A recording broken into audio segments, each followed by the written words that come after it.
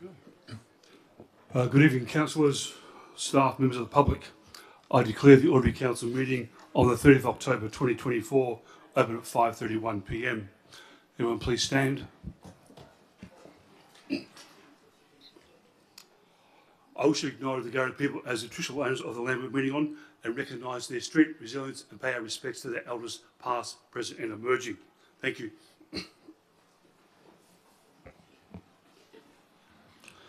Item number 3. This meeting is being live streamed and audio recorded to facilitate community participation for minute-taking purposes, which may be released upon request to third parties. In accordance with Clause 616 of the Town of Port Hedland Standing Orders Local Law 2014, members of the public are not permitted to use any visual, audio, electronic device or instrument to record the proceeding of any meeting unless that person has been given permission by the presiding member to do so. Members of the public are also reminded that in accordance with Clause 617-4 of Standing Orders, mobile phones must be switched off and not be used during the meeting. 3.1 attendance. I note that all councillors are present under the attendance listed under 3.1 of the minutes. 3.2. Attending by telephone, internet communications, we have Councillor Bennett online and Councillor McRae online. Can you hear me, Councillor Bennett? Okay. Yeah, Councillor McRae, can you hear me okay? Yeah, loud and clear, Mr. Yeah, great, thank you. 3.3, apologies. CEO, any apologies at all? There are none, Mr. Mayor. Thank you. 3.4, approve of absentee. Are there any proof of absence at all? No, we have none, Mr. Mayor. Okay, thank you. 3.5, disclosure of interest. Councillor, are there any declarations of disclosure of interest on tonight's agenda items? Yes. Through council, I'd just like to declare a impartiality for 12.1.3 in regards to the fees and waivers policy. As I am employed by a non-profit, they may choose to access that sometime in the future. Thank you. Okay, thank you, Councillor. Councillor Guy? I also have an impartiality to declare. So this is for 12.4.8 Spoilbank Marina landside operations, and this is for the award of service agreements. Okay, thank you, Councillor Guy.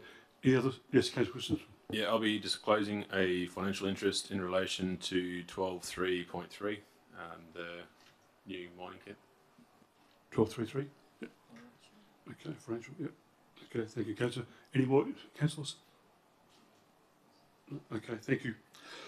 Item number 4, application for approval of absent CEO. Do you receive any applications at all? We have, Mr. Mayor. I've received one from Councillor Arentz for the November and December ordinary council meetings. Okay, thank you, CEO. Item number 5, response of... Oh, yeah. Can I move for his vacation? Thank you.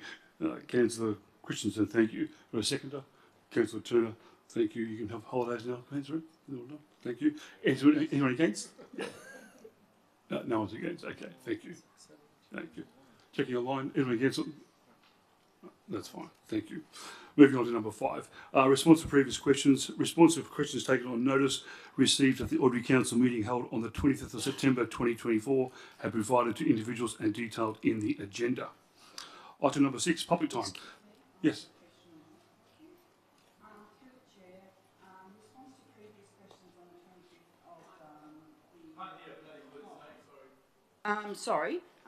Response to previous questions asked at the council meeting on the 25th of the 9th.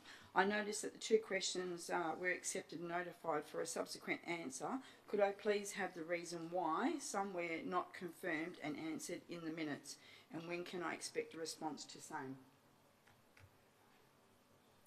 So I asked questions at the previous council meeting and they're actually not in the minutes here. Let's see other. Happy to review that, Councillor. I'm assuming an answer was provided on the night, but I'll double check for you. Yep, thank you. Okay, thank you, Councillor Button. Item number 6, public time. Ladies and gentlemen, this is an opportunity for members of the public to ask questions of council regarding on tonight's agenda item and business of local government. Clause 6-7 number 3 of the Town of Port Hedland Standing Orders. Local law requires members of the public wishing to ask questions to complete the question form and place the completed form in the tray provided. If myself, the presiding member, determines that questions or statements are out of order due to offensive or objectionable expression or defamatory, they will not be recorded, considered or responded to. Public question time, 6.1. I declare public question time open at 5:37 p.m. See, have we received any questions? We have received none, Mr Mayor. Okay, thank you. Members of the public, have any questions at all from the gallery? Yes, please come forward, state your name and address, please. Thank you. My name's Georgie Rose and of a property that I own in South Headland. Thank you. Headland School of Dance is a small business, but we sure do make a big impact on the lives of our 150 students. Councillor Rebello, during your campaign in 2023, you stated that your priorities were as follows: help children and youth reach their full potential, empower women, improve livability for families, help local small to medium businesses thrive, and build on multiculturalism. I would like to pose the question to you and your fellow councillors. How is charging $21,380 to a small local business owned and run by women with women volunteers helping us to thrive? Would you like to answer that? Yes, yes, certainly. Thank you. Thank you for coming here tonight, Georgie. Thank you. The questions that you had, or rather the issues that you had brought up last meeting, Yep. I have answers to a few of them, and I will read out, and these answers have come from the administration. So with regards to the emergency exit signs, the town leases Magdan Theatre from the Department of Finance through the Headland High School, and therefore we are not permitted to make any changes to permanent fixtures within the building. The town has raised the issue with the high school and the Department of Finance on several occasions and has offered to pay 50% of costs to fix the issues, including the smoke alarm. The same goes for, yes, including the smoke alarm. So you did mention the haze machines, and they cannot be used because of insufficient smoke alarms. Again, it comes back to the same thing, that because it is not our property, even if we want to, we cannot, we'll have to wait for the Department of Finance to upgrade it, and we are happy to support it by 50%. In terms of costs. The other thing is in terms of higher fees. In 2022, the Headland School of Dance hired the venue for 8 days and were charged $16,000. In 16,000, a little over 16,000. In 2023, it was 16,160. However, there was a fee waiver applied because to compensate for not allowing a haze machine to be used at late notice. So that is why, that is what it was. This year, the venue has been used for 16 days. And the only reason why I'm saying this is because we have to look at it very objectively as well. Again, with the grants program has been extended to placemaking.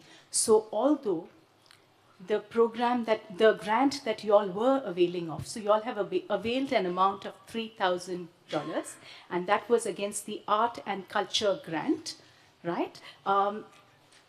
This year that has changed to placemaking grant. However, let me assure you, there is a waiver policy, which is one of the items up for tonight, and that does consider, point to be noted here is that yours is in a way a commercial operation. It is not a not-for-profit, and hence it is not covered under the 50% discount under fees and charges. So under fees and charges, all sporting groups, community groups, and not-for-profits basically, or charities currently get a 50% off. The reason you were not is because that organization is not a not-for-profit. But having Councillor said, Rebello, can I just input there? You said in 2022 we hired the venue for 8 days. yes, that's what.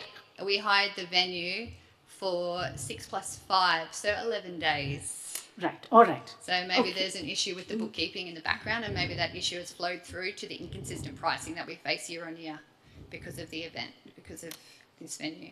As for the smoke alarms and the emergency exit, as commercial lessors or lessees of that venue, would you not think that the due diligence sits with the town of Port Hedland to upgrade the facility to be aligned with the code for any public building?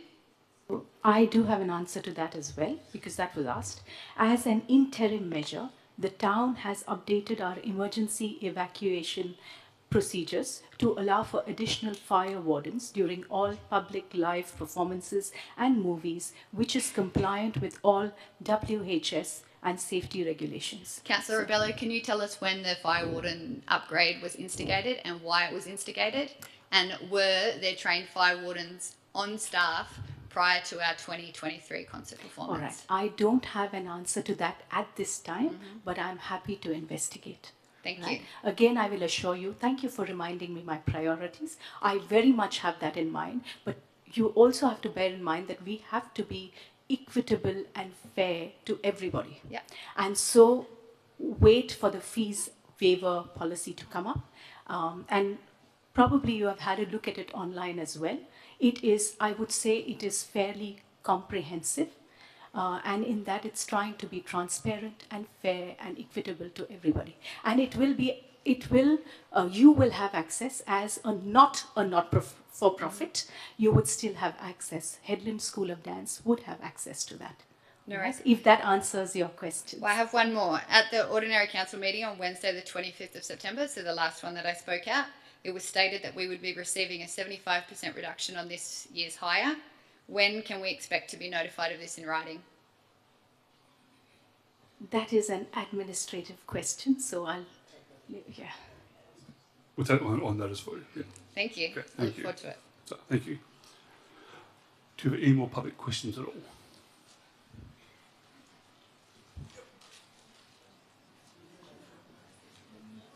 Yes, Roger, come forward, say your name and address, please. Thank you. Roger Higgins, 19 Edgar Street. My question is to you, the Mayor, as well as the CEO. Just before coming here tonight, the local paper came out. 3 pages are devoted, all of page 1, all of page 2 and all of page 3, to what happened at the special meeting here. My question to you, CEO, as well as you, Mayor, is what level of coordination has occurred between the town of Port Hedland, the state government and the local newspaper to get this coverage here? I have never seen, in the time I've been here, 3 pages devoted to such a matter as this. I can tell you, I've had not one conversation and phone call with the media regarding that. Question to the paper, Mr. Yes, which is the paper. I haven't had none at all. But you take it up with the newspaper, please. Okay. Yeah. Thank you. My second question relates to the incident, the interview you had on the 15th of this month with 6PR. In that, there was a lot of opinion expressed, and that's your right to do so. However, why was it that those opinions were not expressed at the special meeting? Your opinions were very, very forthright, and you're entitled to do that. We don't deny that. But why did you fail to even say boo, basically, at the meeting that we had that resulted in that 5-2 vote? Freedom of speech. Thank you. I beg your pardon? I've That's asked freedom you of a speech. question. I can say whatever I like. Thank you. Okay. What was your answer? It's a freedom of speech. Okay. I didn't talk on the night. I said it on the radio. Okay. And that's it. Thank you. Next question. Okay, so You have another question? my next question is, and final question is, why then would you as Mayor not be aware that the Local Government Act makes specific reference to things that pertain to the health of the people in the community that you serve? Why were you completely unaware of that at the time of that meeting? Because if you had been aware, one would have expected that you would have had a position and made a statement, none of which occurred. That's correct. Thank you.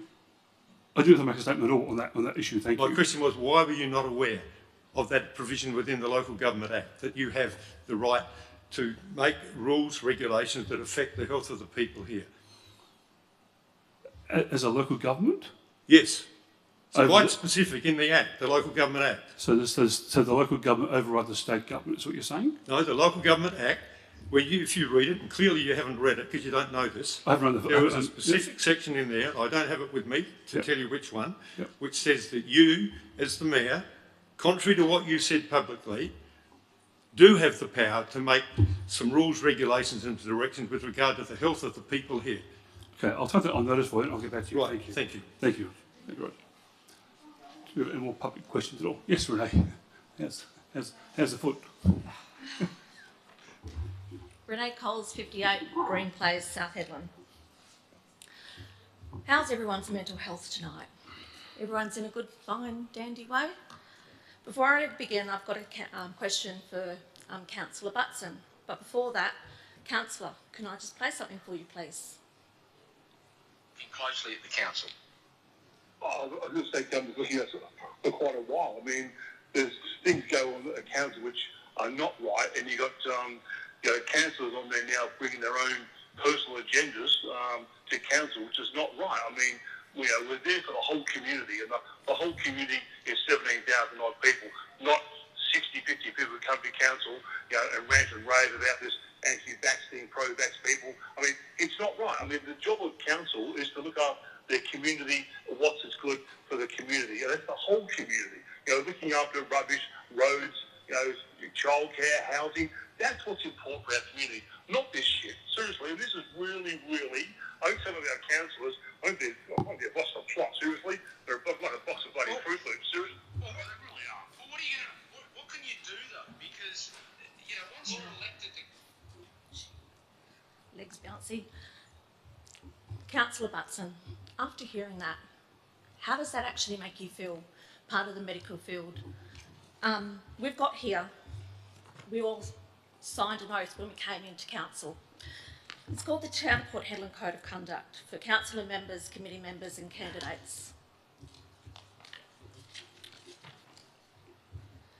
It's got in there,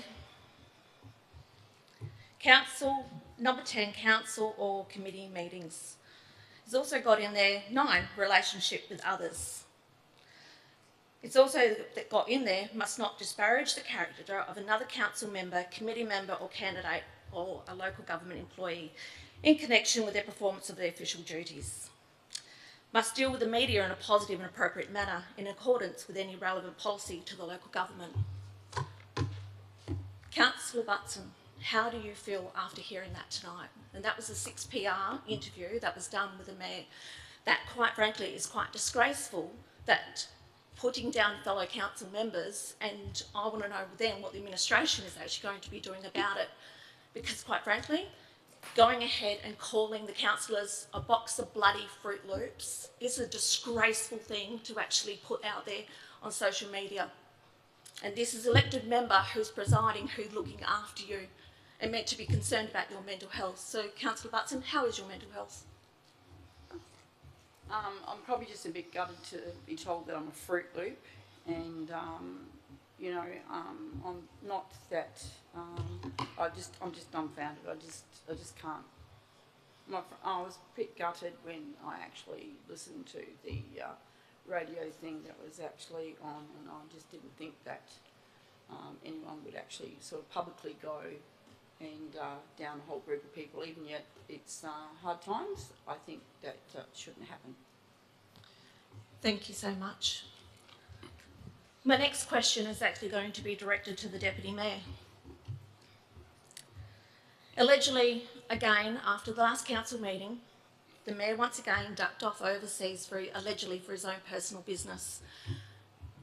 Councillor Christensen, Deputy Mayor, when were you handed over the powers to be, as per stated, on what everyone agreed to when you guys had the person who came in and conducted and everything that you're going to follow to ensure that this process was actually taken place? Were you told that an overseas trip was made? Were you handed over reins to the town to speak on behalf of the town? And will you be, any council member, making a motion to put it forward that going forward, if your presiding member heads overseas, this action is actually put in place and is actually embedded into the council motions? Because I think it's highly important. We actually have a representative of the town in the town all the time. If they are going away, it's handed over to the Deputy Mayor. So, Deputy, were you given a handover? Thanks for your question. due to not knowing when the time frame was for you to make it easier, I've never received a handover for the time I've been privileged enough to be in the seat of the Deputy Mayor. Hope that answers your question. Thank you. Thank you. Do you have any more public questions at all? Yes, Mary, come forward, state your name and address. Thank you. Sorry. Merrin Browning, 233 Collier Drive, South Hedland. I do have a series of questions, but I think what I will leave is what's already been addressed. But what I will actually address is following on from Renee in regards to, through the chair to the Deputy Mayor.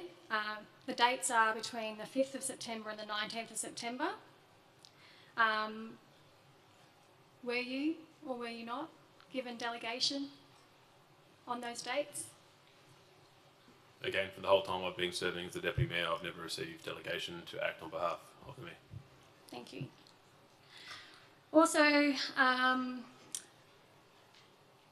just in regards to the prices that are being charged for things like the dance club and so like the local community side of things, I see here on the agenda that we're actually got a drone show, which is going to be voted for about $150,000 of the ratepayers' money, and I may be incorrect on this, but I'm sure you'll correct me. And then that will also be matched. And I'm just wondering, like, it's a great thing. I've seen the drone shows and they're amazing. But what I can't understand is that money that we're paying for that drone show is probably most likely going to leave the community. Do you feel like, or do you think that maybe that $150,000 could help our local dance club, our local sports clubs? It's just a question.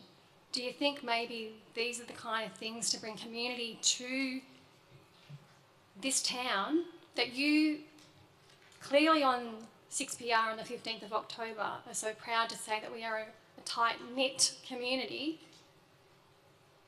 So the question is, can we please have a look at where we're spending money and maybe we can help assist these people who have children. I don't have children, I don't care for me, but I care for the community. So I'm opening that up to whoever wants to answer it. I don't want to hear about the Department of Finance or anything like that. I want to hear about what you're doing for the community, because this is absolutely disgrace and you are representing us. Okay, the $150,000 of the drone show, I mean, like, it's very, very popular and all the community enjoy it. And I hear what you're saying about having extra funds for the dance clubs and so forth and so forth. And us as the council, we have to make a decision on that. I mean, the drone show, I mean, it's probably not one of my favourites, but it is for the community and it does look great. I mean, it draws a lot of people down at the Oval. Everyone enjoys it. The kids enjoy it. But I hear what you're saying about, you know, the dance club not getting the full waiver fee and so forth. But that's something for the council's decision. Yeah. Okay. Well, I urge then, when it comes to that vote, that you think about the little girls and the little boys who are wanting to, you know, have their dance concert. And it's probably going to strangle that dry of not being able to do that for the young kids. I understand that. Councillor Rivello, do you want to answer that as well?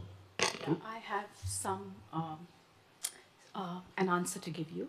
So that 150K comes from industry contribution as well as from our public art reserve, and that public art reserve is a regulated thing. It cannot be used for anything at all. There are specific regulations for which it can be used. So in this case, it's being used for the drone show. So I hear you, Merrin. I mean, I hear you. I'm just saying that this is just for your information. Sorry, did you say it was for art? No, it is from the public, and I can be corrected by any other councillor if I'm wrong.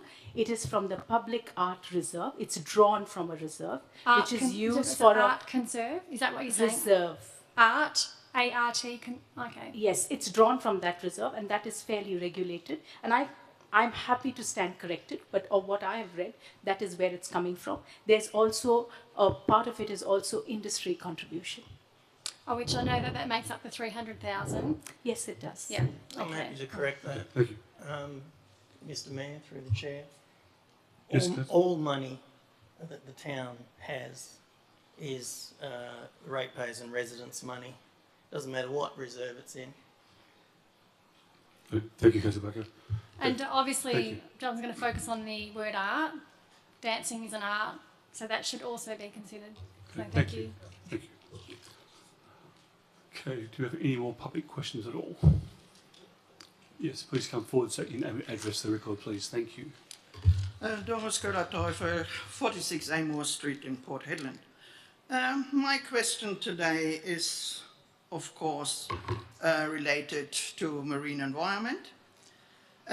Good to see that the town of Port Hedland is engaging with the flatback turtle program. And with your thoughts about closing beaches, I agree with the permanent closure for all types of vehicles in the area of the walking beach at Simpson Street, because I can't really see why do you have to use this beach to drive when there is a driveway around. So you should never ever drive on that one. Doesn't matter if you drive a four-wheel drive or have a quad bike. And there is not only that the turtles are endangered. We have a lot of invertebrate marine species around that area, and the heavy vehicles will damage burrows for crabs.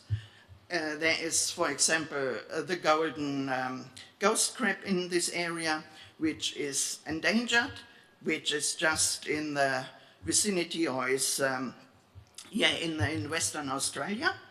So I think it would be really good if we could have them for a bit longer. The other thing is, wherever they drive, there are a lot of land hermit crabs which are burrowing in the sand and in the sand dunes, which will lose their lives every night when the four-wheel drive's going across. Then when with the closure, it would be also helping the intertidal reef not to get so much messed up with sediments, because as soon as someone is driving on it, it will lose the sand. Next time the tide comes in, the loose sand will get washed over onto the reef. If it will stop driving, the tide itself will make it or figure it out. So whenever the tide comes in, it will wash the sand on the sand dunes, and the sand will compact and it won't go back on the reef. So that would be a good start for everyone to even think about the intertidal reef. So my question is, when is the town of Port Hedland ready to start to protect the intertidal reef? They are at least so that I know that the turtle, especially the flatback turtle, is classified as endangered by the government in WA. It's not endangered in the Northern Territory nor in Queensland. So it's just because it's in this area and they haven't got enough information at the moment. But there are at least 7 different species of hard corals on our intertidal reef, which are declared as near threatened or vulnerable on the IUCN list of threatened species in the world. It would be great to start with more fisheries control when it comes to taking different species of crabs, shells and octopus. So we want to start slowly. And there are still hundreds of undescribed species on this reef. So why not get in touch with the WA Museum or university to do some research, which will then get the intertidal reef up and going?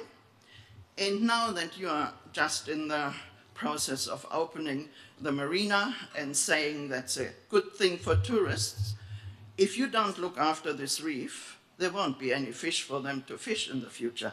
And it won't take too long before they are gone, because they are relying on what's on the reef. So if you really want to get a first impression about the condition of the reef, you are very welcome to join me on reef walks during the next couple of days The visitor centre will give you all the information, what time and where, and I will be happy if you would join me, and I will tell you what's going on the reef, and I would be happy if you finally think of the future of the town of Port Hedland. As soon as mining is gone and you really want to go into tourism, you can't just start and build a new reef. Maybe you make a couple of 3D prints and put that one out, but that's not the reef how it is at the moment. Thanks. Thank you. Yeah. Do you have any more public questions at all?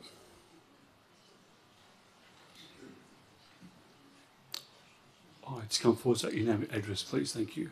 Thank you. My name is Jodie Clune, 23 Somerset Crescent, South Hedland.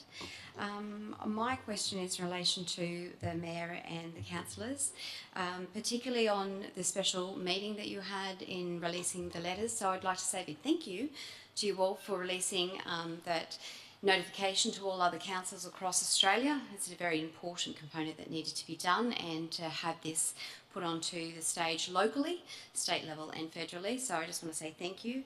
I would also just like to ask the question to the councillors as well as to the Mayor, in what correspondence has been done between yourselves and the Premier, Roger Cook, as well as any federal representations on this matter.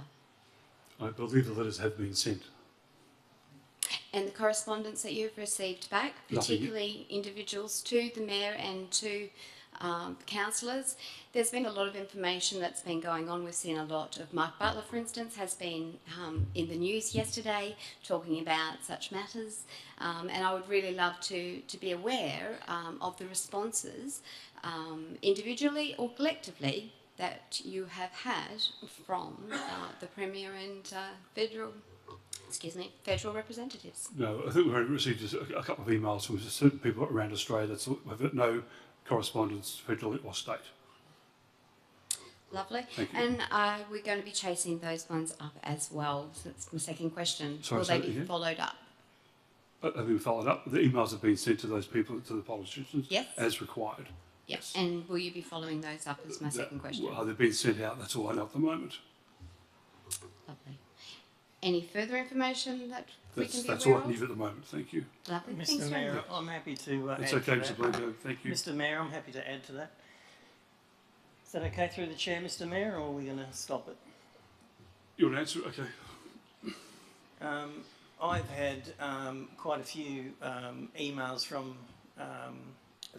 federal representatives who are looking at giving the Prime Minister a letter as well in support of what has already been given. Also, I have received hundreds and hundreds of emails to my private email. I could probably say thousands actually, to my private email, and hundreds to my council email in relation to the motion and what was done. And I could probably count on one hand how many were objecting to what we did. So I've only got 5 fingers on there, so, you know, that's it. And the rest of them were all very positive. Excellent. Particularly with the organisation that I represent, NERA organisation, we have been getting a lot of support and a lot of thanks that I've been asked to send to you all from every state and territory of Australia. So I've had a lot of people, you know, just saying thank you. So I'd like to pass that on to you all. So thank you. Thank you, thank you. Do you have any more public questions at all? Yes, Jan, come forward, say your name, address, thank you. Thank you. Good evening, Mayor, CEO and councillors, and good evening to the staff as well. And I'd just like to ask a few questions. So firstly, through yourself, Mayor, I would like to ask a question, please, to Councillor Adrian McRae, if he's online. Can you hear that? you there? Yes, certainly, yes. Okay. Oh, thank you. Yes, I couldn't see from around the corner there. Yeah. So I would like to ask the question to Councillor McRae, as because firstly, through these at the special meeting, Mayor Carter did not make any comment at all about anything at the council meeting at the special meeting, not even in debate. So my question to Councillor Adrian McRae is, throughout the meeting and before the meeting, has Mayor Carter contacted you before the meeting, knowing the special meeting was going to be taking place? Has Councillor Rebello contacted you or reached out to you personally or by email or by telephone, either before the special meeting or during or after the special meeting? Because as mentioned, there has been no comment made at the special meeting from the Mayor regarding the debate of the item of the motion. One of you able to answer that, please. Thank you. Look, thank you for the question, Jan. Before or after, no one has contacted me per se. But then again, nor would I expect anyone to. I will say the Mayor was gracious enough to allow us to show Professor Dalglish's presentation, which I only dropped on Mayor Carter half an hour before the meeting. So I do appreciate that.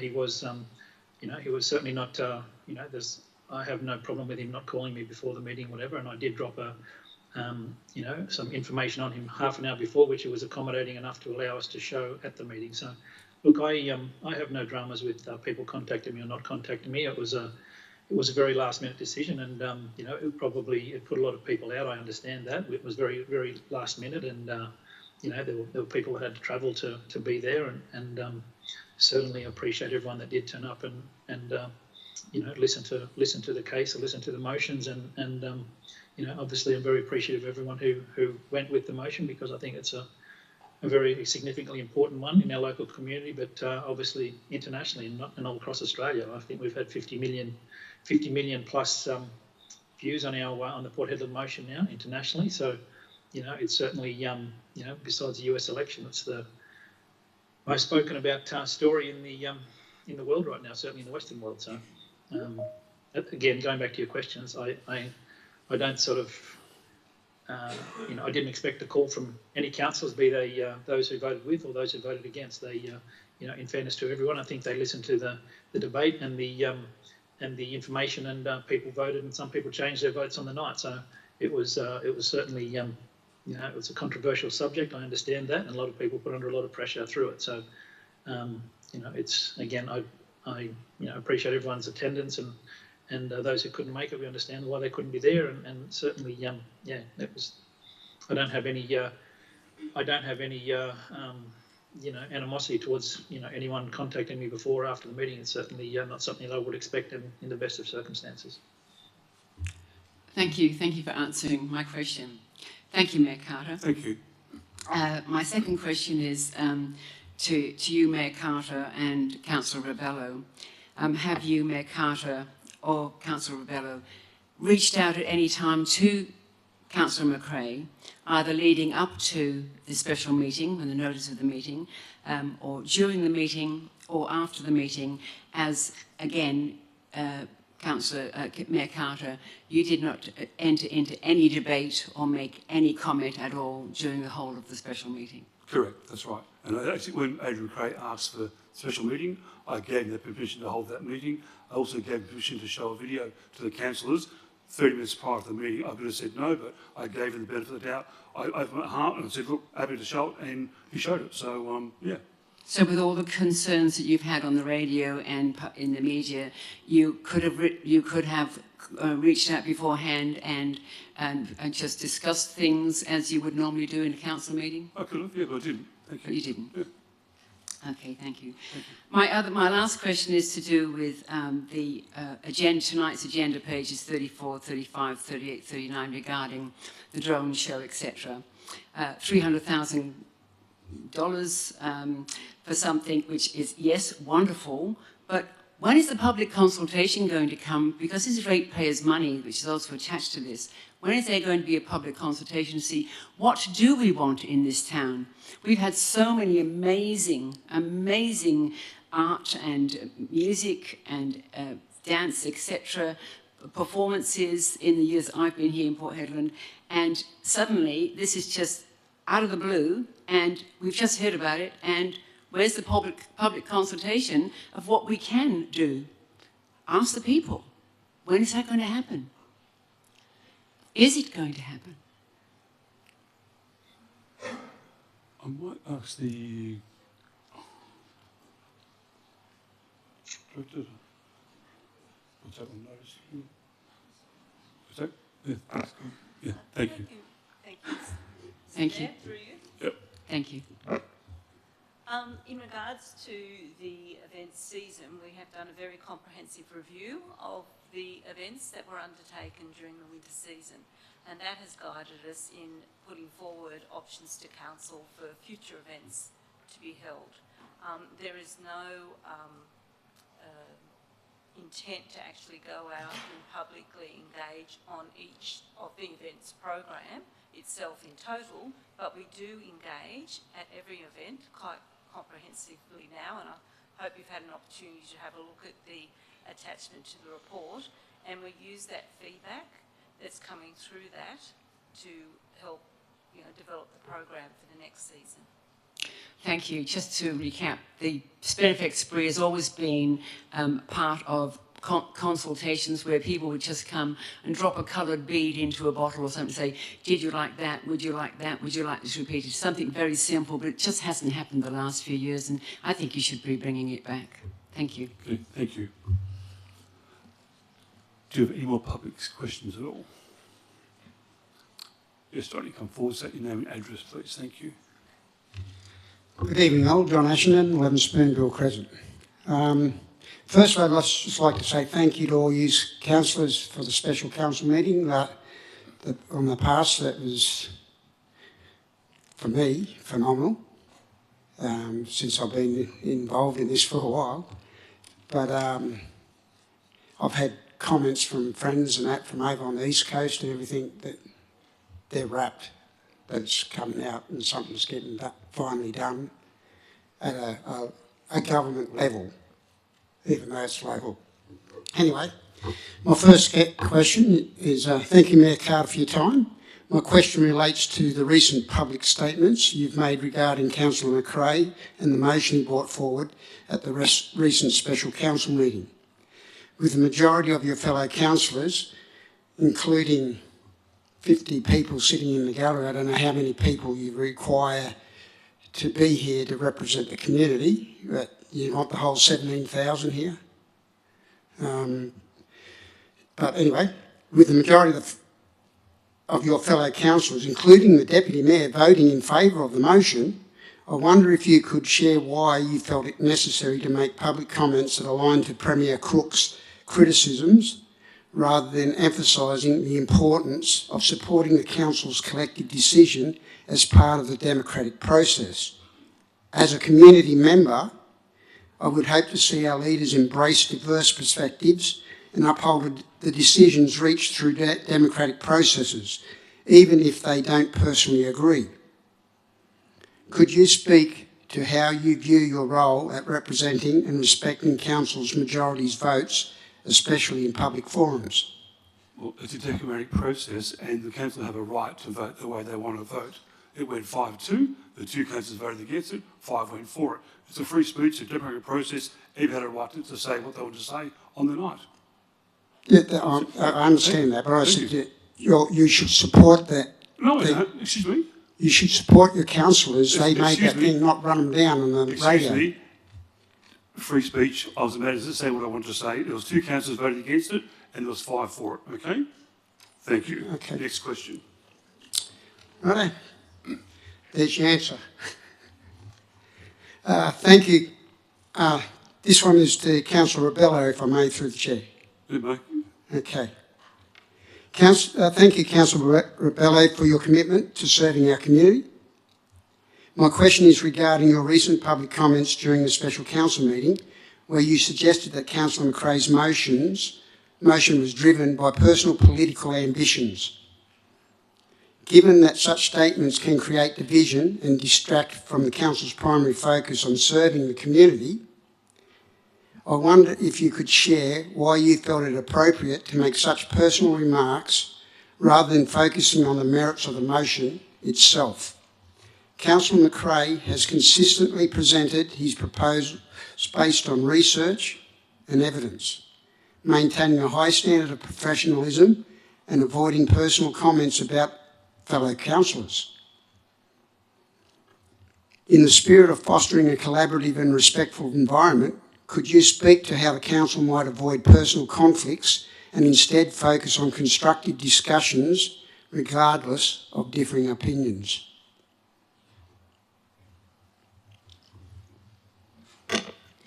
So your question is related to the special council meeting.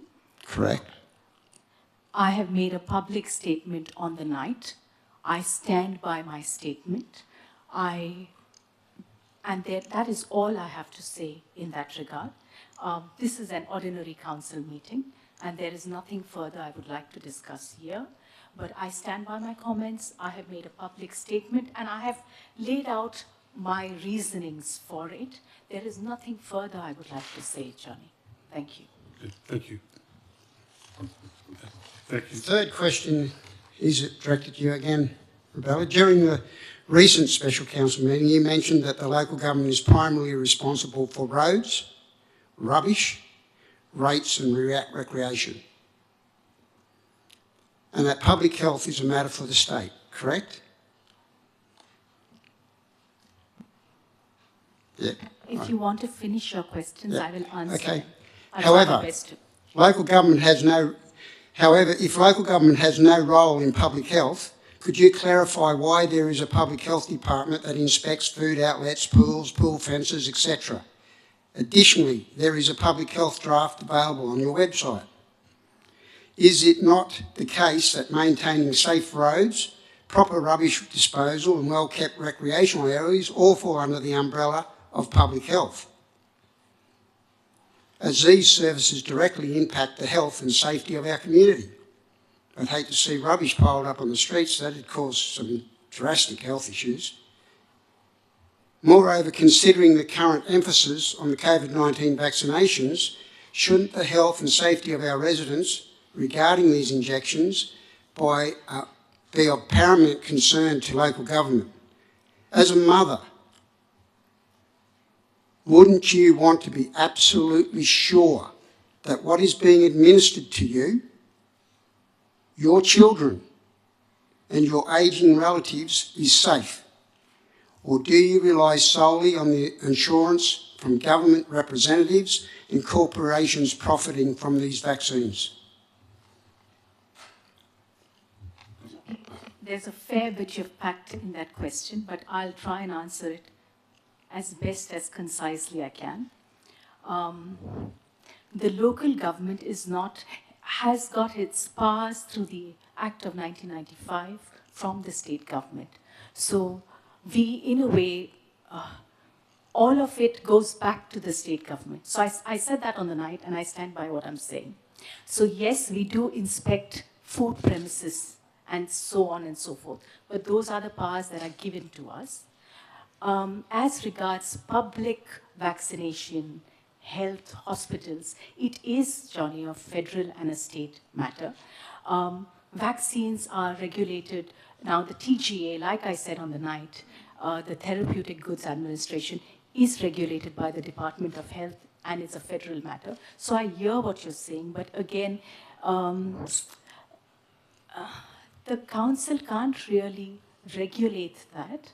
It is what it is. So you have packed a lot in the question. You can do whatever you want if you have the will. Public vaccination and health is a federal and state matter. All the powers that local government has comes from the state. Yeah, but it can be discussed here at the local It's level. not That's all I a debate. have Thank to you. say. Thank you. It's not a debate. Thank you. Thank you. Well. It's not a debate. Thank you. Right, thank you. Thank you. Do you have any more public questions at all?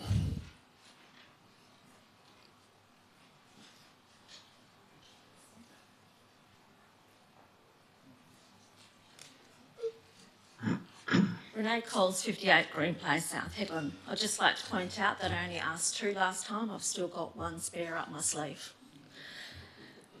Can I just put out to every single councillor, have you ever seen this document? Pretty sure it says Town of Port Hedland Code of Conduct. Yep, We've all seen it. We all cited when we first got signed in that we're all going to do the right thing. That's ethical. When council meetings are done and dusted and decisions have been made, I was under the assumption that you stuck with your fellow council members. You did not degrade your council members in public. You did not defame your council members in public.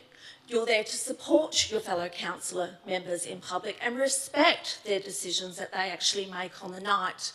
You don't go ahead and go out on various platforms on social media degrading your fellow councillors and thinking it's okay because obviously you assume that you're above the code of conduct.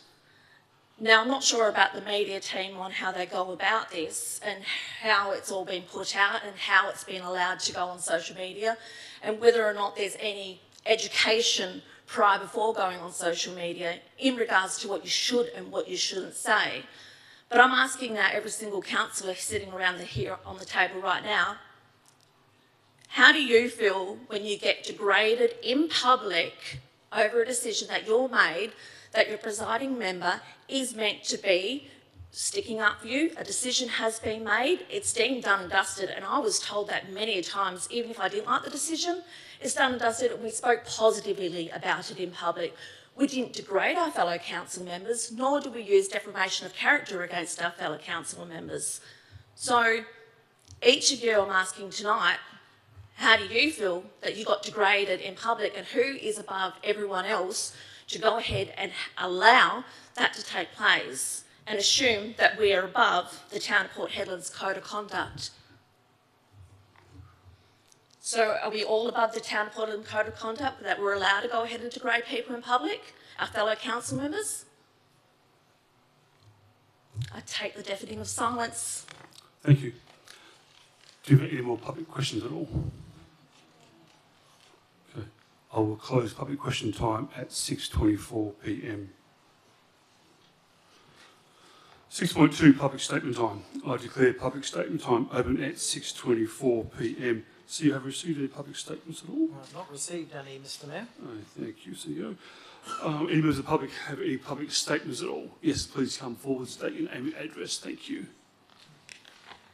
Hi, I'm Lauren Shannon, 49 Moore Street, Port Hedland. I'm here tonight to speak on behalf of the Port Hedland Turf Club in regards to the request for additional funding for the fence line.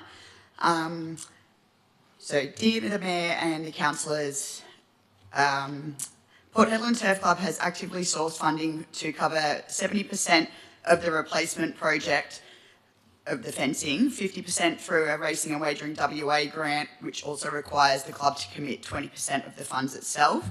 And we hereby request Town of Port Hedland to consider the adoption for the remaining 30%, which is for $15,000 towards the project.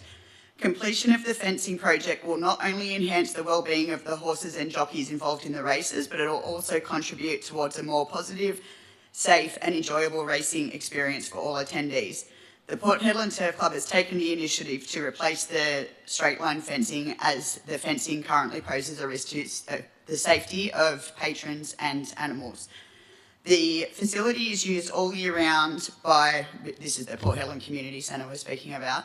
The facility is used all year round by various groups, and this is a proactive response by the Port Hedland Turf Club, shows our full commitment to the safety of Port Hedland and surrounding communities all year round, and it's not just about the safety of people on race days. Let's make this year-round, multi-purpose venue safe for all to use. The poor condition of the existing fencing was raised at the end of our 2023 season with Town of Port Hedland representatives, and again early in 2024 with Town of Port Hedland, where Port Hedland Turf Club flagged that it was a liability to not only the horses and jockeys and racing patrons, but also the other community groups and event goers that utilise the Port Hedland Community Centre in its rusted and broken condition. Throughout our 2024 racing season, Port Hedland Turf Club chose to install our white picket fencing to assist in risk management and minimise the chance of injury. The Port Hedland Turf Club were also requested to leave this white picket fencing up after our final event of the season so that the Odyssey Tunes on the Turf Festival, which is hosted by Town of Port Hedland, can use it. and we did so. Not only will this new 400-metre stretch of fencing make the area safer for all events and community groups using the venue, but it will also enhance the external aesthetics of the new Port Hedland Community Centre. It is also important to note that this grant from Racing and Wagering WA has been allocated on the condition that the local council also contribute to the project, being that Racing and Wagering WA would be issuing a grant to fund infrastructure which is owned solely by the town of Port Hedland. Just like to drill in the fact that their fencing is in a state of disrepair. It's extremely rusty. We do put up the picket fencing, so when people go up and lean against the fencing to watch the races and stuff, like they're not getting stabbed by the bits of metal and stuff like that that hang out of it. And then on a personal point of view, I would just like to say that it was a little bit disappointing to hear that this request was originally rejected on the grounds of, well, Town of Port Hedland provided funding for their Portaloos for our season this year. The Portaloos were always provided for the turf club, obviously in our old building, because there was not enough toilet facilities there, and the Port Hedland Turf Club was not notified that this offer would be withdrawn on the completion of the new community centre. So obviously we got the funding for the toilet came in, blah, blah, blah, but this is like a completely different subject, and it's talking about us assisting the replacement of an existing asset that Town of Port Hedland owns, and between us and RAWA we would be covering 70% of it. So I just don't think it's fair that was considered that, oh, we gave you guys Portaloos, so we shouldn't have to fund the fencing. It's two completely different issues. So, yeah, anyway, thanks for your time. Okay, thank you. Do you have any more public statements at all? Yes, Dave, come forward, state your name and address, please. Thank you. Thank you, Mr Mayor, councillors. Dave Buddy, 21 Murray Avenue, Port Hedland, CEO of Port Hedland International Airport. On behalf of the team at the airport, our chair, the Honourable Cheryl Edwards AM, and our board of directors, I'd like to thank CEO Carl Askew, the directors, and the entire Town of Port Hedland administration team for your support, assistance and governance oversight as we embarked on our transformational journey of the airport precinct over recent years. We believe the most important stretch of road in any remote or regional town is its runway. And with full confidence of our shareholders, we now have invested over $100 million into one of this town's most important assets, its airport. This community should feel proud that we were awarded Best Regional Airport in Australia in 2023 and are financed as Best Airport in Australia in 2024. In addition, we have achieved international recognition and accreditation for our environmental and sustainability work through both the Global Real Estate Sustainability Benchmark Program and Airports Council International. And as a result, we will be awarded a Certificate of Airport Carbon Accreditation at the next Airports Council International Asia Pacific and Middle East Regional Assembly Conference and Exhibition in New Delhi, India in April 2025 for our work on mapping and reducing our CO2 emissions. We're a small airport doing big things on the international stage. From the front entry, we have virtually rebuilt the airport with much needed capital investment, providing not only a state-of-the-art terminal, increased aircraft parking bays, additional aircraft taxiways, new car rental facilities, new car wash facilities, additional secure car parking, an air freight precinct, and additional critical infrastructure, including a 1.2 megawatt solar installation and battery energy storage system, providing all our energy requirements, offsetting over 1,000 tonnes of carbon per year, or almost 80% of our emissions, and generating enough power to support the equivalent of over 300 WA homes, all to support the forecast growth of the airport. Again, thank you, CEO and your team, for working with us during our world-class Innovative Transformation program. We're also particularly proud of our grassroots community sponsorship program, where we have allocated over $50,000 in either $500 or $1,000 grants to any and all various sporting groups and individuals throughout the community. This is particularly special as some of these funds are from proceeds derived from our bottle recycling program at the airport. You have heard me say many times in this chamber that connectivity improves livability, and we have been working tirelessly towards additional capacity and destinations to both the East Coast and overseas, specifically Brisbane and Denpasar, which I'll talk more about shortly. In the meantime, we are delighted to have increased capacity to and from Perth by over 50,000 seats per year, providing additional seats for the community to access the Regional Air Force Zone CAP program, with an uptake by over 34,000 local residents so far. We're also connected by air through our very own WA Regional Airline of the Year Nexus to Broome through to Darwin, to Karratha and all stops to Perth. It is critical that community support our own regional airline to demonstrate to larger airlines that there is a market in Port Hedland. This is Airline Economics 101. And again, thank you to our council for supporting Nexus Airlines. New flights are challenging for every community. The only question I get asked in this town is, when's Bali, when's Bali? I get a lot of advice about how to run an airport, and I appreciate it. The fact is, if it is commercially viable, airlines will be lined up on our apron right now, ready to fly to Brisbane or Bali. Our job as an airport is to make these flights not only commercially viable, but sustainable well into the future. It takes all three levels of government to support new flights and destinations. And again, I want to thank the Mayor and Council for agreeing to invest in an airline incentive package from airport profit sharing funds, which has enabled us to commence discussions with over 10 different airlines nationally and internationally. However, we have yet to gain financial or in-kind support from state or federal governments, but we will continue to work hard to gain their support. It will take time, but I'm confident we will have Brisbane and Bali flights back in the very near future for our community. I would also like to personally thank Councillor Ribello for taking the time to visit the airport and hear firsthand what we are doing and how we are doing it. I know the Deputy Mayor is keen to comment as well. This is your airport. We are only the custodians. Learning how your airport works and what we do will help us and residents better understand what we need to do as a community to attract airlines. That's why the Port Hedland Aviation Development Task Force was formed. The invitation still stands to all councillors to come out to the airport and sit through one of my PowerPoint presentations if you wish. We still have a lot of work to do, and shortly we will be resubmitting our updated draft 20-year master plan, which will demonstrate our ongoing commitment to the town of Port Hedland, the airport and the community. We've updated this master plan to align with the town of Port Hedland future strategy as we all work together to improve livability in the region.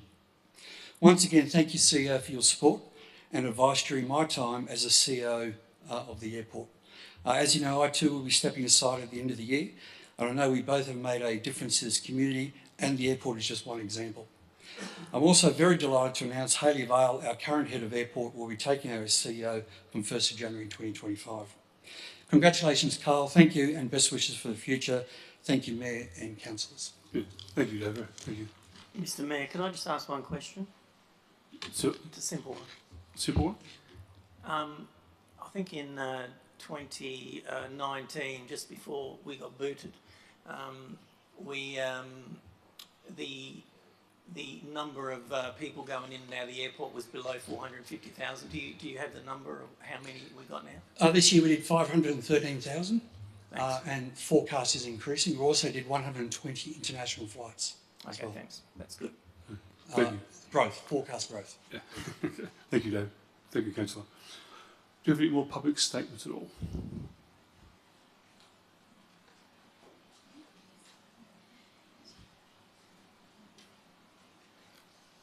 Please come forward, state your name and address, please. Thank you. Renee Coles, 58 Green Place, South Hedland. One of the first institutions founded at the time of the birth of the town was the Port Hedland Race Club in 1986. That's reference from Cuttleback and Doohan. Port Hedland Racetrack has been hosting horses since 1908. Race Week was a major gala event of the Pilbara and surrounding districts, with the largest festive social gathering of the year. The female population look forward to the yearly celebration, especially those living out of the remote sheep and cattle stations. It was an opportunity to dress up in the latest fashions for mutual admiration by friends and acquaintances. The time of the year for the races were based on the neap tides when no ships could enter the port or for loading and unloading. That's taken part from Julie Matheson. I would like to please note, I would like to acknowledge the Indigenous community who lived and walked around the headland prior before settlement. Their dedication to the land cannot go without this acknowledgement. On the agenda tonight, 12.2.2, Port Ellen Turf Club is requesting the council to endorse a $15,000 contribution towards new fencing on the home straight. The fencing itself poses a safety risk to the residents of the Headland community.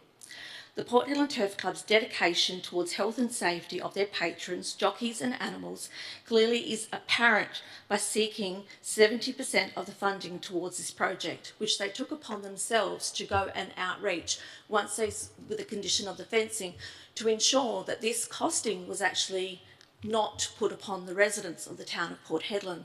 As we all know, the building itself, the community centre, is a town of Port Hedland owned and operated building. It is not the Turf Club's building, it is the town of Port Hedland's asset. So part of the community safety is ensuring that safety of the community is, number one, the forefront of the town of Port Hedland. Community safety, we talk about it all the time. It's so important. The home straight fencing is needing to be replaced. I would like to point out that the facility itself, 24/7, 360 days of the year, this facility is used by multiple people at multiple times. The town of Port Hedland Turf Club taking this upon themselves to actually reach out and going ahead and getting funding towards this, so the money isn't put upon the town of Port Hedland, I think is a detrimental to the safety of this community. I would like to see council look forward to endorsing this tonight, as I do believe it's a community asset, and if it is in disrepair, which it is, I think safety to our community should be number one. The last thing we want to do is see little kids rip their arms open, end up in A&E with tetanus shots, or perhaps being sent through to Perth but then climbing over the fence. I think it's so important. Dog users go down there and take their dogs down there too. Last thing we want to do is having the vet bills go through the roof. We're already at a high cost of living for this town. So I would like to council's consideration tonight to consider the endorsement of $15,000 towards a turf club, because it's very important to our community safety that we actually look after the council facilities that we have instead of letting them run down and then having to rebuild them again. So while we've got people on board who's going to put the money towards it, I really think this is a really great opportunity for Port Hedland, the town of Port Hedland, to work with the turf club and get this over the line. Thank you. Thank you. Any more public statements at all? Yes, Mary, come forward, please. Thank you. I feel like this is not going the right way. There we go. Marion Browning, 233 Collie Drive, South Hedland. So I'm just going to read a bit of a statement, because obviously the special council meeting on the 11th of October was a hot topic, and it is very much a hot topic tonight. And I just wanted to point out a few things from the amazing Andrew Middleton. So this statement is a part of what he has written in a post, and I've also added additional things into it at the end for me. So, statement by Andrew Middleton, constitutional law student of Professor Augusto Zimmerman. Western Australia created history on October the 11th, when the town of Port Hedland Council passed a motion that triggered public responses from the Mayor of Port Hedland, the Premier of WA, mainstream media, and the Therapeutics Goods Administration, the TGA. The Port Hedland Council motion was broadly speaking in relation to what Australian Senator Alex Antic called the greatest scandal in medical history. Since the passing of the motion, much of the criticism it has received has centred around the belief that public health matters are not within the scope of local government. He goes on to say, at first, I thought this was the only somewhat valid criticism levelled against the motion. That was until I looked into the legislation that underpins local government in Western Australia. The WA Department of Local Government website asserts that the powers of local government to provide services and facilities and make local laws are derived from the legislation passed in the state parliament. The principal act from which local governments gain their power is the Local Government Act 1995. Part 3 of that Act outlines the functions of local governments, and in section 3.5, subsection 4B, it states, Nothing in the Health Act 1911 or the Public Health Act 2016 prevents the local government from making local laws under this Act about matters relating to public health. Furthermore, the WA Public Health Act enshrines the relevance of public health to local government in Part 1, Section 3, where it makes clear the functions of local governments in relation to public health should be acknowledged and respected. The health-related functions of local government were carried out with little controversy during the pandemic too, such as the City of Joondalup footing the $200,000 bill for the vaccination clinic operated from the Joondalup Library. I don't recall the Premier at the time telling the council to, quote, stick to its knitting. To further prove the point, the Local Government Act was amended in 2020 to include provisions for COVID-19 pandemic, and the Port Hedland Council motion was directly related to a pandemic control measure. It's hard to believe that the Health Minister during the pandemic and now Premier of WA, Roger Cook, is unaware of the legitimate and legislated local role government has in matters pertaining to public health policy. So I'd like to thank Andrew for his insight and his permission to share his thoughts tonight. So this is where I kick in. So it would seem here public health is very much the responsibility of local government, and sticking to just your obligation of roads, rates and rubbish and recreation is either being uneducated in the understanding of the Act and legislation in which you are operating under, or a gross deflection for your constituency responsibilities.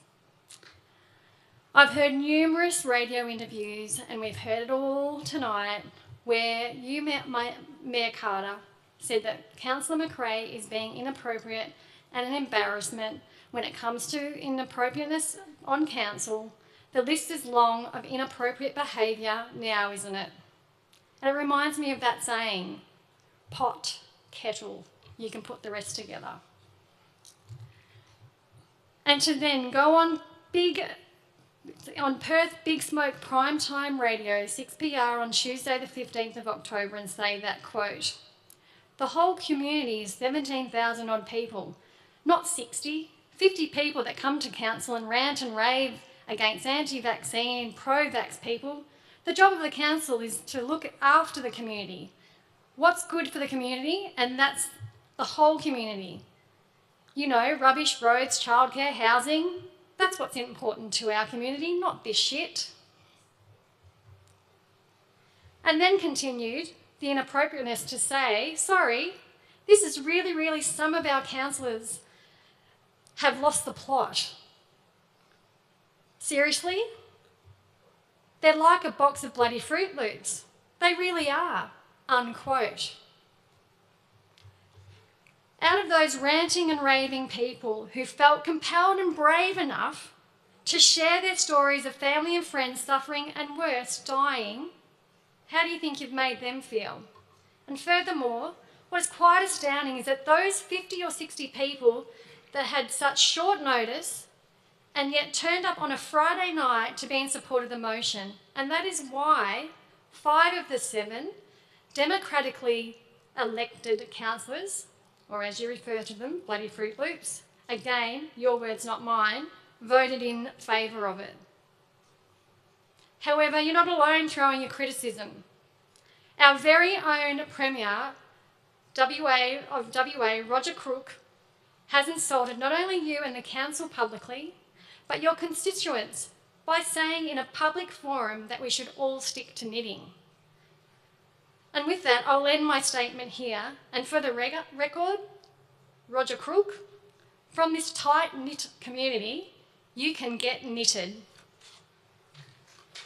Thank you. Do you have any more public statements at all? Yes, Kelly, come forward, state your name and address. Thank you. Good evening, Mayor and Councillors. Kelly Howlett, 2B Welsh Street, South Hedland. I'm here on behalf of the Care for Hedland Environmental Association. I'm the chairperson and founder of the Care for Hedland group. As you're all aware, We are so blessed and so lucky to have flatback turtles that nest on our local beaches. The turtles are depicted in the Gadiara rock art that's dated at least 12,000 years of age and has depictions of turtles, tracks, eggs, and that connection of Port Hedland people and the turtles still happen today.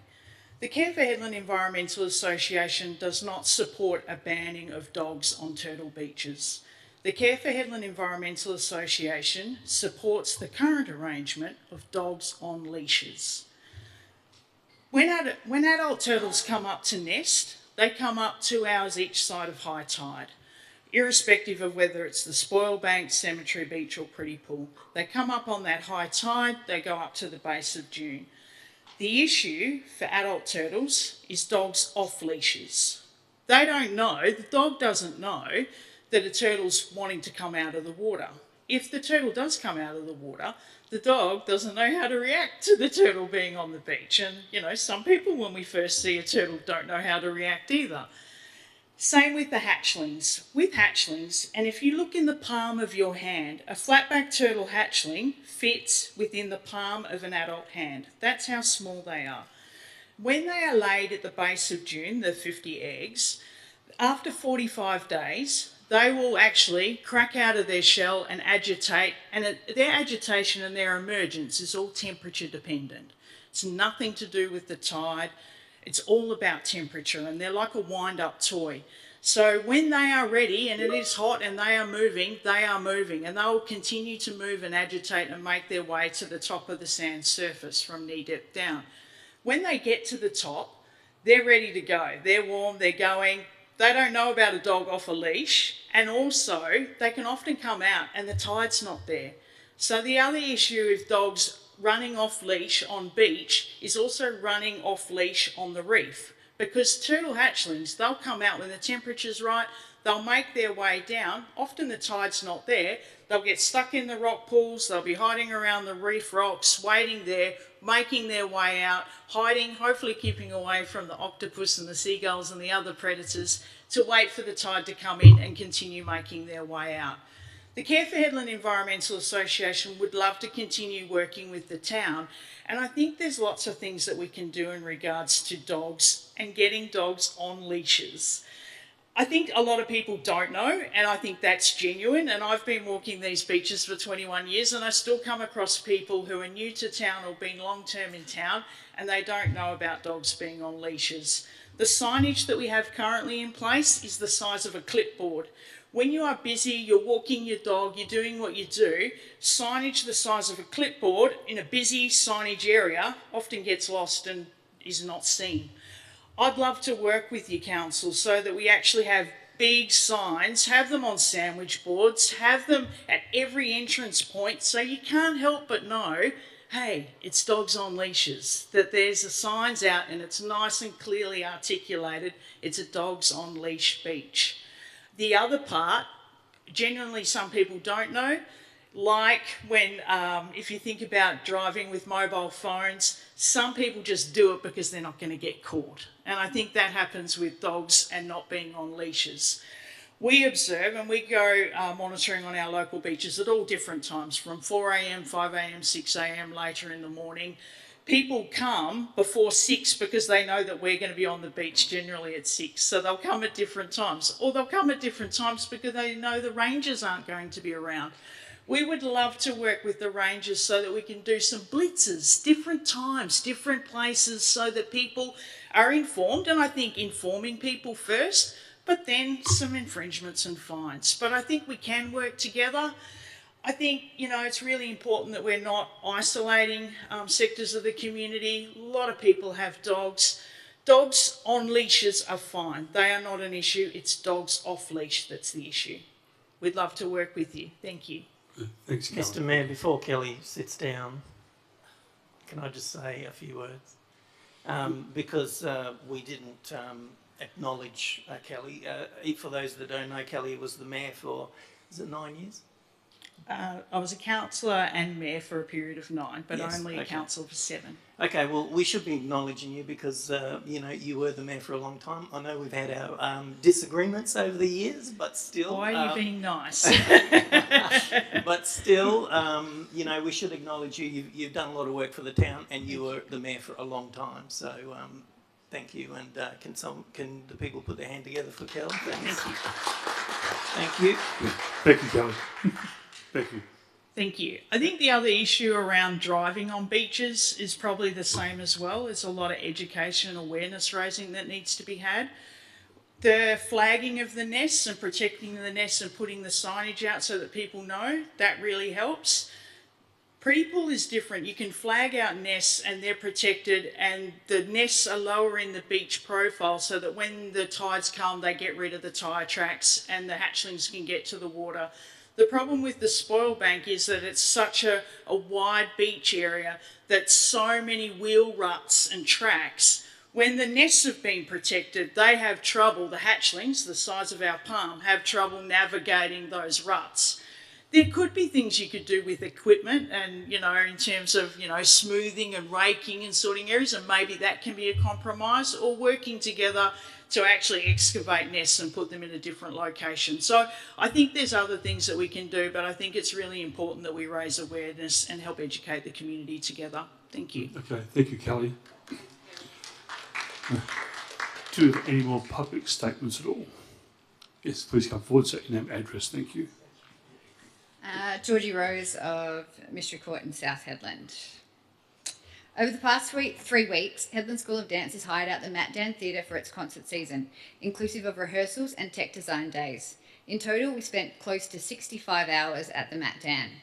This past weekend, we performed 2 sold-out concerts, and we sold a total of 559 tickets, equaling a total of $19,565. In addition to this, there were also 41 tickets that went to our sponsors and the media. Our tickets sold is only limited due to the size constraints of our only theatre in town. Year on year, we sell out the venue, usually within the first week of tickets going on sale. It's been commented by various Matt Dan staff over our past 12 years of hire that we are one of the only shows to consistently sell out. How many of you chose to support a small local business and were in attendance of one of our concerts this past weekend? At a total quoted cost of $21,380, that works out to be an average of $340 per hour. On top of this exorbitant price, we also contract our own lighting technician as the theatre is unable to supply adequate staffing for this. On top of this as well, we have to provide our own backstage lighting for behind the black stage curtains and the hallway that leads to the green room. We choose to do this as having to traverse in the darkness with students as young as 2 years old, it is a safety concern of ours. And I think you realise that safety is a big point for us, bringing up the emergency exit sign of 2017. We also must ask permission from the high school to utilise 3 of their classrooms for additional dressing rooms, as there is only 1 allocated dressing room at the Matt Dan, with a capacity of a maximum of 30 people. During our rehearsals that took place between 4 and 8 p.m. on Monday and Thursday afternoons, we experienced delays in being able to access the venue on time due to staff not being there and ready when our agreed hire time commenced, and we were also sometimes supervised by team members under the age of 18. Further to your point about fire wardens, Councillor Rebello, we would only have 1 staff member on site to supervise us, and they were often in the back office. We even had to explain that the black curtains that are a requirement in the foyer for live shows and is something that we have to pay for on top of our venue hire and other associated costs needed to be erected prior to the commencement of our hire time for our Friday night concert, and that we were not responsible to pay for the additional staff required to do this. This isn't the first time that we've had to fight for fair pricing. We first met with the then CEO and Mayor in 2017 after receiving our quotation for the venue and facing closure due to being charged or being quoted over $30,000 that year. Forgive me if I don't have the exact amount. We've received a lot of different pricing from the town of Port Hedland. Most of the times we don't have to speak at council, as the issue is resolved prior to this, and we are charged a fair and reasonable price for a venue that has been publicly mocked on multiple occasions by touring comedians. This is my third time speaking at an ordinary council meeting about the inconsistency in pricing and questioning the reasoning behind why pricing is so expensive, especially for a local and regular hire. Hedland School of Dance is a small business. We have 150 students and their families. Imagine if you were involved in the Port Hedland dance community and you had to pay upwards of $50 per ticket to watch your own child perform in their dance concert, because that is what we face if we have to pay the $21,000 in charges. Councillor Turner, firstly, thank you for your contribution to our community through Taekwondo, Royal Lifesaving and being a councillor. As a provider of services to the children and youth of this community, you must understand that this isn't something you do to become rich. Our studio owners, Emma and Jess, do not draw a wage from the school, and the additional teachers, Beck, Maddie and myself, volunteer our time for the 22 hours of lessons we deliver each week, not including just as many hours behind the scenes preparing lessons, choreographing and attending competitions. Your office is located next to the venue we utilise for our everyday classes throughout the year, and you would see firsthand just how many families are involved with our dance school. Mr Mayor, Councillor Butson, Councillor McRae, Councillor Blanco, you are all small business owners, some of you a bit bigger of a business, and you are well versed in the implications of increasing costs to your own businesses. Think of how a 310% increase in your cost of business would impact your bottom line and services you are able to provide, because that's what we are facing this year for our Matt Dan hire fees. The town of Port Hedland are now 2 years into their strategic community plan, 2022 to 32. As a town, we still don't have a concrete plan for where our arts and culture precinct will be located. As a business that utilises your venue year on year and has done for the past 12 years, we want answers to what the town is doing to make this pipe dream a reality. We were first asked to consult on a new venue with the then manager about a new theatre that was going to be built back in 2018. 6 years later, we are still no closer to seeing this achieved, and I'm not positive that this town will see a new theatre or cinema in my lifetime. I stand here again tonight, pleading with you to make the necessary changes to the fee waiver policy to allow for small businesses that are for the community benefit and not just not-for-profit organisations to be included in the fee waiver, and we not have to fight every year for a fair and reasonable hire fee of the only appropriate venue in town. Thank you. Thank you. Do you have any more public statements at all? Yes, Jan, come forward, please. Thank you. Yes, thank you. I forgot to give me my name last time. Jan Gillingham, 3 Simmons Street in Cook Point. Thank you. I'd like to thank Georgie for that wonderful statement that she gave, and thank the dancing schools for what they do up here. Dancing is just fantastic for mental health, for exercise and everything. I mean, I teach some of the children music privately, piano, guitar, etc. But children always speak so highly of our dance school, so thank you. And when I heard what Georgie said, and I am aware of the costs on that, is that the reason why tickets are sold at the door is to cover the costs of what they're being charged. So you heard $19,000 you're getting tickets over so many days of the dancing. But you wouldn't have to sell all those tickets. You wouldn't have to probably pay very much for tickets. In fact, maybe even just donate to go in to watch because of the not-for-profit organisation that they are. We, as a community and our council, needs to really look at our not-for-profit organisations. I've talked about this before, over many of the years. Yes, some people pay to go to different sporting groups, but often the dance schools, these are not-for-profits, don't have a building of their own, so they have to use something like the Matt Dan or the stadium or just do it open air. They're always giving their time to when you have the Welcome to Headland or the Spinifex Spree, they're getting up on the stage and doing performances. They just do it for the love of it. So, look, please, tonight or whenever you're looking into the fees and charges, you need to be on board with these people. We have several dance schools here in town. We have lots and lots of not-for-profits. I know when I first came up here back in 1985, there was actually 57 not-for-profit organisations in our local telephone directory. I don't know if it's the same now, but that's how many I counted that was put out by the Chamber of Commerce. So I'd like to thank Georgie and all everybody to do with their dance schools, because they do an amazing job and they are very talented. And not only that, is when talent scouts come up here from Perth Ballet and other jazz dance schools and that, some of these children get picked up, taken to Perth, and they get scholarships. And it's only because they have put the time in for those students. And I say congratulations to those young people when they go forward. What else would I like to say? I had to have a Moderna vaccination on the 27th of December 2021. Otherwise, I would not have been able to continue my work with the Education Department.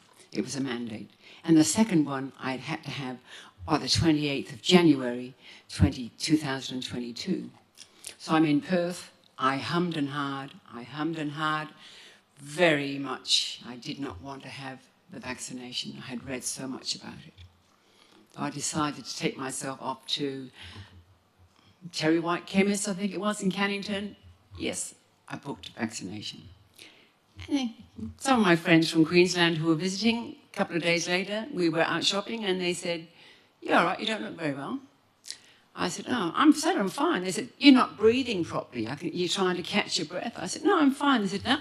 So off we went to the St John of God Hospital in Midland, and it was like red bands, red flags. There I am on the table. I was there for 10 hours, and they just, at the end of it, they said I'd had a reaction to the Moderna vaccination. So my dilemma, 4 weeks later, to have the second one, hummed and hard, but did I give my job up? It meant I'd have to leave town because I needed to be able to pay my rent some way. I decided to have the second one, and again, I was very ill. So I was so pleased when my principal at my school phoned me up on the 1st of June that year and said, "The mandates are going to be dropped in 10 days' time. Guess what? We don't have to have any more." And that was the best news that I'd received. So I'm very pleased in the outcome of the special meeting, because all that was asked at that meeting was to write to the Prime Minister, to write to the medical people, to ask them to please look into this and not to give any more vaccinations until we could really prove that they were going to be safe. Because I don't think they're safe, especially when Dr. John Campbell in the United Kingdom, who all through the COVID time said, "No, these vaccinations are fine. No, they're all good. No, I don't have a bar of it. No." Well, he's changed his tune, and he has commented on our meeting that we had on the 11th of October.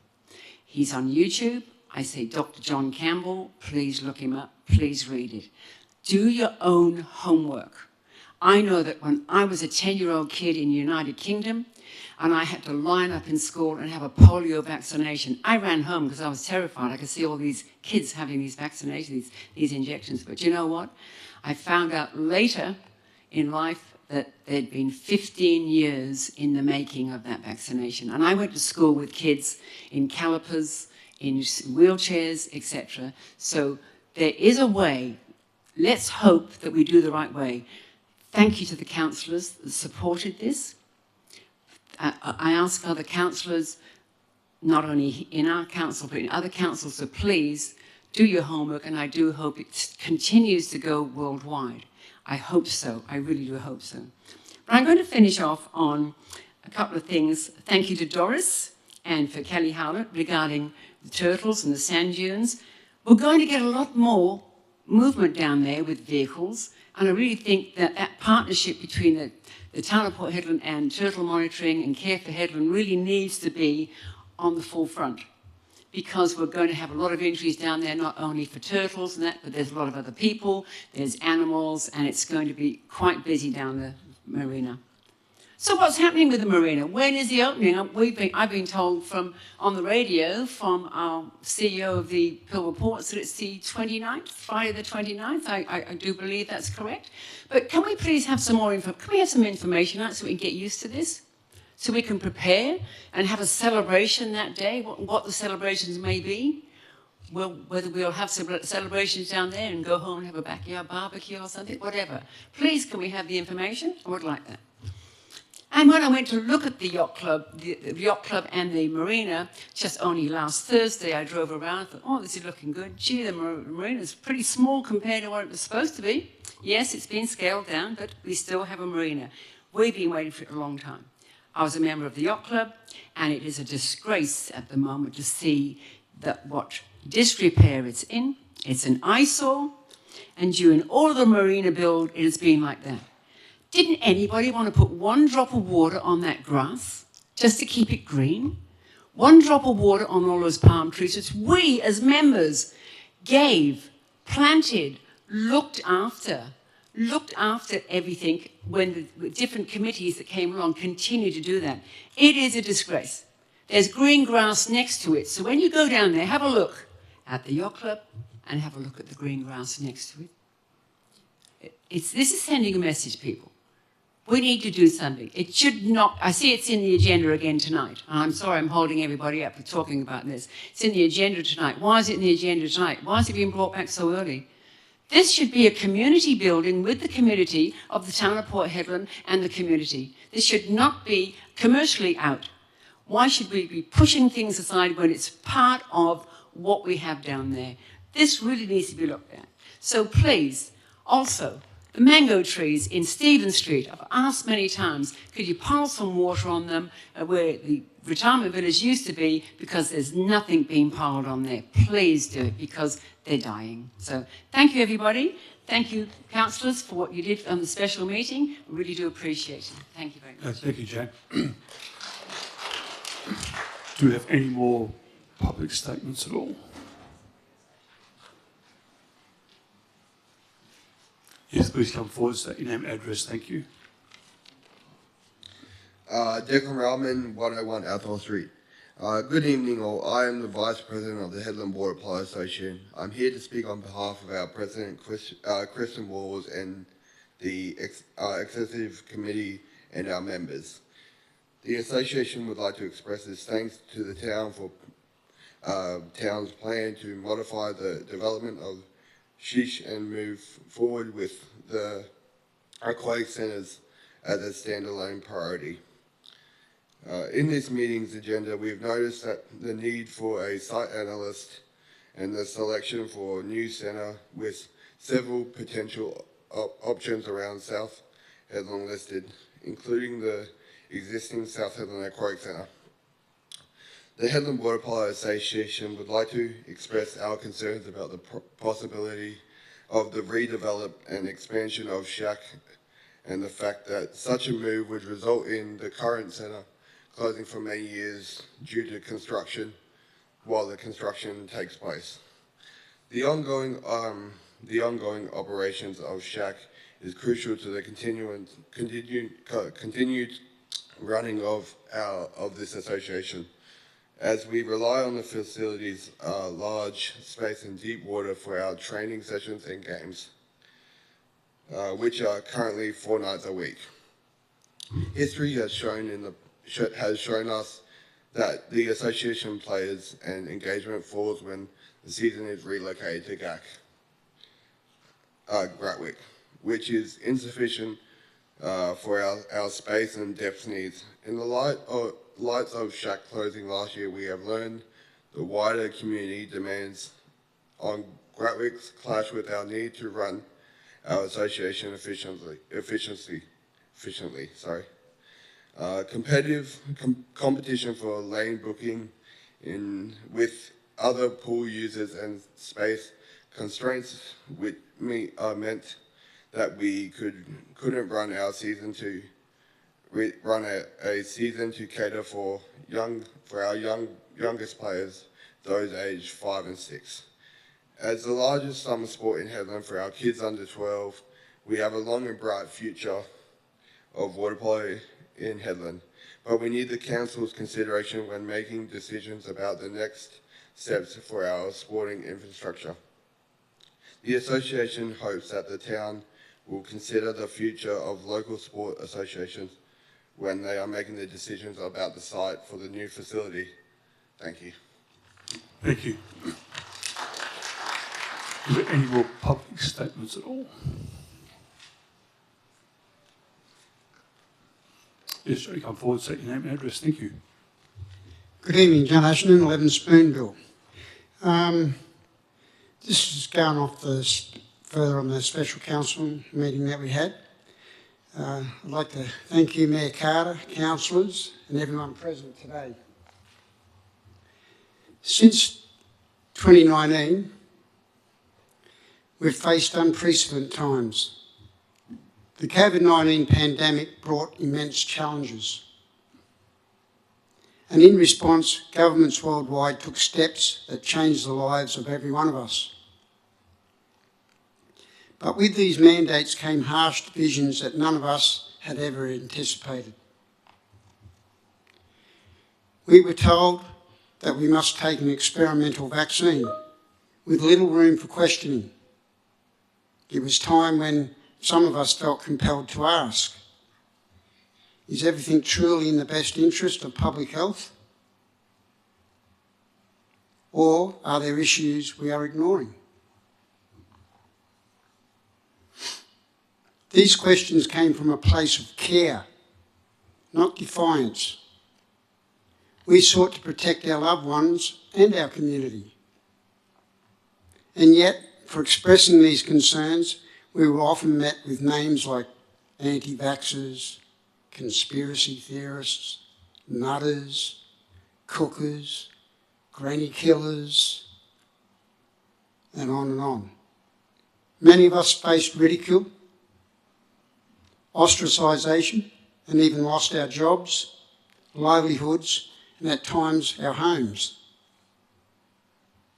Many still took the drastic option and took their own lives, as losing everything was too much to bear. Despite this, we continued speaking out, not to disrupt, but to encourage a critical look at decisions that affected us all so deeply.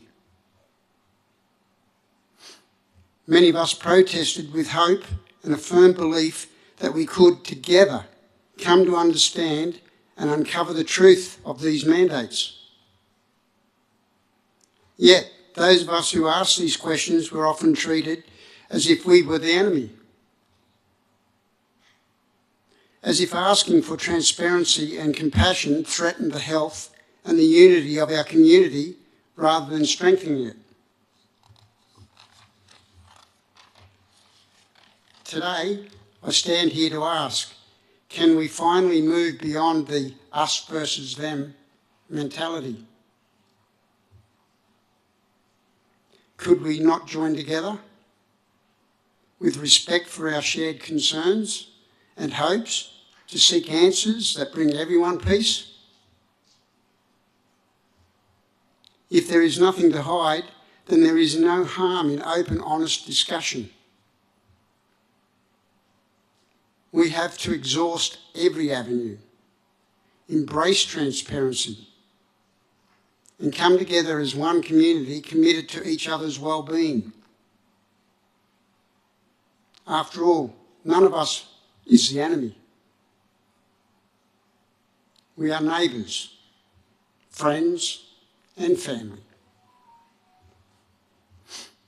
Each of us hoping for a safer, healthier, and more compassionate world. Let's start here today in this council room by choosing unity over division, trust over suspicion, and respect for all voices in our community. Thank you for your time. Thank you. Do you have any more public statements at all? Mr. Roger, come forward, take your name and address. Thank you. Roger Higgins, 19 Edgar Street. No, I'm not going to speak on what everyone thinks I'm going to speak on. I'm going to draw your attention to something completely different, just for a change. It's about a hazard that's developed right out the front of this building, and I'd like to draw councillors' attention to it. It relates to the works that were done as you go past the intersection just here, and as you're heading toward Woolworths. There was some earthworks that were taken on the side there to increase the depth and width of a drain there to take water away when it floods. Now, I am fearful that given the fact that we've got the Heady, well, not the Heady anymore, but just around the corner, the hotel which has been rejuvenated, and there's definitely more traffic flow there, that at some point we're going to have an accident on that very, very corner where the road from there joins the road that goes around. And I'd like to draw councillors' attention to the risk there, because with the deep drainage or the depth to which that excavation has gone now, any car going in that direction which collides with one that's coming around the other way is going to finish up in that deep depression that's been created. Now, the risk of serious injury to anyone in the car, given the fact that they're probably doing maybe 30, 40, 50 kilometres an hour, if they go off on that left-hand side, is going to be very, very high. And so can I draw councillors' attention to that? Because if there is not a barrier that's proposed for that area, like a guardrail, I would like to make the suggestion that it probably needs to be done before we have a fatal accident there. Thank you. Thank you, Roger. Do you have any more public statements at all?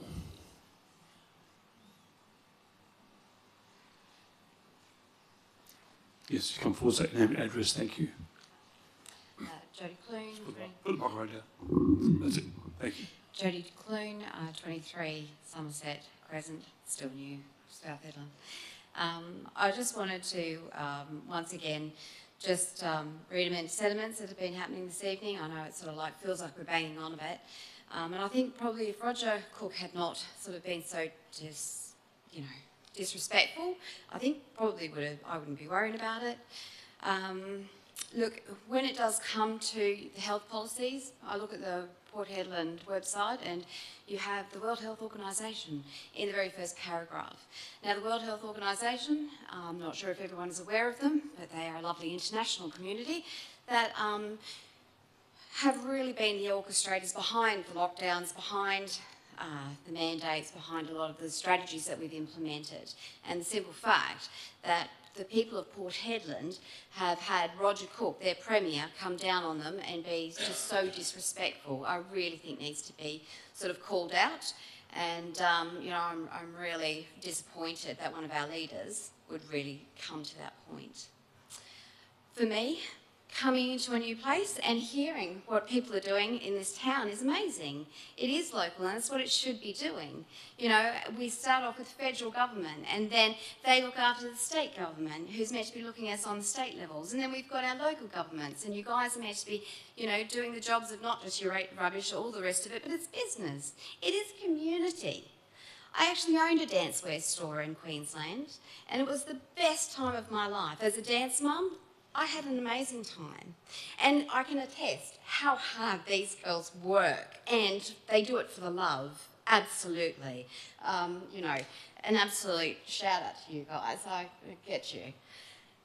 When I had my store in Creevett Head, it was my dancers who would come into my store who didn't know where else to go. It was my dancers that would come into my store who were looking for what was going to happen next. I would have to sit down with these beautiful young women and men, young men, and I would have to talk them off the wall. They lost out on scholarships. They ended up with ailments and in hospital. A lot of them have got conditions now that they should never, ever have had. Now, this week, the reason why I'd like to bring this back to your attention, and hopefully for the last time, is that we've had the TGA really come against some of the things that you've been presented with, particularly here in this council. And I feel that is such a shame and such a disservice that the TGA is not being forthright and has not been coming out and saying the full truth, and they need to. And we, the people of Australia, Port Hedland, Victoria, South Australia, the whole lot of us are asking the questions of what are you hiding and why don't you just come out and take care of people? When I go to the chemist, COVID. Come in and have your COVID injection. Why? I thought the mandates were gone. I thought that the problem was solved. So why, when we know that there is a possible, even if it's a possible contamination, but we've got doctors, virologists, we've got scientists who are trying to put their findings out, and yet it has been poo-hooed this week on every single level.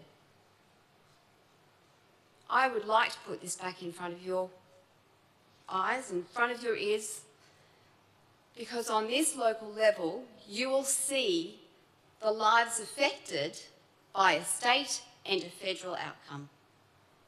We are the ones who have to bear this burden, and that's why the people of Australia and all over Australia are turning back to their councils and saying, we pay your rates, we pay your rubbish, we pay your wages. And we now want remedy. We now want service. We want to know that you will have our backs. God forbid this ever happens again. We have got the World Health Organization coming out with new vaccines. They're coming out with new technologies. They're coming out with requests of genome. Why are they wanting to collect and barter with genomes? This affects you, this affects me, it affects every single person in this room. We just want to get on with our lives. That's all. That's it. We just want to get on with business. The last 4 years shows that we can't trust that to happen. The last 4 years have shown that if we don't stand the ground and make our point, that can easily be taken away again. And we have the likes of Mark Butler turning around and saying that they've lost trust and they need to get that back. Damn straight. He is our health minister. Does he have our back? No. Did Roger Cook have our back when he was the health minister for WA in 21? No. Does he now when he says, go back to your knitting, Port Hedland? I thought Port Hedland was the engine room of this country. And yet, he says things like this. I know how, guys, you work so hard. It's uncalled for and it's disrespectful. And I really hope that it actually ceases and we start to get the answers that we're asking for from a local level, from a state level, and from a federal level. Otherwise, the people will be back. They will speak. Because enough is enough. Thank you for your time and thank you for your support that you have shown thus far. And I hope that as your health, your wording on your website, your health directives come through, that you will remember these days. And when that matters, that you will put the people first. Thank you. Thank you. Do you have any more public statements at all?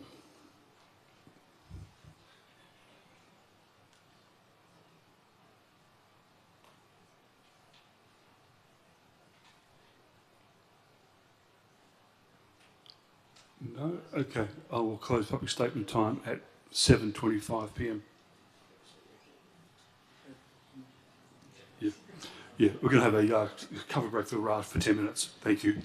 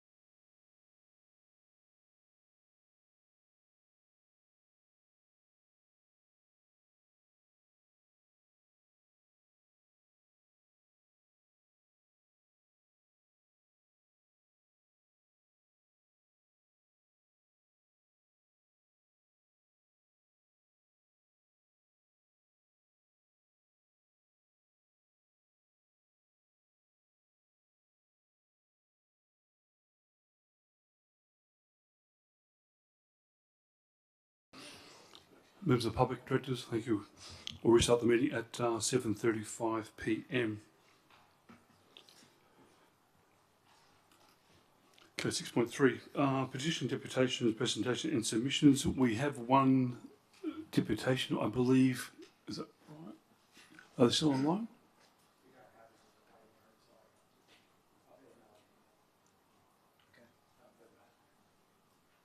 So it's a no? Not there?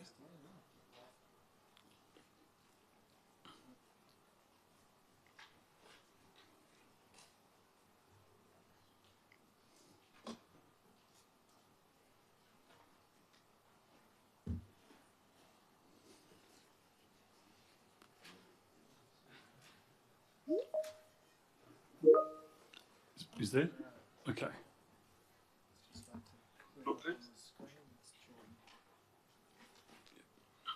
Hey. Hi, Jordan. Can you hear us? Yes, loud and clear. Can you hear me all right? Yeah, we can't see you. Just audio only. That's all. Yep. I can see me. Okay. Do you want to make your deputation tonight, please? Okay. Okay. Yep, sure. Can you see me now or no? No, we can only audio here. Hey. Hi, Jordan. Can you hear us? I can hear okay, yep. Yes, loud and clear. Oh, wow, I've got a bit of a lag here, actually. I can't see you. Just audio only. That's all. I'll rejoin, hang on.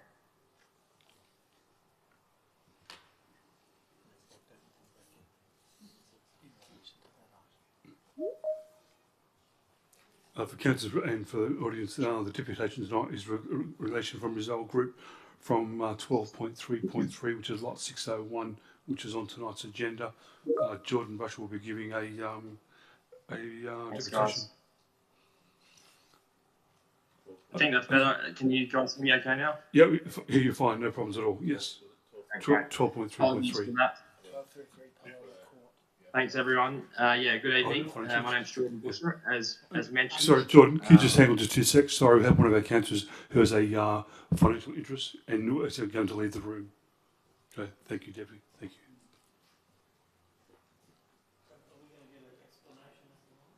I'm sorry, councillor? It has a financial interest.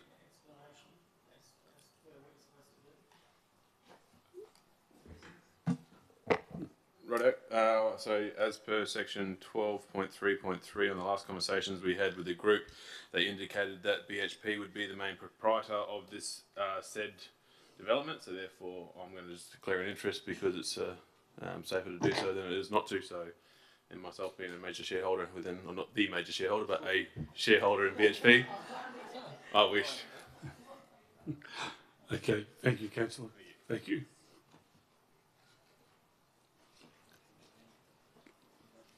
Can you please close the door behind you? Thank you, councillor. Yeah, yeah, thank you.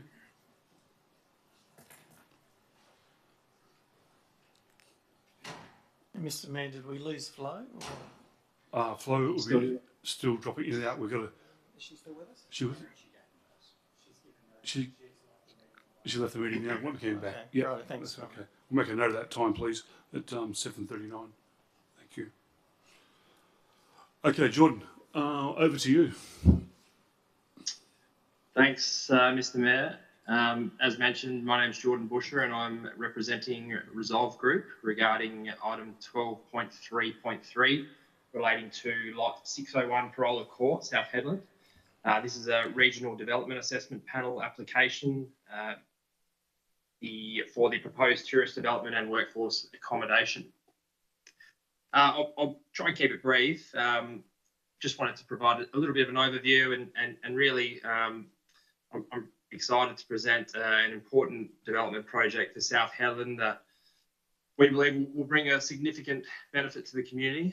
We're really pleased with the town's recommendation to council, which endorses our project and recommends a favourable recommendation to the Regional Development Assessment Panel. Tonight, I'll just very briefly, as I mentioned, touch on the project background and what we're proposing and how we believe the community will benefit based on our extensive correspondence between the community. But firstly, our client Pacific Partnerships, they are very well regarded in the development sector, known for their quality a commitment to quality and sustainable practices, and their experience ranges across a huge range of projects, and they prioritise creating spaces that not only meet the needs of the occupants, but also to enhance the communities around them. I suppose the backdrop of this project is South Hedland's underlying growing demand for workforce accommodation and tourism facilities. The region is experiencing significant economic growth in recent years, and primarily driven by the sectors such as mining and logistics, and we see this as a really pivotal period in the future growth of South Hedland and Port Hedland as a whole. Our site is strategically located near other workforce accommodations like Club Hamilton and Gateway Village, which not only creates a more of a community atmosphere, but also provides easy access to necessary amenities and shared amenities. Some background on the design. We engaged the design review panel on 2 separate occasions in December 23 and February 24. Their feedback was overwhelmingly positive, recognising our design's evolution, and it was really positive to have a number of independent design experts all positively comment on the proposal. They encouraged us though to focus on both the functionality and aesthetics, which we are excited to incorporate into this final proposal, which I must say we've worked very closely alongside the Town of Port Hedland's planning and regulation and engineering related teams over the past 12 months, which has been fantastic. In terms of what's being proposed, a 6-storey tourist accommodation building. This facility will cater to both business and leisure travellers, featuring modern amenities designed to enhance the guest experience. There's a large number of 3-storey accommodation modules. These units will serve as essential housing for primarily workers, fostering a sense of community amongst residents with communal spaces for interaction. Sustainable design elements. Our plan includes architectural features that reflect South Hedland's character, as well as green spaces that contribute to the local environment and community facilities. Together, these components, in our opinion, aim to create a vibrant hub for both residents and visitors, supporting economic growth and enhancing the community's quality of life. I suppose some key points as to how the town will stand to benefit significantly from this project would be addressing the housing shortage. There's no secret it's a significant housing shortage across the state, particularly in these areas. This will provide more options for workers and visitors and the transient workforce itself. There'll be a large economic impact. The project will create jobs during construction and ongoing operations, stimulating local businesses and contributing to the economic stability of the town. As I mentioned, support for local businesses, more residents and visitors means increased customer flow, encouraging local businesses to thrive and hopefully expand. Community infrastructure. The development aligns with the town's community strategic plan by enhancing the living environment for not only residents and workers, but also the transient workforce that play a very pivotal role in the town. And lastly, tourism development. By adding tourism accommodation, we aim to position South Hedland and Port Hedland as a whole as a desirable destination, further boosting the local economy. And I echo the CEO of Port Hedland International Airport's comments previously. To wrap things up, I just want to very briefly address condition 2 on the report that you'll have in front of you. This allows for modifications to the development conditions under delegated authority through the CEO. We support this as this flexibility is really essential, as it enables us to adapt the conditions based on feedback from the town's officers, which we've worked very closely with. We, the project team, advised today that we seek to engage proactively with the town's team next week to refine these conditions in line with the advice that we're just waiting to receive. Unfortunately, I haven't received that as yet. And finally, in closing, I just want to express my gratitude to the town of Port Hedland's officers, particularly Casimir. His support has been exceptional, and we really commend his efforts on this. It's been fantastic to work with such a pragmatic and a good individual. To the rest of the planning team, likewise, we really appreciate your availability for guidance, and it's been invaluable to this process, which obviously we're talking a significant hundreds of millions of dollar process. So to have the planning team along for every step, it's been fantastic. We're really excited about the potential impact this project can have on South Hedland, and thanks very much for your attention. Happy to answer any questions if anyone may have any. Councillors, have any? That's no questions. Sorry, that's okay. Jordan, thank you for your deputation tonight, and we'll take all that on board. Thank you. No problem. Thanks very much. Oh, sorry, Jordan. Jordan, it's Councillor Turner here. I'm really keen to understand how this development will integrate and enhance the local economy. What's your vision for how it's going to work with local business in a way that generates, both the economic development or promotes economic development, and how it might then generate social dividend for the wider community? Yeah, it's a fantastic question, and something that we've really kept in mind throughout this whole process.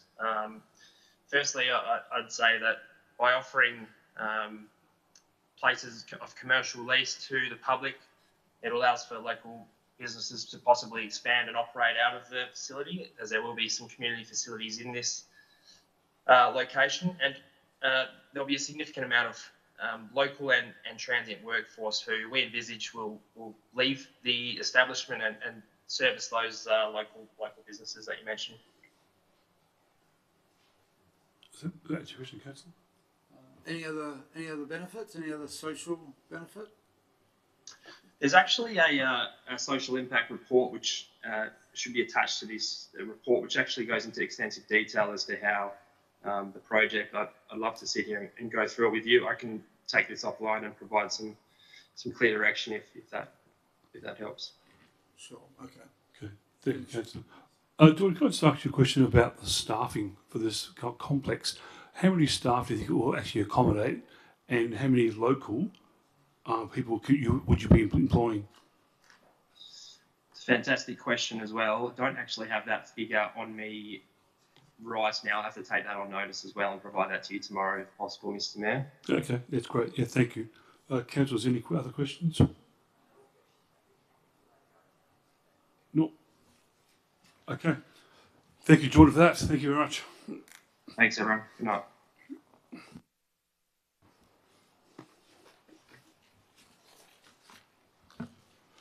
Okay, moving on. Item number 7. Question for members without notice. Are there any questions from elected members at all?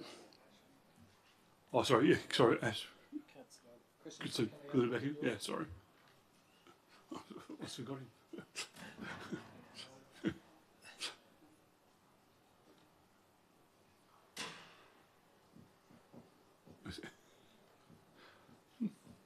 Sorry, Councillor. Almost forgot you. Almost forgot you.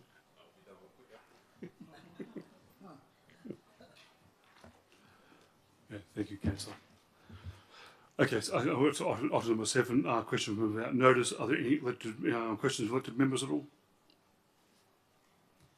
Yes, Mr. Mayor, I've got a few. I'll try and get through them real quick. Section 9.56 of the Local Government Act provides protection from actions of tort. Tort is injustice, prejudice or malfeasance for anything a council member or employee has in good faith done in the performance or purported performance of a function under the Act. And 3.1 of the Act provides that the general functions of the local government is to provide for good governance of persons in the district, and 6.72 provides that money held in the municipal fund may be applied towards the performance of those functions. So under those provisions, a council can expend funds to provide legal representation for council members. So currently I'm in a legal dispute with the town, and I don't believe that I am being represented. Well, what I'm asking is the town has an insurance policy that allows elected members to get legal representation at its cost, and that's what I'm asking for. So,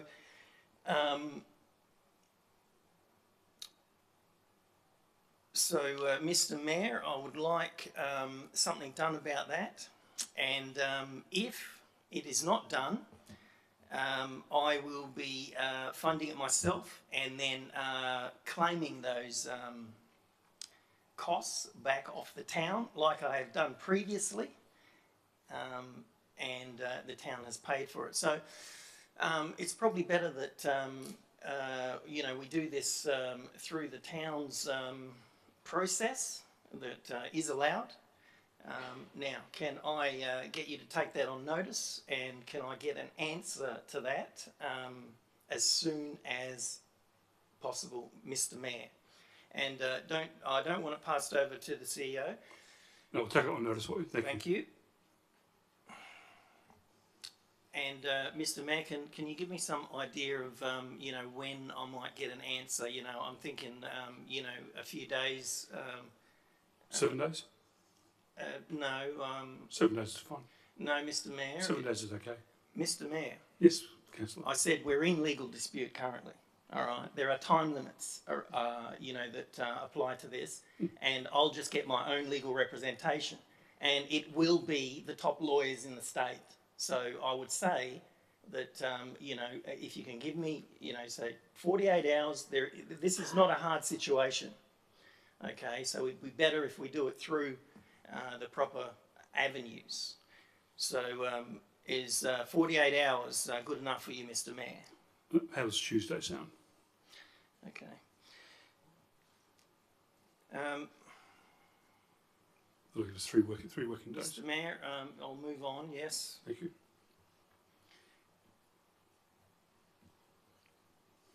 So I want to address some things that have been done over the last couple of weeks, and ask some questions. And you know, I think you've a lot of this stuff is what you've said, so you should be able to give me some answers. If not, just take them on notice, and let's just get it put on the record.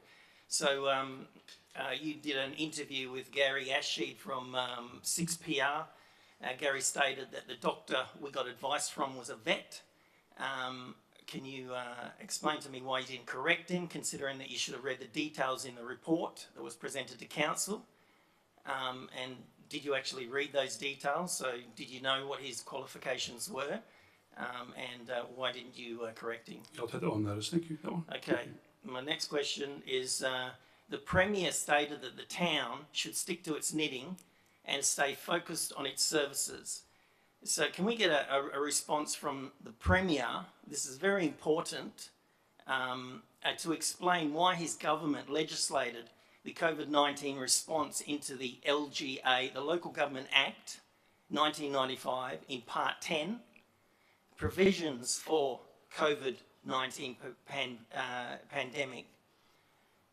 If he did not want local governments to deal with anything to do with public health related to COVID-19, why is it legislated?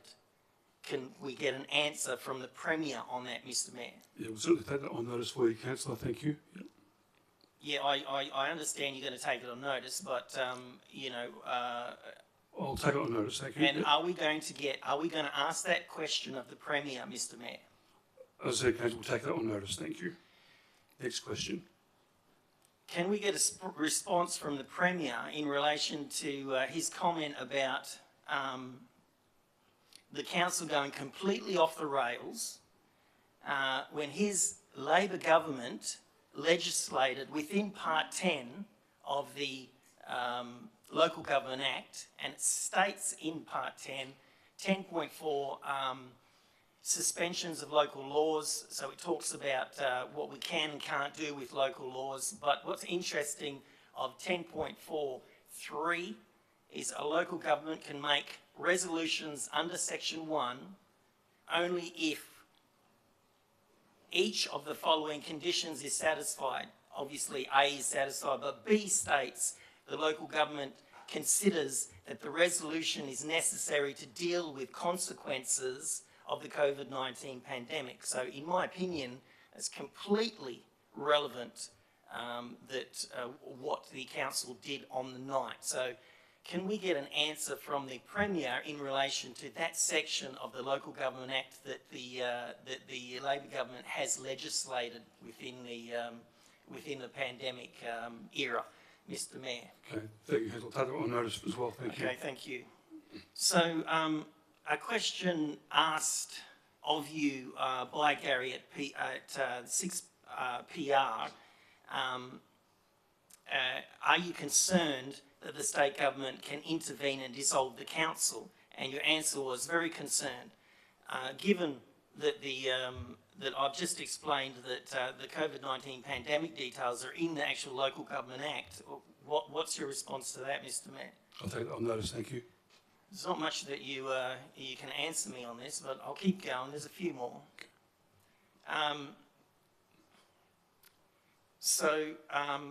Considering your answer, are you suggesting the council has no authority to discuss the COVID issues when the state government has actually inserted the provisions of COVID into the Local Government Act 1995 under Section 10, Mr. Mayor?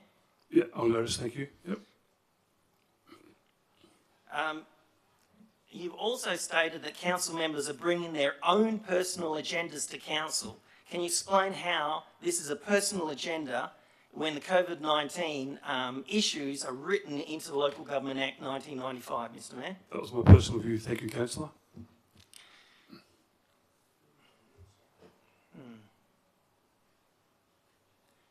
Mr. Mayor, you stated that the community has a population of about 17,000. I can read this word for word, but it's been stated in the public question time a few times. You said we have a population of 17,000 and 50 or 60 people that come to council and rant and rave about the anti-vax don't represent the full community. Can I get an understanding of how many people have to actually turn up to this meeting, to these meetings of council, for it to be enough people to sway, council's position, Mr. Mayor? How many people have to turn up? It's a democracy. People either can show up and not show up. Okay, 17,000 people is the whole community. When you get 50 people in a room, that does not represent the whole community. Thank you. Yeah, my question was how many people have to turn up, Mr. Mayor? None. Thank you. None? No, thank you. Next question. So no people have to turn up to represent to change the council's position. You've just said 50 or 60 is not enough. It does not represent the whole community. Correct, Mr. Blanco. Next question. Do you have any more questions? Yes, I do, Mr. Mayor. Of course. Yes, of course I do, because those comments that you made were inappropriate, Mr. Mayor. Thank you. You stated on 6PR that some councillors have lost the plot and they're, the box of Fruit Loops.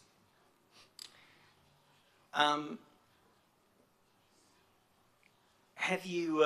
Can I get a response from the administration as to whether these comments, while you've been representing the town in answering questions on the council's decision, whether you have been breached or whether you're going to be breached, or whether there is a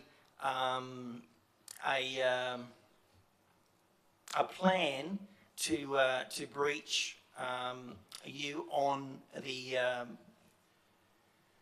breaches of the Code of Conduct, Mr. Mayor? Look, I'm aware of. Thank you. Can I get that question answered by the CEO, Mr. Mayor? Yes, ask me the question. I'll give you the answer. Thank you. Next question. Yeah, Mr. Mayor. Next question is, can I get an explanation from the CEO as to why you would not be breached for for breaching the code of conduct in relation to your duties as the mayor? That was a question to me by the radio, not the CEO. Thank you. Next question. Mr. Mayor, you named 5 members that voted on that motion in your 6PR. Correct. You named them. Yes. You've said it's insanity, it's not right, it shouldn't be there, they should have a good look at themselves, this is not right. These people are saying it's a conspiracy. You said that as well. So, Mr. Mayor, throughout the item that we're a part of at the special council meeting, at what stage and where did anybody in the audience or the council talk about conspiracies? That was my opinion. Thank you. Next question. Mr. Mayor, your opinion is defamatory, Mr. Mayor. So, you know, you can either answer the question now, and apologise for the comments that you made, or, you know, we could look at doing other legal issues with this. That was my opinion. Thank you, Councillor. Next question. Thank you. Mr. Mayor, I have a question in relation to the CEO, the CEO in relation to the letter sent to all health practitioners on the 22nd of the 10th, 24.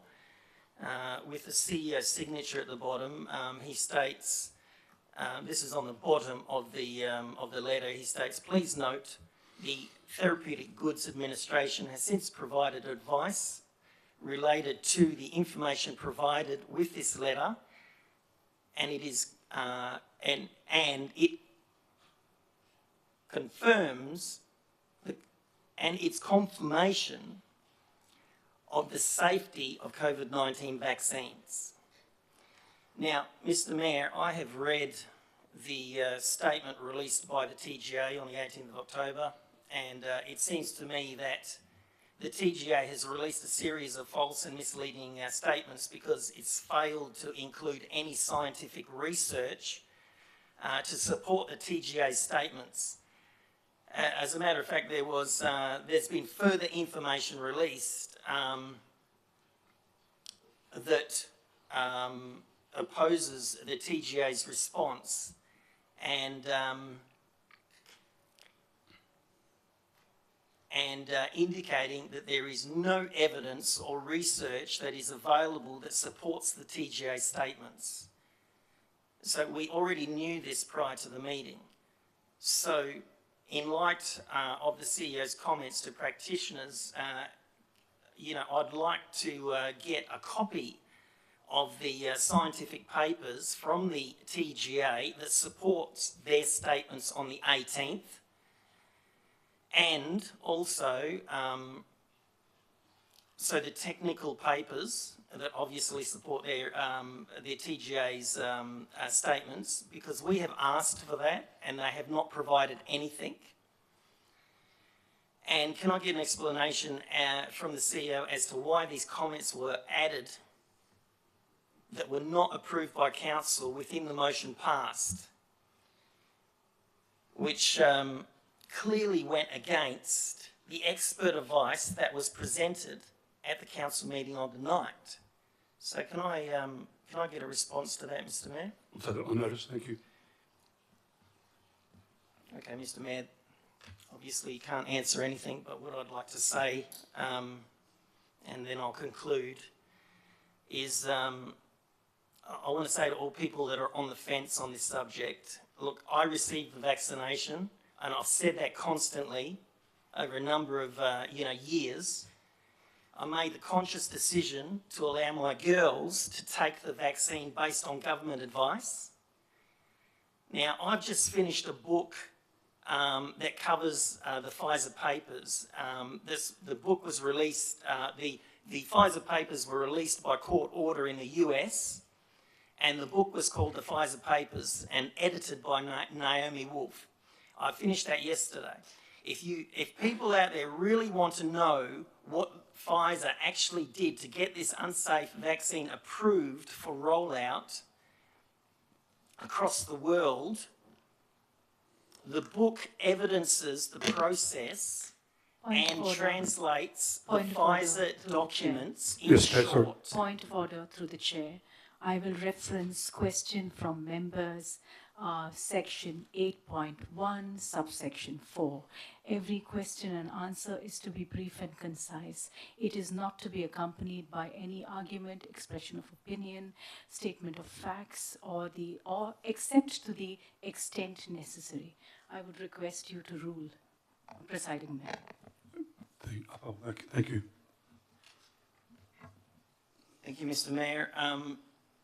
The process, the book evidences the process and translates Point the of order through Pfizer the document. chair. As per section, there's one section here that says that a presiding member shall make a ruling on a point of order. So can you please do that? Uphold or Deputy.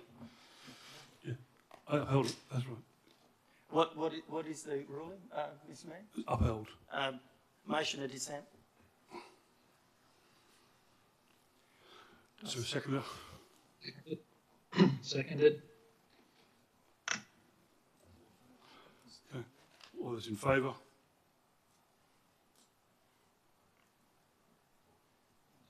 Three. Those against? 5. Motion's lost. Thank you. Do you have any other questions, Councillor? Thanks for the support, councillors. You have no other questions? I'm done, Mr. Mayor. Okay, thank you. Are there any other councillors' questions? Okay, let's move on. Item number 8. Announced by the presiding member without discussion. Presiding members for the month of the 25th of September 24 are printed in the agenda. Item number 9, declaration for all members to give consideration from a show of business paper before them. I invite all elected members to declare a show of hands that they've given due consideration to all matters contained within the agenda. Can I have a show of hands, please? Adrian? Yep. Thank you, councillors. Item number 10. So just before we continue on, yes, was Councillor Bennett meant to be on here? No, she's off now. She probably 7:39. Dropped out. Yep. Item number 10, confirmation of a previous minute. We have office recommendation before us that requires a simple majority vote.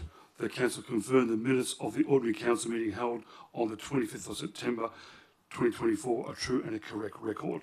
Can I have a mover, please? Mr. Mayor, we've had a request to check the minutes from Councillor Butson. Can we sort that out? That's been looked at, I believe. Once we accept the minutes, that's what it is. Through the chair, subject to the non-confirmation of my resolution on questions asked at the OCM in September, I'm happy to approve it as long as I get a written answer. Thank you. Yep. Okay. Thank you, Councillor Butson. Okay, I have a mover in Councillor Christensen. May I have a seconder, please? Thank you, Councillor Rebello. Is anyone against the motion? Motion's passed. 8-0. Yep.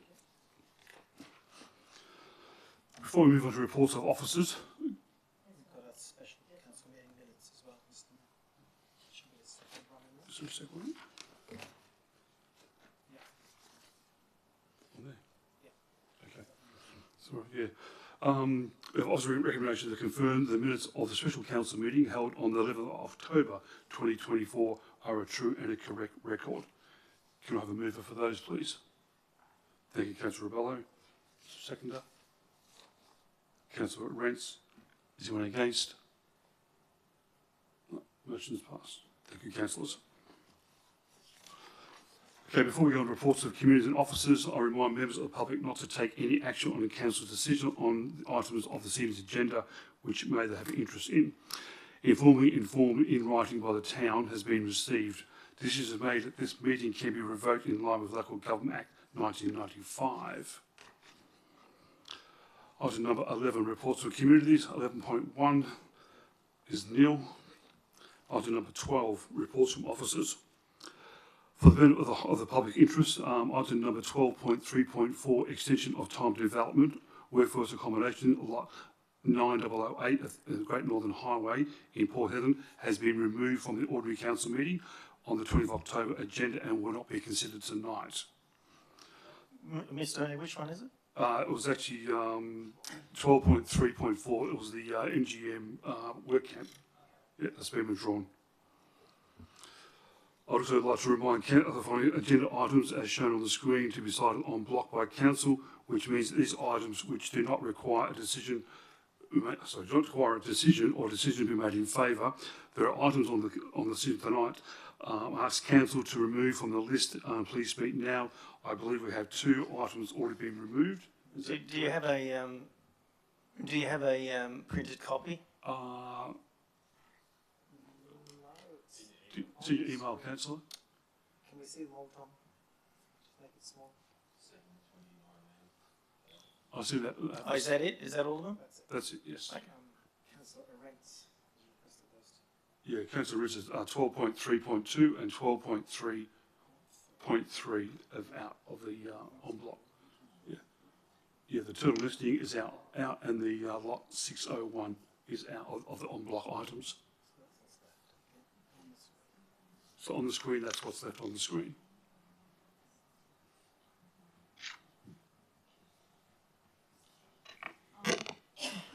Yes, Just to confirm, do any one of them need absolute? No, there are some majorities. Yep. Yes, okay. Point of order through the chair. Can I just confirm we can't have motions passed on block if they have conflicts of interest assigned to them, correct? So was I correct in hearing Councillor Rebelli, did you have 12.4.8? Was that a... No, it wasn't. That's not there. Oh, so yeah, that was it. Yeah, yeah. You got the email, that was it, yeah. So Mayor, just give me a minute on this.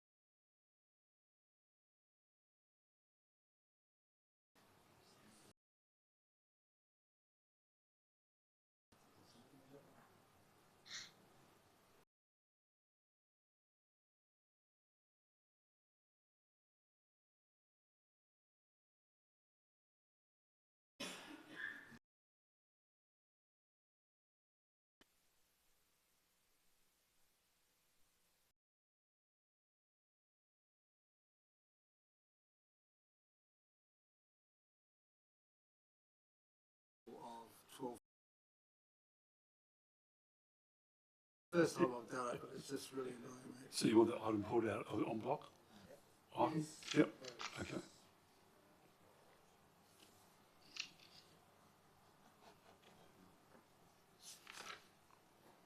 Mr. Mayor, 12.4.2 is an absolute. 12.4.2. Was it on the... Council members should know this. I thought there was some... Is there any others that... It wasn't this, was it? Okay, we'll take that out. That's interesting. That's, okay, we'll take one out. That's okay.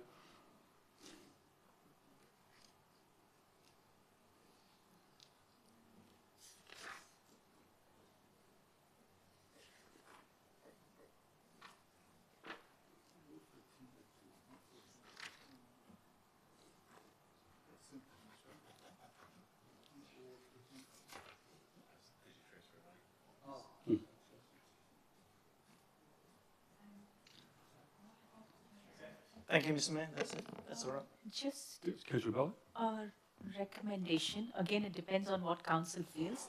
How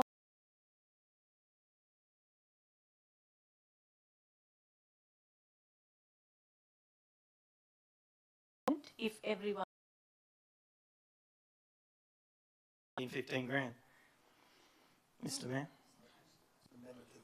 It's amendment to budget now. It's 10%.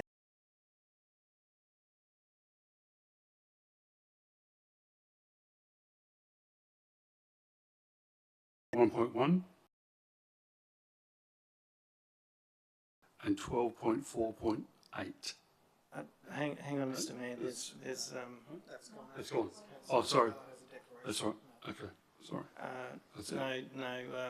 Actually, there might be some other stuff here that's not right. Hang on a sec.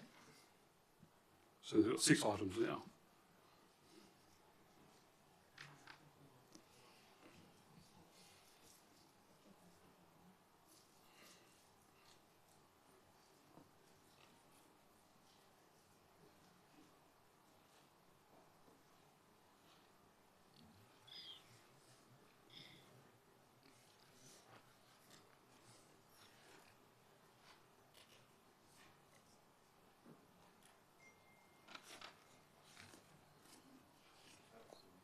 No, that's fine, Mr. Mayor. Thanks. No, not yet. Happy with that, Councillor? Okay. Can I have a mover, please, to put them on block? Thank you, Councillor Turner. Is there a seconder? Thank you, Councillor Christensen. Is anyone against? Okay. Motion is carried 8-0. Thank you. All right, let's move through them.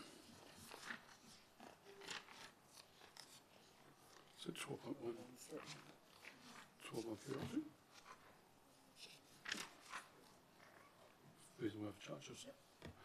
So let's move on to item number 12.1.3, fees and charges waiver policy. We have offers recommendation before us that requires a simple majority vote that council adopts the draft policy and waiver fees for charges, including attachment 1. Can I have a mover, please? Thank you, Councillor Rebello. Is there a seconder, please? Thank you, Councillor Turner. Is anyone against? Yes, Mr. Mayor.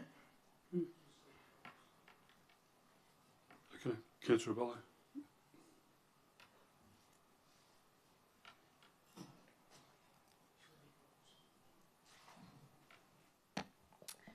All right. So this is the 12.1.3, the fees and charges waiver policy. Firstly, I must commend the corporate governance team for a quick turnaround with the policy, and I note that the policy assessment matrix is fairly comprehensive and it ensures that waivers are fair, equitable, and the process is transparent. I would hope we could put up the matrix up there, but it is a part of public attachments, so that is for the public to note as well. Just to recap the assessment matrix, the matrix looks at, firstly, it extends to businesses that are not not-for-profits or not charities. So community-based businesses can directly access the fee waiver. So that is a big change, and I hope that the community notes it and is happy with it. Part of the assessment matrix is that does the activity, I'll just name a few, does the activity demonstrate specific benefits to the Port Hedland community? What is the nature of the applicant? Meaning, are they a not-for-profit or otherwise? But it extends to finding out that is it a Port Hedland based business? Are their staff local? What is the extent of volunteer participation? So there are points on each of these, whether the event is generally open to public and is widely advertised. Also, at the discretion of the delegated officer, there could be a partial or a complete waiver in case they are bereavement or compassionate events to recognize a community member who has contributed, over and above to the community. So that's been accommodated as well. As I mentioned before, it is points based, and there is a maximum of 50% waiver straight away to organizations that meet the criteria, and then to those that fit a different criteria, it's 35 and 20. But you are going through a matrix and a fair system of grading everyone. The waivers are capped at 30,000 per applicant per financial year, and that we would request that this comes in before the charge is incurred, because it just helps us organize ourselves better. So just in closing, again, I would say it's a very comprehensive assessment matrix. The policy seeks to establish guidelines or a framework, so it is consistent to everybody, and that you're making decisions, that it is applicable to sporting groups, communities, community groups, dance groups, and also it's important here to comment that the 50% waiver for sporting groups, community groups, and for not-for-profits, which are currently a part of fees and charges, stays. This is in addition to that.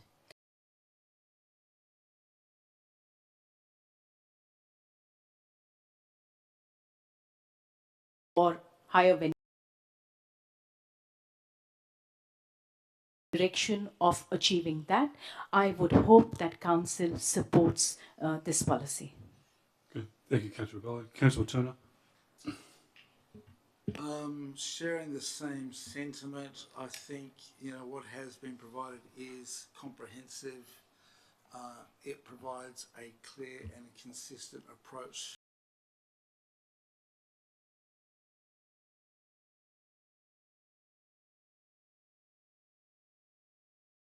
In the way other groups to come forward and directly approach council if they were if they're not satisfied with that decision. So that's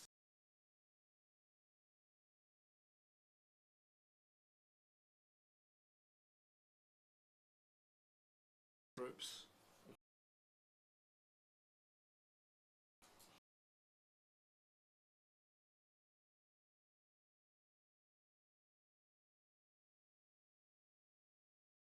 Is because what we put up in the motion that we passed was to take that responsibility back and have the ability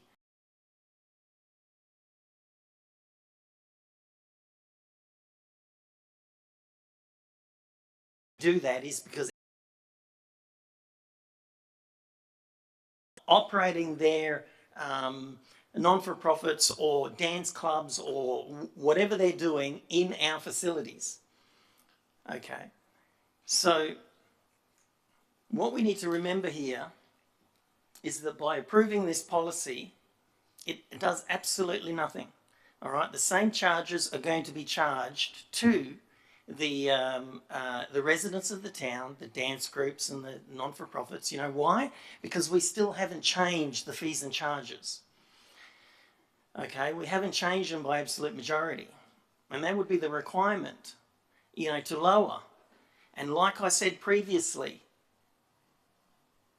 when we adopted the fees and charges, shouldn't there be a line item in there to reduce the costs, allow these costs to be reduced?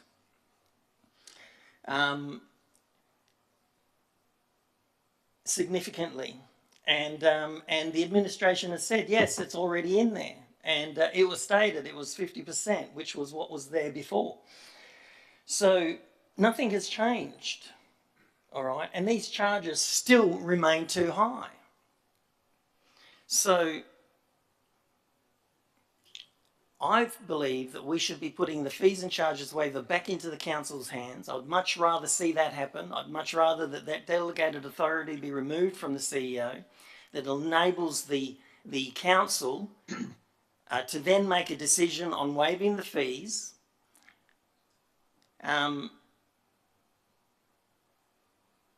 Because, it's clear that we can't come to a reasonable conclusion in this matter. And it's clear that our people in the community don't like the idea of getting charged, you know, $20,000 or $30,000 to use a venue.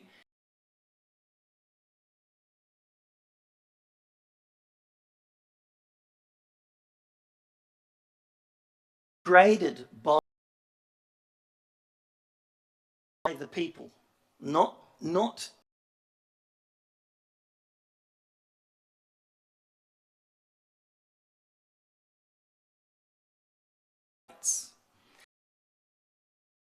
like the policy. We should not be adopting policies,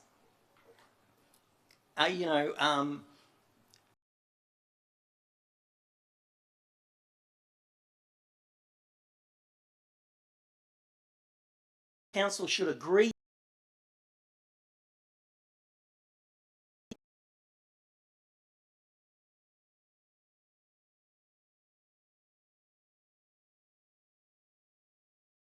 This policy does not to it when the intent of what the council has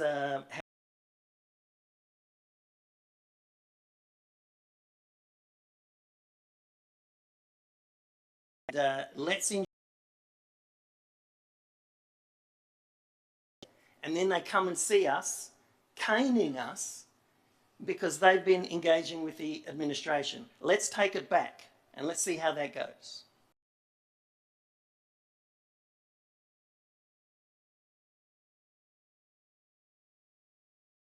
Was against?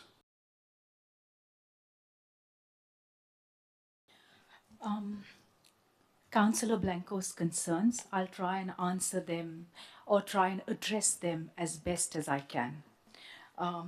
Firstly, as I've said before, the 50% fees and charges waivers, which is in place currently for all not-for-profits, for all sporting groups, for dance groups, which are not-for-profit or for charities, stays. This assessment matrix is over and above that. If we plan to change the 50%, now that 50% was brought internally, so we did have workshops, we did have internal consultation of the council that were present, and we agreed to that 50% at the time. We have the opportunity to review that next year in 2025. So that point is covered. We cannot have blanket waiver. So what we are talking about is the assessment matrix. The good part is that it allows commercial organizations that provide community benefit to avail of those fee waivers. It is not a policy, it is very much something that straight away a community-minded organization can avail of. So there is that possibility of having an up to 50% off. One must remember when we are on council that we cannot have blanket waivers for commercial organizations. So whilst I'm not saying this for the School of Dance, they are very community minded. I appreciate the work that they do. They have said they are volunteers. And what I'm trying to say is when you're putting a matrix in place or when you're putting an assessment module in place, you have to look at all aspects. And so it cannot be a blanket sort of waiver. There has to be checks and balances in place. So currently the School of Dance, and I will address them because they have come here tonight and presented to us. They currently used to avail of $3,000 per year. I am fairly confident that based on the matrix, it would be more beneficial. I don't want to put a number to it, but have a look at what it is. Kindly apply, and not this year, but next year onwards. And it would be better than what you have got in the past. That is what I feel. Also, every community organization still has the opportunity to come back to council if they are not happy with the waivers that they have got. If they feel like that doesn't help their organization, they can't keep going. That option is always there. Yeah, that's pretty much it. We have looked at this and again assure Councillor Blanco, we did look at this assessment matrix last week in depth. We've been through, the administration has taken us through examples of it. So it's not a policy that we've said, oh, let us just put that there. No, it's been looked at in depth. And so I would hope that council supports it. It is fair, it is just, it is equitable, it is a transparent system of assessing everybody on an equal basis. I would hope that council supports it. Thanks. Thank you, Councillor Bello. We'll now put to the vote. All those in favour? 4, 5. All those against? 3. Motion's carried. 5-3. Yeah, I've counted this vote, don't worry. Okay, moving on. 5, 12 for 1. 12 to 1. Give me a second. Yep, 12 to 1. Yep, 12 to 1. Okay, moving on to 12.2.1, the 2025 Major Sponsorship Events Program. We have office recommendation before us that requires a simple majority vote that 1, council, 1, endorses the 2024 winter season events report as outlined in attachment 1, and 2, continue the 2-year sponsorship of the Red Music Festival to $125,000 and Scribblers to the Road $40,000 event with the 2024-25 financial year. Can I have a mover, please? This is number 1, yeah. Okay, Councillor Rebello, thank you. Is there a seconder for that motion? Seconder, thank you, Councillor Turner. Through the chair, if I may request a amendment. Yes, certainly, Councillor. I wish to ask that we remove the word endorse and change it with receive. To receive. Yep. Yep. You happy with that? Yep. Okay. Happy with that, Councillor? Yep. Okay. It's on the screen. Yep. It's on the big screen too, Ash. Receive. Okay.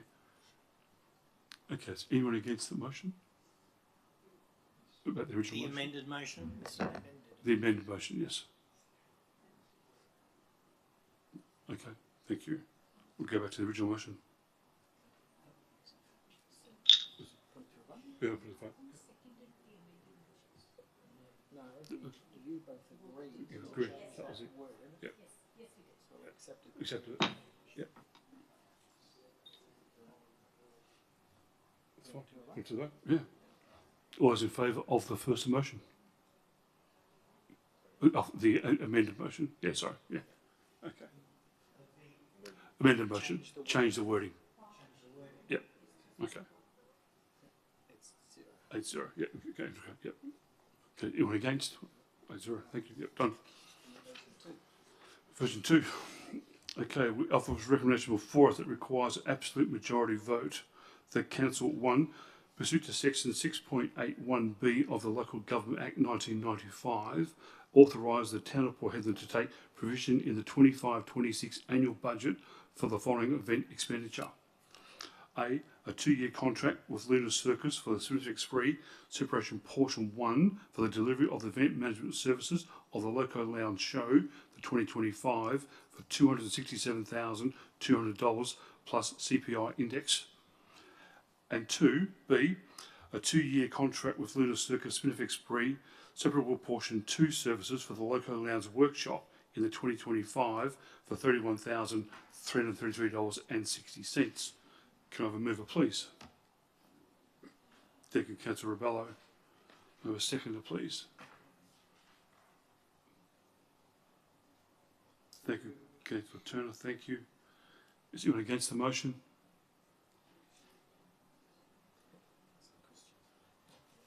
Okay, Councillor Rebello, want to talk to that motion? Thank you.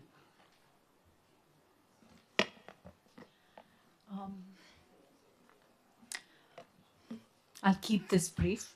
The Luna Circus and the Spiegel tent has, no, the Luna Circus for Spinifex Spree has been a very well received addition to Spinifex Spree. I've just mixed up my words now, I guess I'm tired.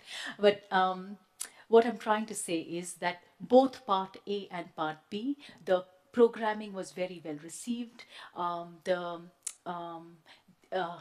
The workshops were also very well received. There was 100% satisfaction guarantee for those people that attended it. On those grounds, I would say we continue to support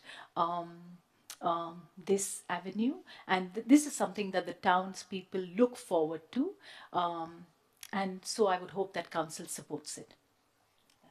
Thank you, Councillor Rowley. Councillor Turner. I'll just echo Councillor Rebello's comments, just stating that the Spinifex Spree Spiegel edition and cultural programming has been very popular, and I think it has become a... Oh, you can't hear me, sorry. So I'm just echoing Councillor Rebello's comments. I believe this event, this feature, deserves the investment and the support, and has been popular with the community. It's becoming a defining feature of the Spinifex Spree. So with that, I'll just close. Thank you. Okay, thank you, Councillor Turner. Is there any against that motion? Yes, Councillor Christensen. Right, I'll talk through some of the questions and some of the statements made already. Very interested. I'll direct it towards yourself, Councillor Rebello, being the fact that you had the opportunity to close off on the debate, and I'll look forward to hearing some, I guess, some answers to some of my queries and concerns. But when we sit there and say this event is well received, maybe a bit more context for myself to try and persuade me of what well received means, how it looks like. When we start talking about 100% satisfaction, you know, again, you know, how many surveys have been conducted to those people presented to receive 100%, and stating that it's a popular event. One bit of data that I'll give you that we've got here is that it's been a declining in tickets, and not just that, it was only at 50% capacity for the year of what we expected to bring on for it. So in my mind, it doesn't shout out popular if we can't fill the seats. But having said that, I want to make it very clear, I always do this, I don't know why, but I'll argue myself a bit more as well, that I think it's very important as councillors, I sit here and I say it all the time, that we really start to get better at understanding what success looks like when we do take on these sort of initiatives. I'm drawing facts to numbers because numbers is what we've been given. Right now, do I agree and fully wholeheartedly support the onus that success is onus on peoples and bums on seats? No, I don't. However, when that's all we've been given to go off, that's what we have to go off. I don't support officers' recommendation number 2, specifically the continuation of the Spiegel tent as a centrepiece for the Spinifex Spree Carnival. I believe that the Spiegel tent concept, while innovative, has not met our original objectives and has resulted in less impactful use of funds, if anything else.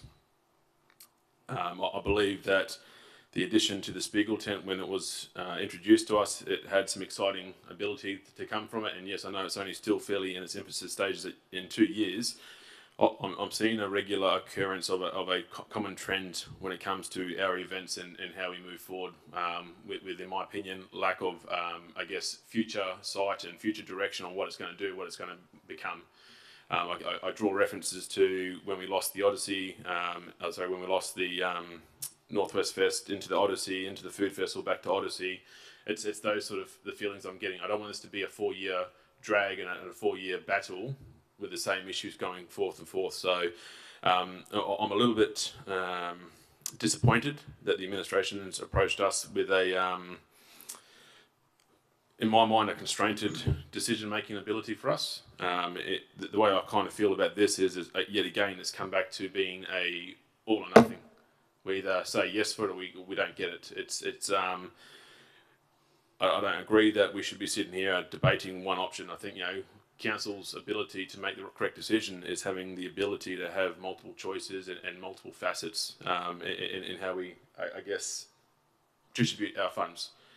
And because at the end of the day, that's what it comes down to. And I want to draw some numbers to councillors' attention that when I came on council 3 years ago, in 22-23, this event was running at a budget of $188,000, clearly without the Spiegel tent.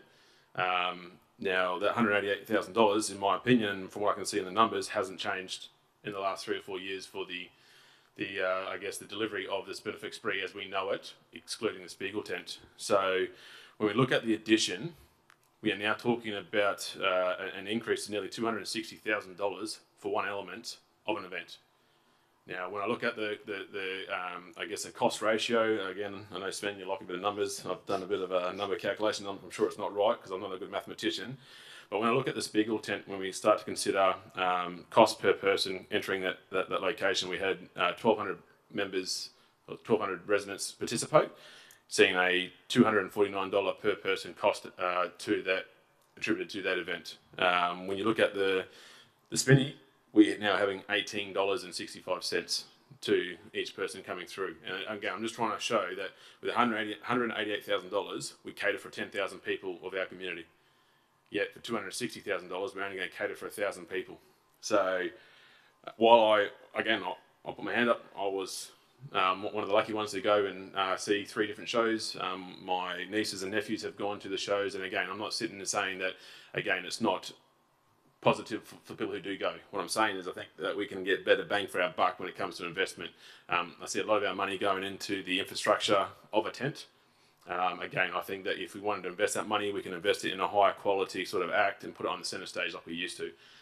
Again, it's the whole idea, and I want to bring it back to what we originally agreed to when we, as a council group, endorsed this concept. We endorsed the concept at $120,000 to add an element to this event.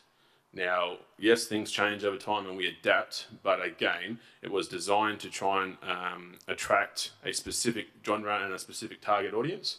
And again, from what I can see, we're not really diving into how we're going about that action. So this is why I'm saying, in my personal opinion, this is not a reflection of the Lunar Circus or any people that are involved in this point of view from a contract. I want to make that very clear that, again, what we've seen, I've enjoyed it.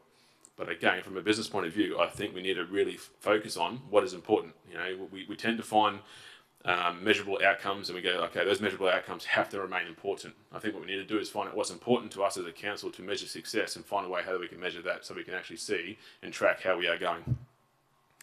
So yeah, for me personally, it's hard to sit here and say no to it because again, it's the all or nothing conversation. But right now, I don't see the benefit that the community or myself as a councillor is getting out of this whole, agreement moving forward, but I'm hoping to be swayed. So please, by all means, don't try your best and see how we go. Thank you. Okay, thank you, Councillor Christian. Anyone else for? Anyone else against? Okay, Councillor Rebello. Sorry. No. You against? I will Are you for speak it? against. Against? Mr. Mayor. Okay. I was actually on the fence on this one. As much as I hate to say that I agree with the deputy, I actually do. So, where he got me was multiple choices. He's absolutely correct. We spend ratepayers' money in the hundreds of thousands. The concept starts off a little bit and then all of a sudden it snowballs, and then we don't get the choices to change to different things and obviously supply our local people with different events and different things that are going on. We seem to stick with the same sort of thing. Maybe it's easy, I don't know, but from what we used to have, and I can go back to 2015 when the Northwest Fest was costing us, way back when it started, it was costing us 500,000, then it went to 1 million, then it went to 2 million. We were paying 2 million. And then when I came back onto council, when I got to the mayor's job, we reduced costs significantly. In the event, we had more people attending. It actually didn't cost us anything because industry was paying. That's the sort of standard that we want to try and achieve. Industry was happy to pay for these things, but now we seem to be going back to the old way where we're paying out a lot of money, ratepayers' money. We're not really getting the choices, and we're getting complaints from many people in relation to the standard of our event rollout. And we've spoken about this many times in council meetings and also behind closed doors. So I think the council needs to have more choices, and we need to plan these things a lot better. So I will not be supporting the motion unless the mover gives me a some key points as to why I should be supporting it. Thanks. Thank you, Councillor Banner. Okay, mover. Up to you. There's no one else. There's no one else. There's no one else. Done 4 against. Yep. Councillor Butler.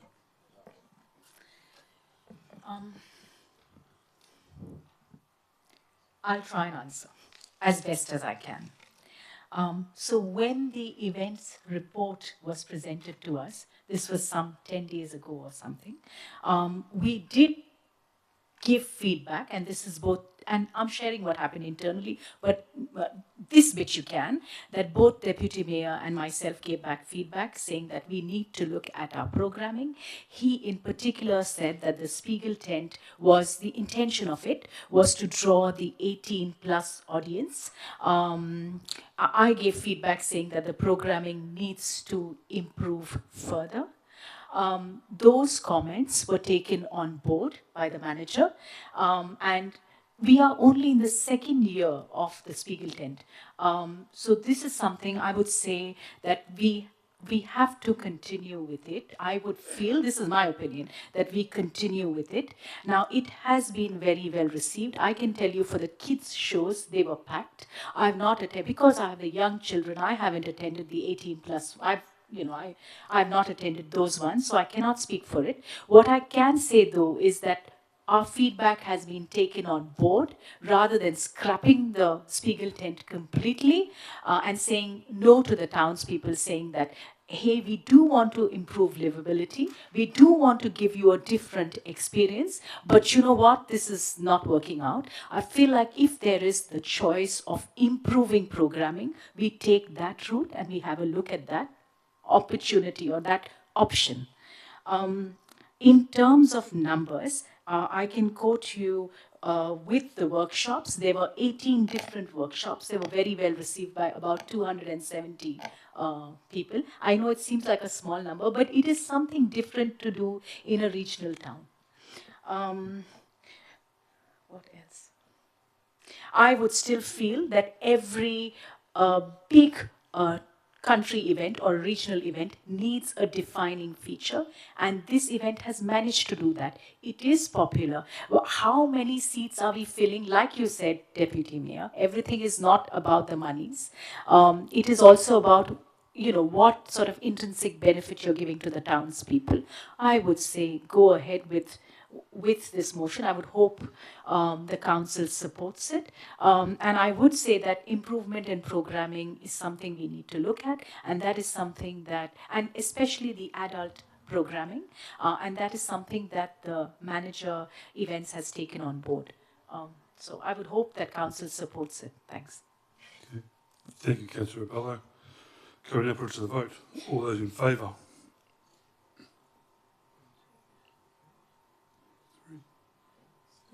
All those against? 3, 4, 5. 3, 5. Lost. Okay. Thank you, councillors. We can move on to office article number 3. We have office recommended before us that requires absolute majority vote. That council, 1, do not continue with Odyssey Music and Arts Journey 2025. Instead, research and improve festival concept for the business case.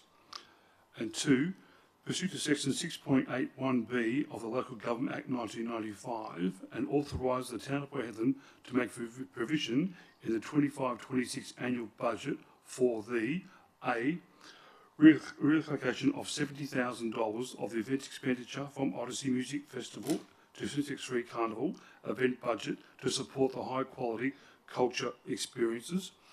And 3, unutilise $150,000 fund from the BHP at Town of Port Hedland Events Partnership 23-25 to support the First Light Drone Show event, provide a high quality culture experience. And 4, transfer $150,000 of public art funding to support the First Light Drone Show. Can I have a mover, please?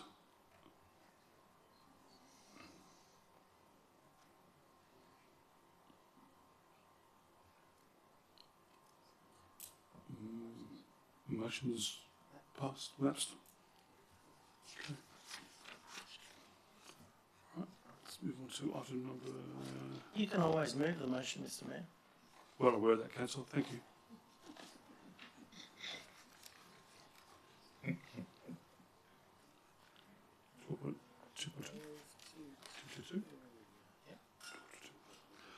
Okay, 12.2.2, Port Hedland Turf Club fencing replacement request. We have an officer recommended before us that requires an absolute majority vote. That council want to approve a $15,000 contribution to the Port Hedland Turf Club in the new slight line perimeter fencing, finishing fencing.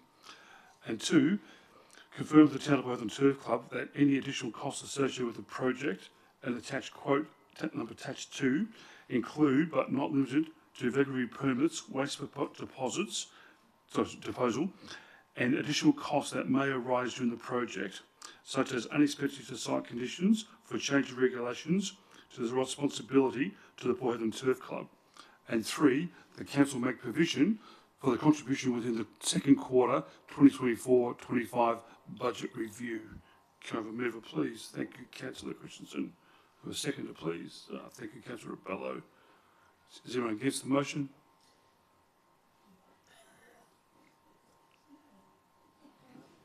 Okay, motion's passed. Done. Unanimously done. All right, let's move on to item number 12.3.1. Okay, here we go. 12.3 regulated services, 12.3.1. We have officer recommendation before it that requires absolute majority vote. The council, 1, notes the business plan for the major land transaction, Kingford Smith Business Park Stage 2B, as advertised in accordance with section 3.59 of the Local Government Act 1995. And 2, note that no public comment was received during the advertising period in relation to the proposed transaction. And 3, adopts the business plan of a major land transaction and the proceeds limited to the business plan. Can I have a mover, please? Thank you, Councillor Bello. A seconder, please. Thank you, Councillor Ince. Is anyone against the motion? Motion's carried. Absolute majority. Thank you. 3.3.2. Turtles? Okay. 12.3.2, turtle nesting habitat. We have an office recommendation before it that requires a simple majority vote. That council, 1, endorses the proposed provision of the vehicles on beach access dune of the eastern edge of the Verge 29052 spoil bank to facilitate turtle nesting, habitat protection and conservation of the dunes. And 2, endorse the proposed provision of dogs identified in the Port Hedland turtle nesting beach location during turtle nesting season, October 1st to March 31. And 3, authorise the CEO to give public notice, 21 days, inviting submissions for consideration required by Part 2 of the Town of Port Hedland Public Spaces and Local Government Property Local Law 2016. And 4, know that the final report will be presented to Council in the commencement of the public notice period detailing any public submission and seeking determination. Can I have a mover, please? Thank you, Councillor Rebello. Someone against? Sorry, seconder? Thank you, Turner. Is there against that motion? Okay, Councillor Rebello.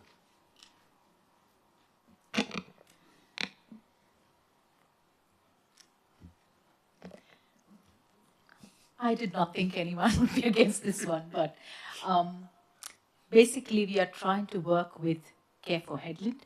We are trying to ensure that we create that better environment for during turtle season.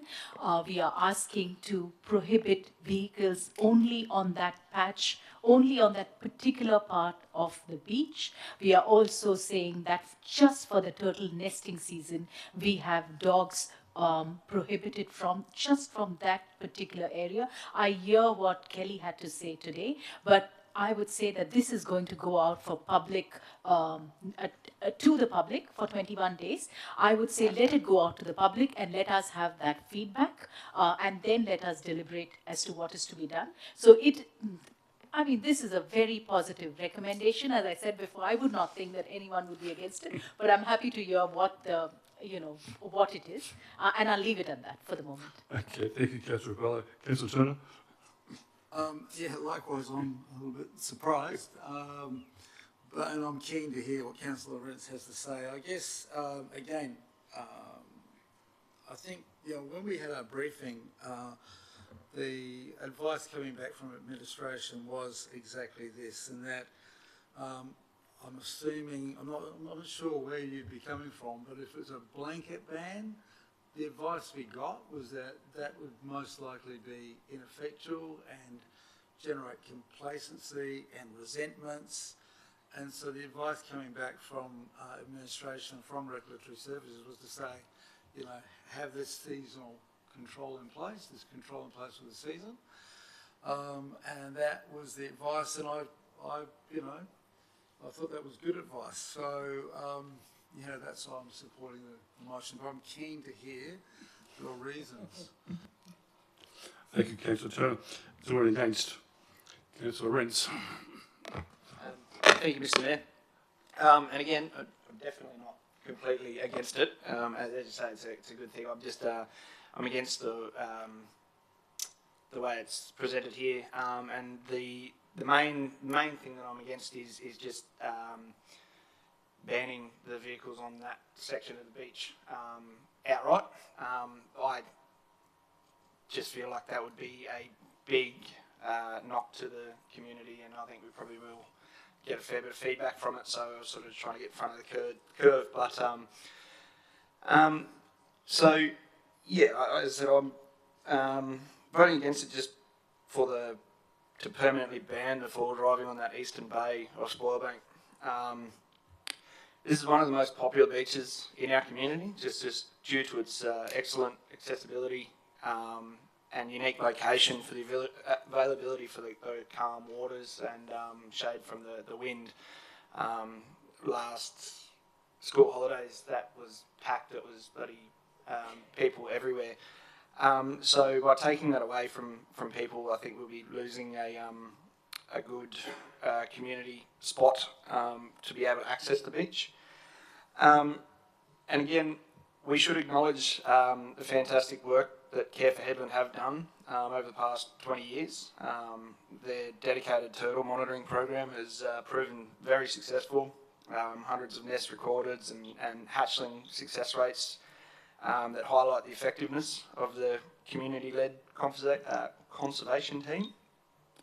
And the fact that just saving tens of thousands of turtle eggs alone in the past 20 years without the need to restrict that 800-metre stretch of beach just sort of goes to show that it is still working. And I was going to put an amendment forward for this sort of at a later it was too late without too much information. So I'm not completely against it, but I would implore that we would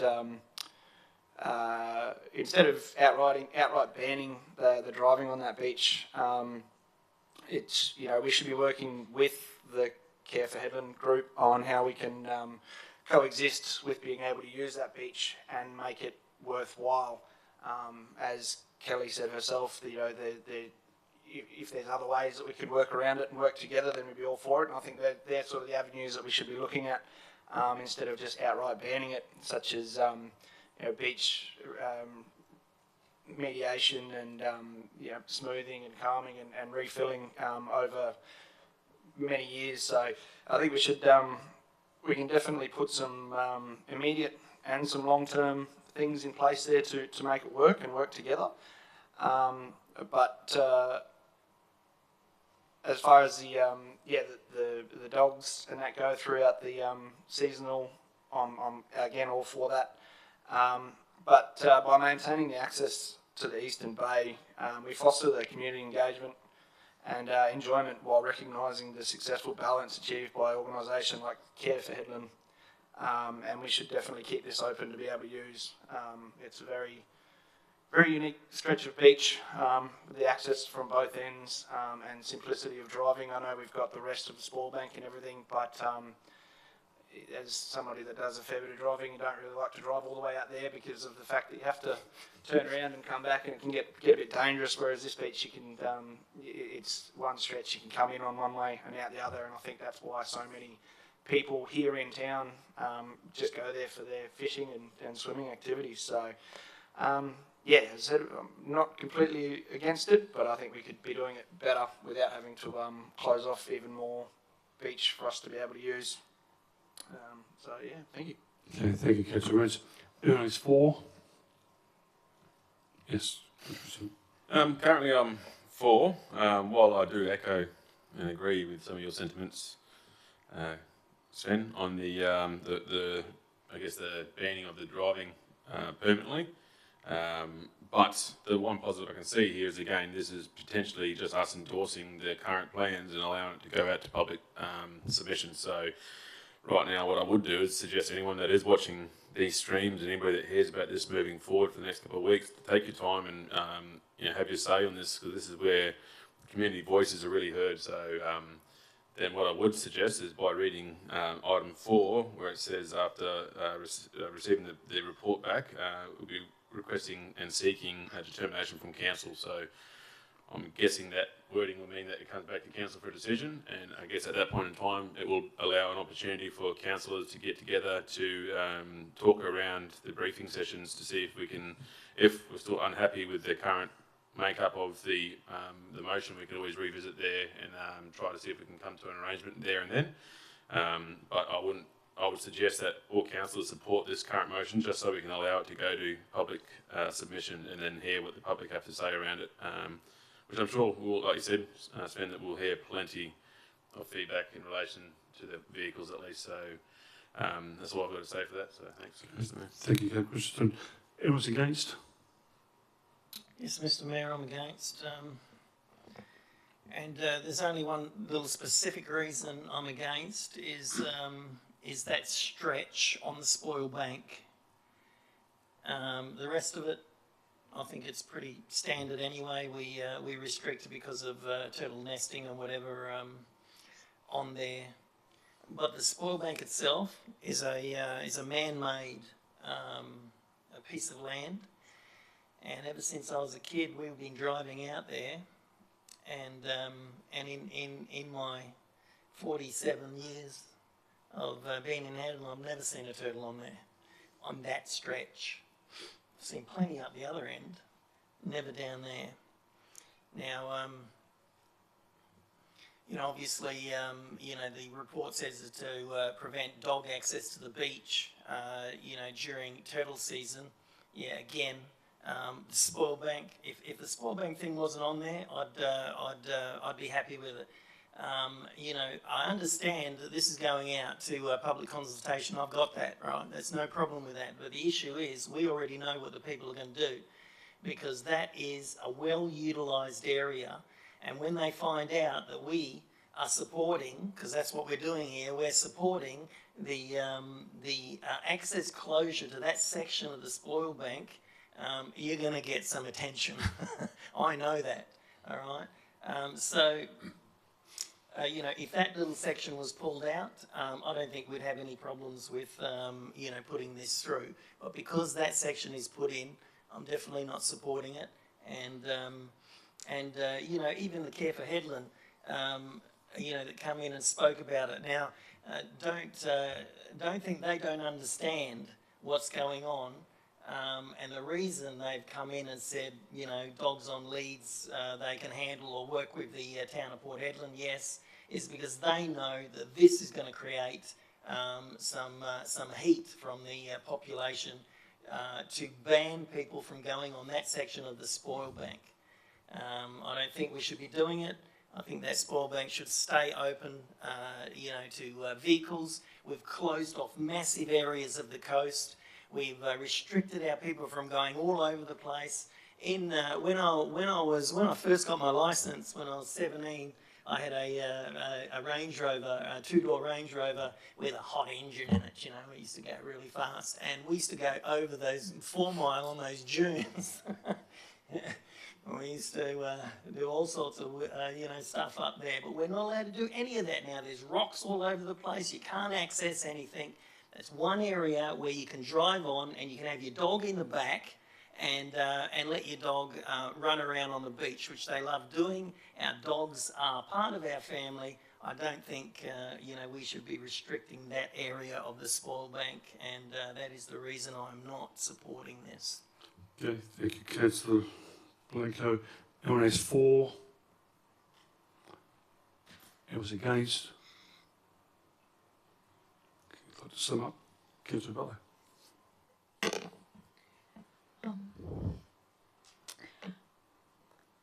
One of the highlights of living in Port Hedland is being able to watch turtle nesting and being able to watch the hatchlings sort of you know, hatch, and that is a magical experience. It is something that we should do everything to conserve. I feel that when people in general know the role they can play in conserving or in helping that turtle habitat, that would really, that gives them the motivation or gives them the reasons as to why those sacrifices that they make of not going there with vehicles are worth it. So just bear that in mind, that it is something which is priceless. I've moved from a different country. I can tell you this is one of the nicest things that Hedland has and should continue to nurture well into the future. As far as not having vehicles on that part, I feel like Care for Hedland is on board with that part. I would also say that let it go out for public consultation. If there is heat from the public, so be it. But let us at least hear as to what people have to say. Yes, and with that, I'll close, and I would hope that council supports it. Thanks. Okay, thank you, Councillor Bello. Okay, I'm going to vote. All those in favour? 3, 4. Those against? There's 4 of a casting vote. Also vote for it. So it's 5-4. Yep. Thank you, councillors. All right. Okay, 3.3.3. 3. We've got the court. Oh, yeah. Yeah, thanks. Mr. Mayor, before you call through to item 12.3.3, I wish to also again declare a financial interest due to my self-owning minor shares in BHP, but enough to be over the limit, and for so I wish to excuse myself due to financial constraints, please. Okay, thank you, councillor.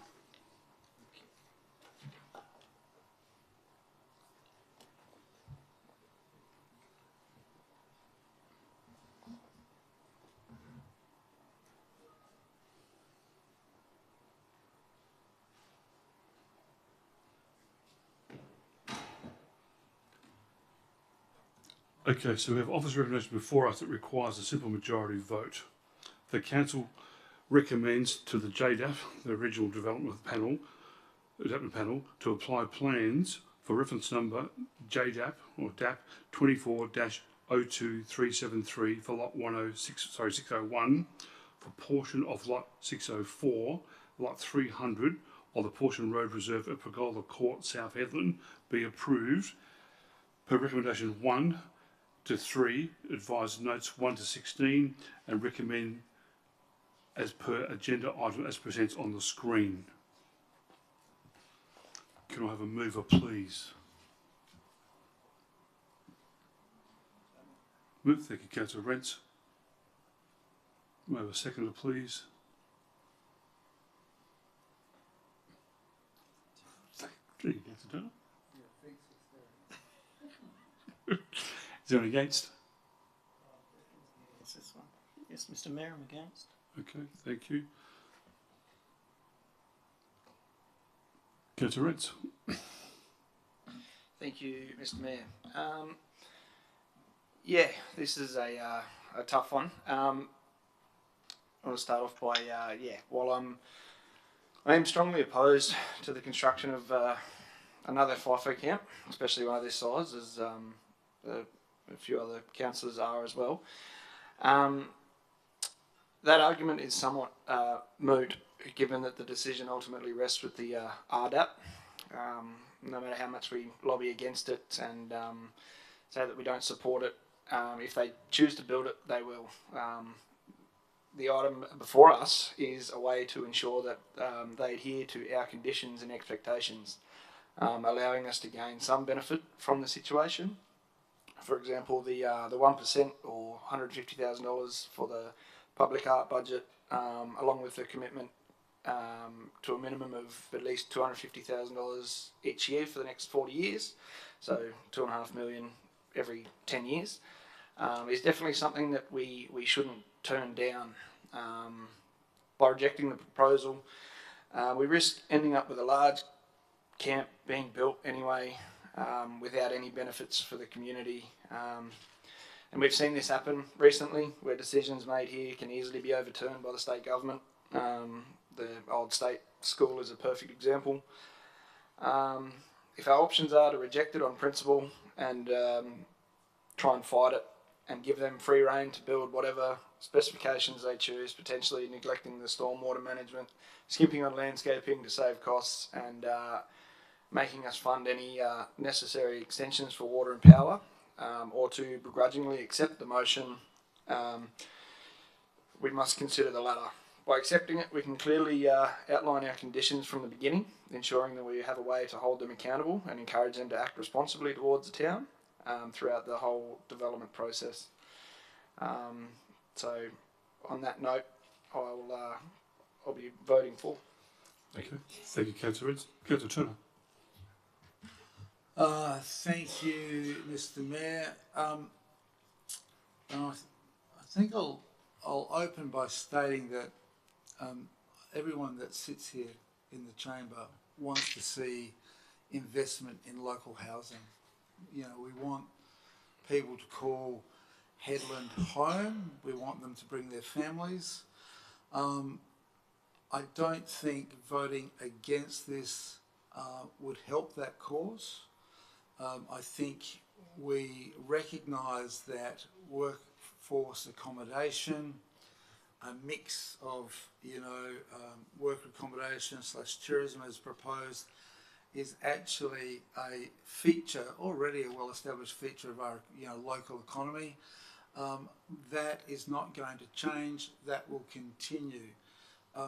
We need to be encouraging of our resource partners and stakeholders like government to continue to argue for future investment so that we can get that housing.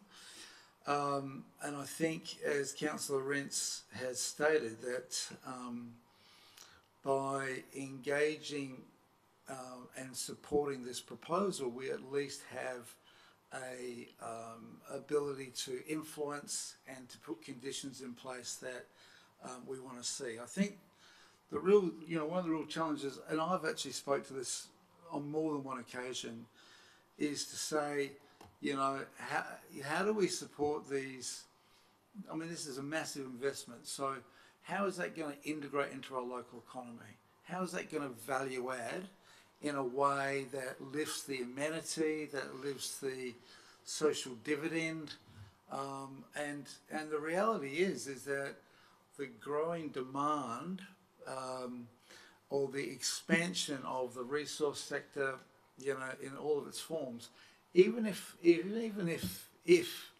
those companies were to say, oh, we're going to build 100 houses, it wouldn't be enough to accommodate the accommodation. So we still need these workforce accommodation facilities. The challenge for us as council is to say, how do we build an inclusive community? How do we build them into our economy? How do we build them into our social life? And what's that conversation? So on that basis, I think the reality is that, yes, we should support this and we should move forward. I think we as a council are challenged to sort of say, how do we do this better so it's not sitting on the side, it's not sitting outside. We need to make it more about how do we integrate that and include that in our community. That will be the challenge, and let's have that conversation with our partners for development. Thanks. Thank you, Councillor Turner. Anyone against this motion? Thank you, Mr. Mayor. Now, I was looking for the submissions that were supposed to be listed in the attachments. We've got them here on the desk, which they were not, attached to the. They were not attached to the item, which is very unusual, because people should be able to read the submissions within the documents we have here, because this is a big deal.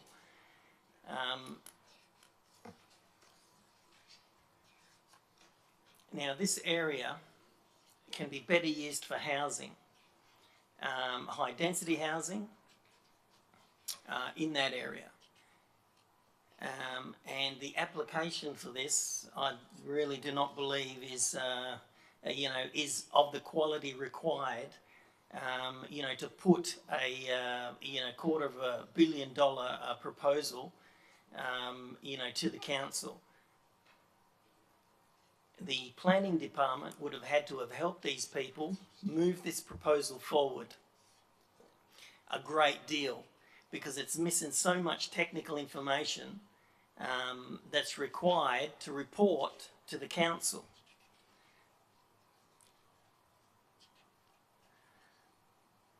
You should not support proposals like this on our land if there is better options for the land. Now, housing is a better option, and this level of development would not be allowed in any other area of the state in a rural zone, and that's fact.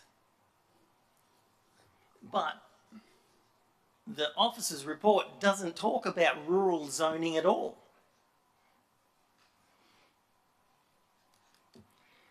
It states here that we should only exercise discretion in extreme measures that are needed in planning, and also have overwhelming public support to that, and that's not the case here. I don't really understand why we've strayed so far from the intent of proper and orderly town planning. The legal advice that was issued in relation to 601 is very, very questionable in my opinion. I'm not surprised this advice has been handed over to the council, considering the council's lack of understanding in local government planning matters, and its willingness to approve anything that's put in front of them. This is going to be detrimental to the future planning of Port Hedland. Now, firstly, the intent of any planning scheme is for the proper and orderly planning of the district. And that's why we've got a scheme with clear directions to ensure we reduce the myriad of conflicts that arise in planning, approvals across Hedland and the process. The advice states in point 9, you should have read it, that planning scheme should be read and applied in a practical and common sense manner. But then it goes on to say in point 13 that clause 34.2 allows the local government to approve applications for development that do not comply with the site and the development requirements. This tells me that the local government can approve anything in our town planning scheme through clauses 32 and 33 that does not comply with the development requirements of TPS 7, because clause 34.2 expressly provides the LG, or the local government, the approval method when the scheme considers it an ex-use, meaning prohibited. Now the scheme text on page 43, which uses the word "this is not permitted," if this is indeed the case,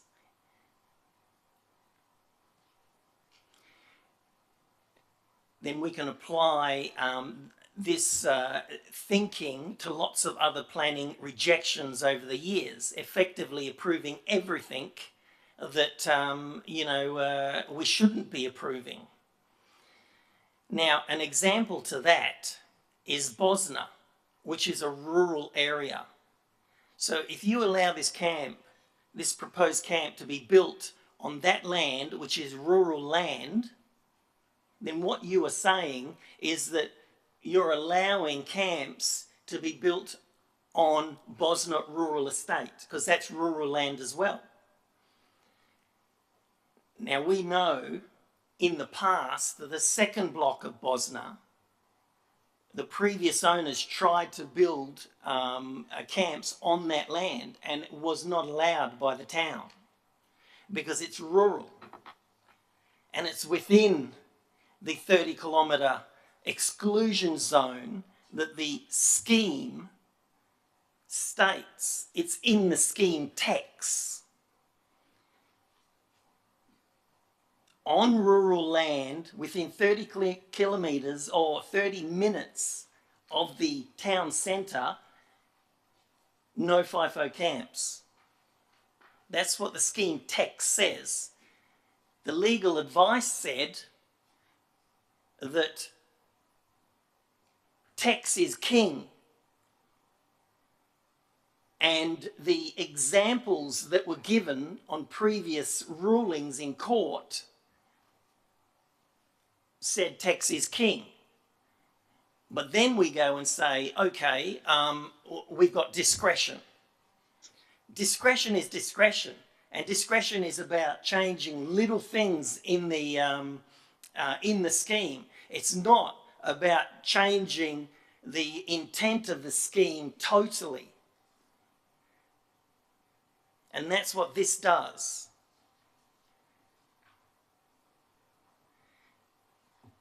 Let's look at the intent of the planning, that can, the wording in the strategic community plan, right? This is the document that is approved by the council, and it's what we're supposed to look at when we make decisions, especially serious decisions like this. And the community strategic plan states in the theme 1, our community, it says 1.2.2, a residential workforce is promoted to industry as the preferred option. And it says advocate. That's on page 30. All right? There's reasons for that. And that's why the community strategic plan says it. How do camps help your youth in the town get jobs in the town they grew up in? It doesn't. There's so many issues related to camps for kids coming out of this school that we've got here and being able to live in the place that they grew up in. Now, clearly, you know, I've spoken to you guys about this, you know, till I'm blue in the face. And, you know, you continue to support additional camps. One's just been removed from the agenda tonight. This is not the direction we should be going in. I wouldn't mind so much if it was a proposal to build a camp and then remove it after 5 years after a development, you know, a industry development finishes its construction. That was the whole idea of the proposals of camps. What you effectively are doing now is changing that proposal, and you're saying now you are going to approve camps in Port Hedland. You're going to endorse camps because we're buying the land, or we're leasing the land to the proponent. So that means we're in business with them. So clearly the wrong way for a local government to go.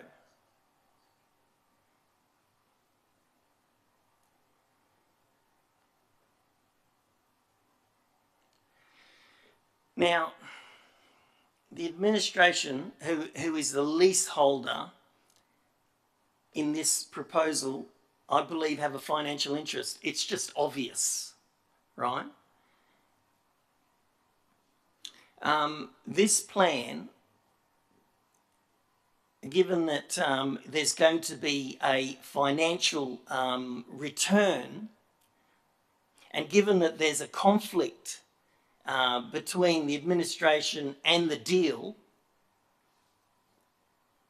I believe the town should obtain an independent arm's length, you know, proposal and investigation to determine if it is consistent with the town planning scheme. Because currently I don't believe that has happened. Because the town is still presenting this to us. There's no independent report here. I do not agree that it complies with the town planning scheme. And I've had some involvement with planning schemes over the years. The text is clear to me. No FIFO camps within 30 kilometres of the CBD in a rural zone. It's quite obvious. We should not be supporting this. And I would hope that the DAP understands, because they only look at technical stuff. I hope the DAP understands that and rejects this proposal. But we should not be supporting it. We should be rejecting it and allowing the DAP to make the decision. Thanks. Thank you, Councillor Bluko. Anyone else for? Councillor Bello. Let me start out by saying that the administration has a financial interest and saying all the other things. It is fairly outrageous to make that statement. I would say that we as a council don't have that technical expertise, and that is why we have administration who are qualified in that field to give us the advice. And I will say this, that I feel that they will give us their best professional advice. So I'm here to say that again, and I'm here to say that on behalf, this is my opinion, and I will say it out loud. And I feel like it is outrageous to say that someone will not do their job professionally. Second of all, with regards to the rural zoning, that matter has been taken, that advice has been sought from the lawyers, and they have come back and provided the advice, and which says that there is that possibility of, not even possibility, this is the way we are going ahead with this is within the rules. Thirdly, I would like to say that the different pieces of land that were there were not productive rural land. In my opinion, and they were at the very periphery of the town. So in my opinion, it's actually you're putting it to use, because at the moment they were not being used at all. Next, this application has been advertised, so the community is fully aware. If anything, as regards the housing, when you have high density apartments like this, one is that there is that the big part of that puzzle is to be able to activate South Headland. The other part is that high density apartments actually frees up housing for people to be able to afford that housing and live in the town. There is another thing I'd like to say. Firstly, it is an RDAP proposal. And so we can only make our recommendations by working with these guys and by having the rate revenue come through.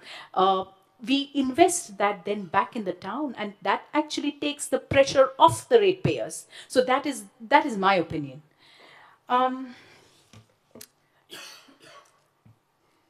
Just bear with me.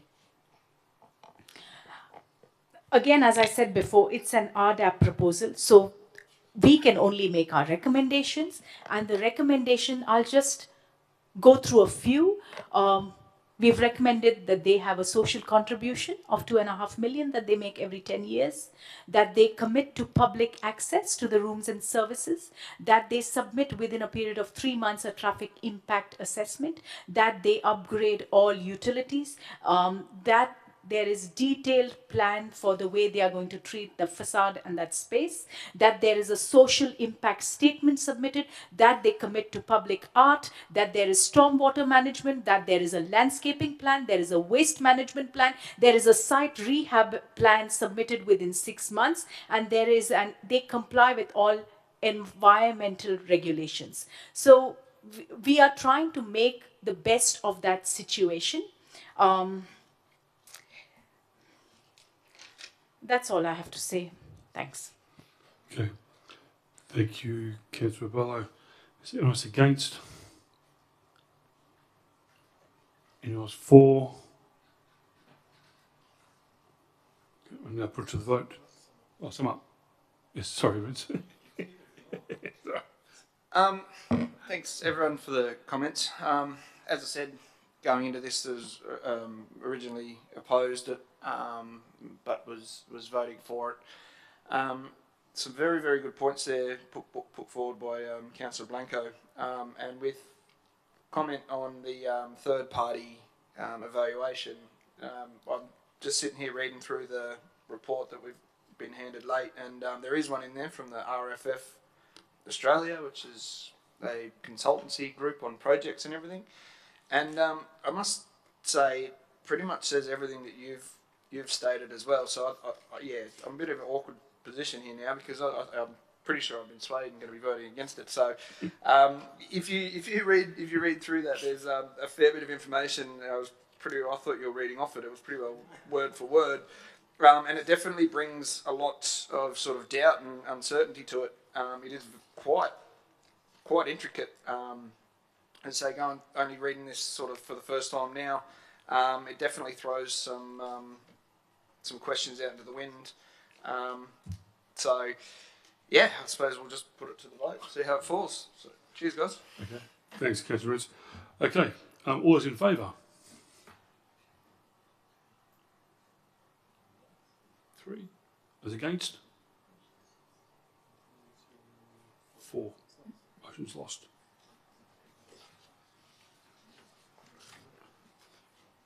Okay. 12.3.4, Jacob. Oh, Councillor Christian, yeah. Sorry, Lee, can you get Councillor Christian back in? Oh, it's all right. It's all right.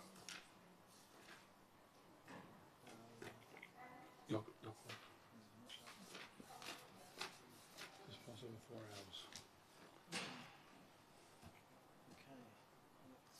Your club.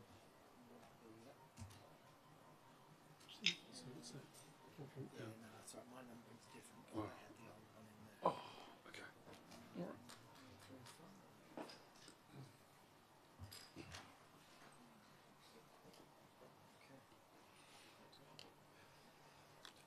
Okay, moving on to Welcome back, Councillor. Moving on to item number 12.3.4. Adoption of the business plan major land transaction in the former yacht club premises. We have an office recommended before us that requires an absolute majority vote. That council, 1, note the business plan for the major land transaction, the former premises of the Port Hedland Yacht Club, has been advertised in accordance with section 3.59 of the Local Government Act 1995.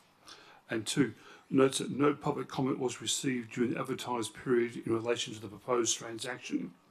3, adopts the business plan of the major land transaction and proceed the implement business plan, and 4, authorise the CEO to lease the premises to the preferred proponent for an initial term of 10 years plus a further 5 years and a second term of 6 years.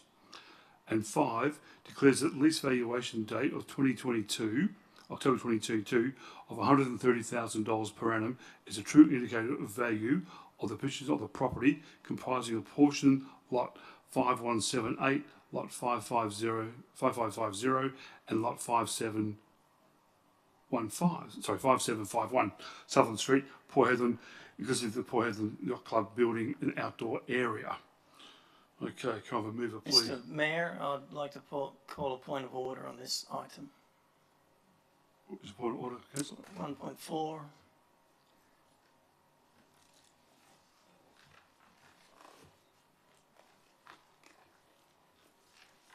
I'll quote the Act. 5.21, Regulations 525. So the regs, in the Local Government Act, 525E, and then the regulation 10.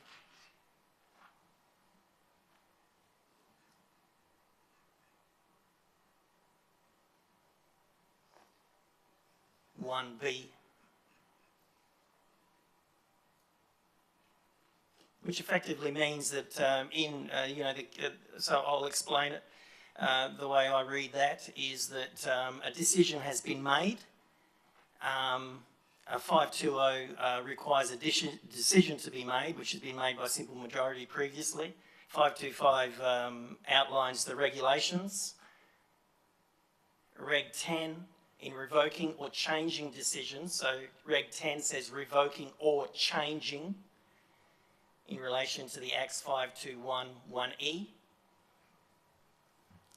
Again, it talks about changing decisions must be supported. B says in any other case by at least 1/3 of the members of the office. So effectively, you forced me to put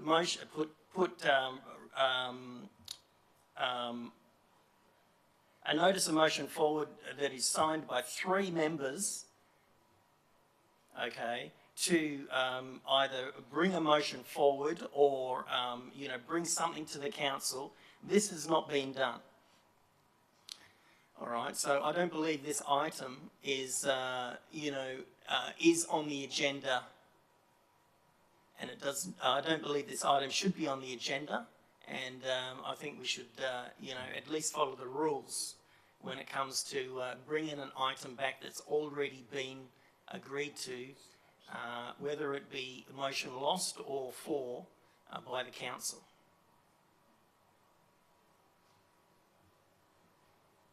Just give me 2 seconds, Councillor.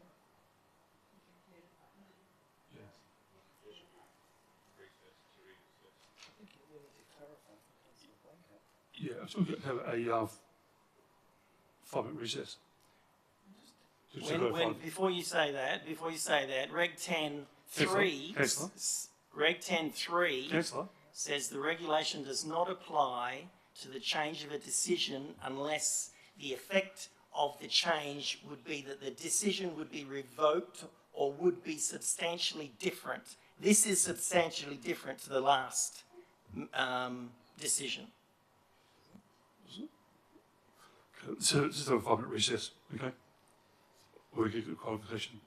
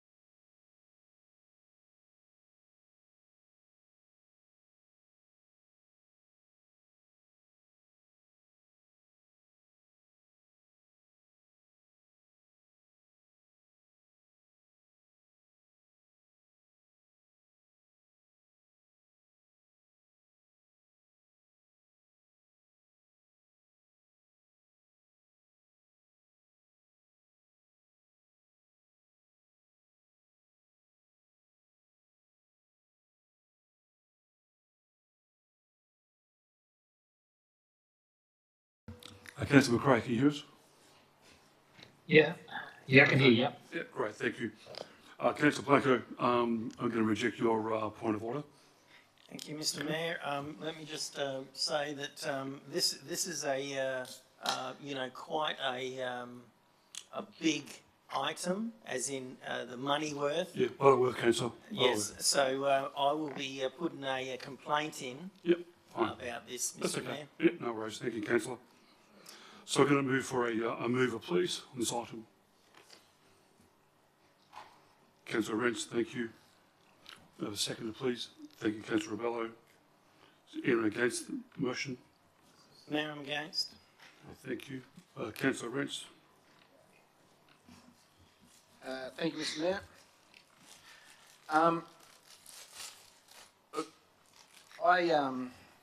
I'm in strong support of the motion to adopt this business plan for the yacht club premises.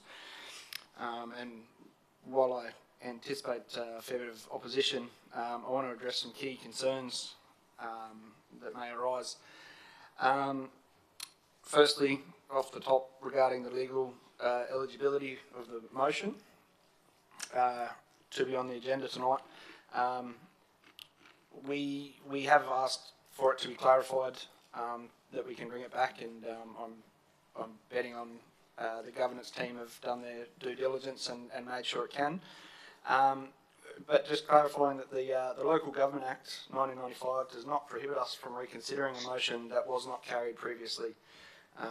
The argument that lost recommendation cannot be brought back is unfounded. The case cited in the report merely outlines the procedural aspects of decision making, but does not state that we are barred from revisiting this motion. It is well within our rights as a council to deliberate on this matter again, ensuring that we make decisions that best serve the community's interests. Next, I'd like to address the assertion and the comments that have been made, especially on social media, that we are stealing the yacht club from the community. The reality is that the Port Hedland Yacht Club Incorporated entered administration in February 2022 and subsequently entered liquidation.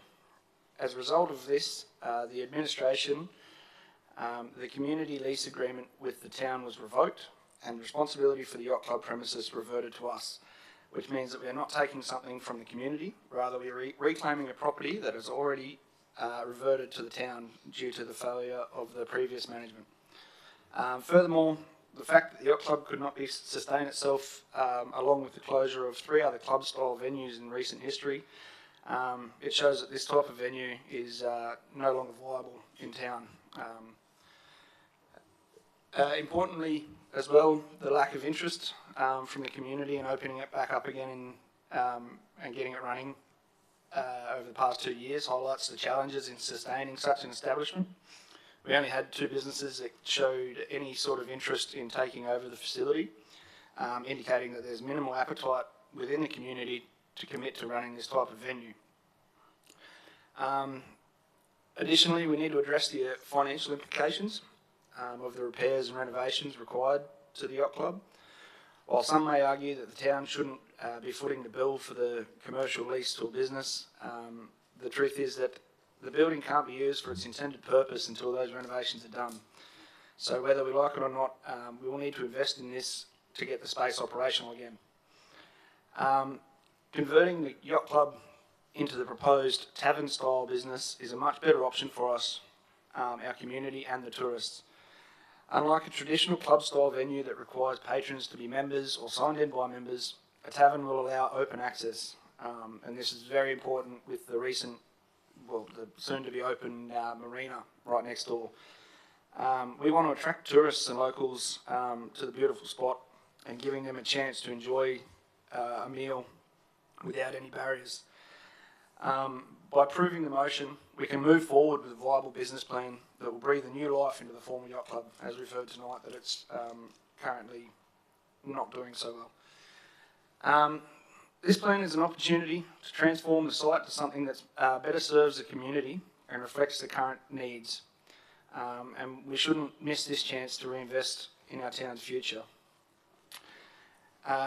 So in conclusion, I urge fellow councillors to support this motion and be open-minded and willing to give it a shot because it is something that needs to happen. We can't have that building going derelict and out of use for much longer, not with the marina coming online. So I'll leave it there and wait to sum up. Thank you. Good. Thank you, Councillor Grets. Councillor Rebello. Firstly, for the benefit of public in the gallery and those listening in online, this item was brought in last month. It had a simple majority. It did not have absolute majority. Basically, what it did was to provide no direction to the CEO, nothing legally binding that can be done. And so it means that there is no decision made. The job of the council is to make that decision, and hence this item has come back to council. So we've sought that legal advice, and this is the specific reason why it has come back, because there has to be a decision made on it one way or the other. You can't just leave it there and have nothing legally binding for the CEO to then implement. Right. It's called, again, a major land transaction, just for the benefit of the public as well, because the prescribed value is above 2 million. That is of the works and the lease over the period of the lease, and hence it is called a major land transaction. But what is essentially being done is that there would be refurbishments to the building and the landscaping with the intention of then giving that property up, putting that up for lease to a third-party food and beverage provider and entering into a hospitality agreement with them. It is a 10-year lease that has been proposed, and this has come before to council, where it has been through an EOI process. So let me say this. Previous considerations and council decisions has been over a 2-year process. So with the yacht club, the way it was liquidated, as a consequence of that club entering administration, the lease had to be revoked, and that the responsibility of the yacht club premises and the grounds came back to the town. And the town also wrote off the bad debts, which were incurred at the time. So those bad debts had to be written off. So there was a significant financial implication there. So since then, there has been significant or substantial works done to the building. We've undertaken a public procurement process, and like Councillor Arens mentioned, after a long EOI process, ultimately we had only 2 applicants where we could consider it, and then after a lot of negotiation, we've reached a place where it is finally a win-win situation, where the council wants to activate that space and has the confidence that this particular service provider will be able to do that. So it's been a 2-year process. It's been a very long process. We finally found someone who can activate that space. Let me also say this here, there is no other alternative from a business angle of us managing that food and beverage space, because that is clearly not the core business of the town. That is not where we should be going. What we should be going is in a direction where you're giving it to someone reliable who can activate it for the benefit of the whole community. With the marina development, that is what you want to see. So finding a different use for it or trying to activate it ourselves would be just missing the plot. That's not where you should be going. That's not the direction council should be taking. If we don't pass this, it's a huge missed opportunity, and I can speak on behalf of all that we have heard in the past month, that we would be disappointing the Headland community at large, and there is strong interest in that the town progresses with this and activates the yacht club space. So, and there is also a strong desire that it becomes a hospitality venue. So given the above, I would also, just for the record, want to state that at the 29th May OCM, Council unanimously approved the allocation of funding for the building refurbishment and authorized the CEO to enter into an agreement with the preferred proponent. So this is something that in the past Council has agreed on. It went for community feedback or for public advertising and endorsement. We have received no public submissions. So I would think the logical or the next, organic step would be that we go ahead and vote on this or support this proposal. And I would urge my fellow council members to go ahead and support it. Thank you. Thank you, Councillor Rebello. Is anyone against the motion? Mr. Blanco. Thank you, Mr. Mayor.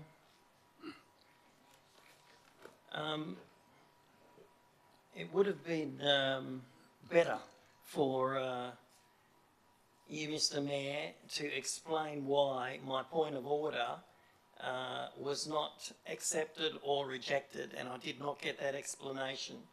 All right, so you should be providing it, so then we have an understanding of whether I am correct or what the administration has come up with to reject such a point of order. I'm fully aware that ratepayers will be repairing that building regardless who goes in there. We know that.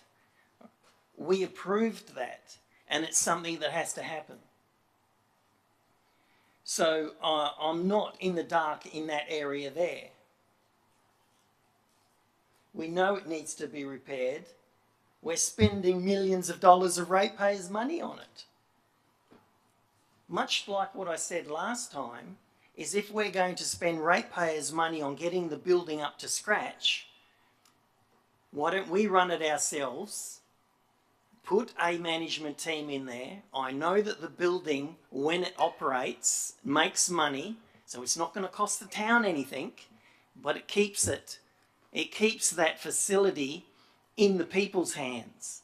Because you know why? Because why that's a good idea is because the people actually built it. The town didn't build it.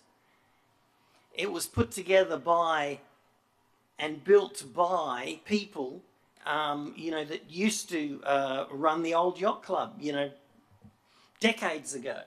They put it together. And I think most of the people in the town want to see that remain in the public hands. But to get there, we're going to have to spend money. We know that. To get there, we're going to have to get someone in to run it. And I think a good management team would be able to do that. I don't think it's going to be too much of an issue. Clearly, the council doesn't want to go down that road. I think it would have been a better decision to go to do that. Now, in relation to spending millions of dollars of ratepayers' money and then giving it to a business to operate, what I want to know is, how much money am I going to get off ratepayers, right? When I want some repairs done on my building, because I'm a business, and I should be allowed to request that. I should be allowed to request that the council pay for my repairs on my property and other businesses as well. Because that's exactly what's going on here. Now, let's look back in history and find out what happened to the Dome deal. That was a building that was on the... it was an old building that wasn't being used on the heritage listed town list. We did not pay for the rebuild of that building. Dome paid for it. We just allowed them to take the building on, and they did all the renovations on it. Ratepayers didn't pay for that, and now they use that building, for their business activities. So why haven't we done exactly the same thing there with the yacht club? If a private business wants to go in there, why don't they pay for it and then take it over? I'll be happy with that. But that's not the case here. We're using ratepayers' money to bring it up to standard, and then we're going to basically give the property over to them. And when you do a major land transaction and this sort of stuff happens, it's much the same as the deal we've done with the airport. Okay, they're leasing it off the town, yes, but they actually own it. By law, they own it. And that's what's going to happen here. So we're paying millions of dollars out on renovations, and then we're going to hand it to a private business. That's fine if you want to do that. But when some private business comes up and wants hundreds of thousands of dollars off you to rebuild their property, then you will have to consider that as well. We'll see how we go with that. Thank you, Councillor Blecko. MRS 4. Yes, Councillor Christensen. Thanks for the debate so far. I don't know where I stand with what you just said, Councillor Blanco, in relation to somebody coming in and wanting us to spend money on their building, but last time I checked, the Yacht Club building is ownership of the town of Port Hedland, therefore we're spending money, or ratepayers' money, repairing and bringing up to spec a town of Port Hedland asset that will be leased out. So while I was not a big supporter of this idea going forward from the start, which was about 2 years ago now, again, it's about continuing the journey that council prior, and while I was still on there, has agreed to and moved forward. First and foremost, I think it's just about time that we get this building up and running. Right now, I think majority of the people of Port Hedland would just prefer to see this place up and running, regardless of who's running it. Personally, I think it's well and truly overdue to have a beer and a fish and chips at the location. We had a conversation as well. I want to bring to attention that about a year and a half ago, 2 years ago, we started talking around diversification of revenue for the town.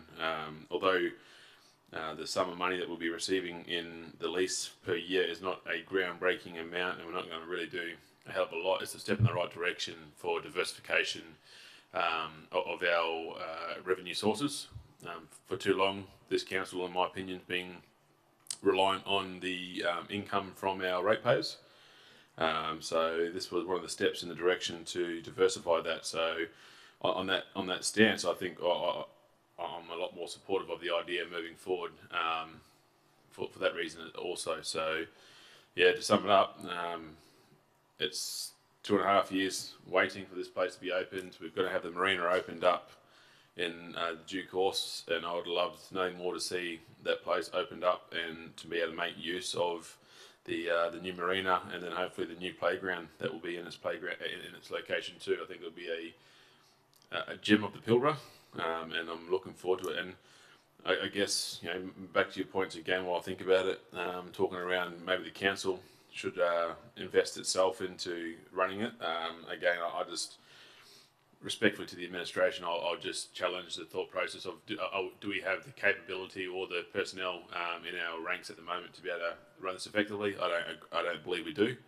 Again, I'm not in any way, shape or form understanding of the matrix of the employment, but again, from what I can see from the general positions that we've created and we can see in our employment plan, I don't think we have that expertise that will be required.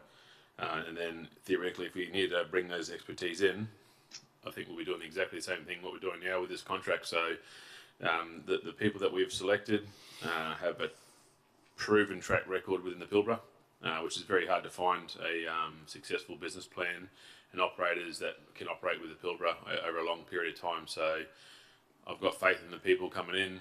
I've got faith that the community want to see it opened. And again, I think it's a win-win for both parties here currently.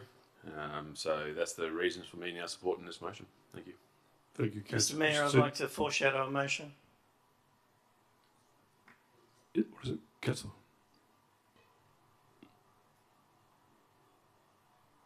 Right. The motion would be that the town of Port Hedland spend the money in repairing the site as per the previous resolution. And item 2 would be something like the town operate and manage the site after the repairs are done.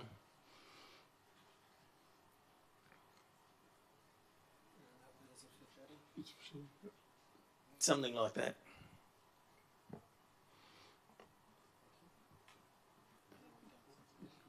Is anyone against that motion? I want to foreshadow a motion, Mr. Mayor. So the motion will be the intent of the motion, Mr. Mayor. Okay. Back to the original motion. Okay. Is anyone against the original motion? Yeah, I'm against Metco. Okay. Go ahead. Thank you. We're all on the same page with regard to wanting this building operational. Clearly, the last 2.5 years, it was never going to be operational with the construction works going on around it, and that certainly played a part in the demise of the previous business because it was still operating when construction started there, and you had to drive through a construction site to get in there, and it was a little bit, it was just, you know, it just became almost dead overnight because it was, you know, there was a bit of confusion around that early construction phase. Now, we did obviously, we've all agreed unanimously to, you know, spend the money, get the building back to where it needs to be, and ex-councillor Jan Gillingham mentioned tonight that the lawns have sort of been let go on the trees, and obviously there's a bit of that's all come about through the construction that's happened around it, and I guess the town not wanting to impinge on the construction cycle of building the marina. But this space is going to be a very special space for the town. Obviously, the town and the state government, everyone's worked together to make a really amazing area down there with this new marina. It's obviously a lot of energy, and there's a lot of it's going to be a real tourist destination for the town. I sort of concur with Councillor Blanco's suggestion that we could certainly, if we're going to spend our people's money to do the building up, it is our building, so it's got to be done. But I sort of don't understand the thought that we couldn't find the staff within our people to manage and run that place. Of course we couldn't, because we don't employ chefs and bar and restaurant managers in our team right now. But those people are easy to find, and certainly it's run as a business and run well, and it's almost an impossible business to lose on now because of the location we have built for it, particularly with the marina. So I just really I kind of reject the premise that we couldn't run as a town. We've discussed before taking over running of the Tourist Information Centre, and these are things that we can do. There's a lot of things we can be taking in-house and to save the town some money and actually make the town some money. So I just feel that, as Councillor Christensen said, there's not a lot of rent money to be made out of this, but certainly I think we're missing a really golden opportunity as a community to put on to really make this, to make it ours, and it'll be great no matter who runs it, but giving it to a private business that it's kind of, I don't understand why anyone would do that after we've just spent over $100 million building a beautiful marina and building the atmosphere and doing everything that any business. We've built the location. The location, when it was just the yacht club prior to the marina being built, it was, it was near the water, but it was really, it was a dud location. We've created the best business location possibly on the Pilbara coast, and then just going, giving that away to a private business when we as ourselves as a community, we could take that on and be something we could be super proud of and be running it, as the town of Port Hedland's own entity. I think we'd be missing a really golden opportunity. And so, yeah, as far as what Councillor Blanco mentioned with his foreshadowed motion, that's certainly, you know, the way that I would be thinking about this, because it's something that I'm certainly very proud of what, you know, the town has put together there with the marina, and certainly I know once this club opens again, it will be a thriving business. The town craves that place open again, and you know, I don't think it makes any difference if it's us or a business, private business running it. It'll be run well. It's got the ambience, it's got the location, it's just got everything that a business of that type and a town like Port Hedland badly needs. So, as I said, if a private business goes in there, it'll still be successful, but I think we're missing a great opportunity to really bring the community together and make, you know, this is Port Hedland's area. This is not some private business. This is you know, this is something that could be really you know, could really do huge things for the community in the town of Port Hedland. So anyway, I just hope people can consider those things and think about that in your vote. Thank you. Okay. Thank you, Councillor Cray. Anyone else for? Anyone else against? Yes, I'm actually against it. I'm more worried about the leasing plan doing a 10 than over 21 years. I would rather see a 5x5 to start and then an extension. I just want to reiterate, I understand a couple of the debates where that they're saying that there was only 2 applicants. Originally there was actually, I know of 4 people that were denied in the big process leading up to it, and then they've chosen the 2 and now 1. The 130,000, is it going to cover the maintenance that we have to do every year, or is that going to be another burden to ratepayers? I know it needs to be activated. I think that I agree with Councillor Blanco and that there is people out there that would actually go in and manage it and reactivate that place. But it's a decision that I suppose all of us have got to go with, and the decision that we make, hopefully. But that is a place that I think it's just, we just need to think about it. I just think that the 10-year lease is a little bit too long. I'd rather see a 5x5. And then further 5 years after that, because as I say, we're giving it away. And the other thing that worries me is the 130,000 going to cover the cost of the maintenance on that building per year for the town of Port Hedland. Okay, thank you, Councillor Butson. Anyone else for? Anyone else against? Okay, put some up. Councillor Ritz.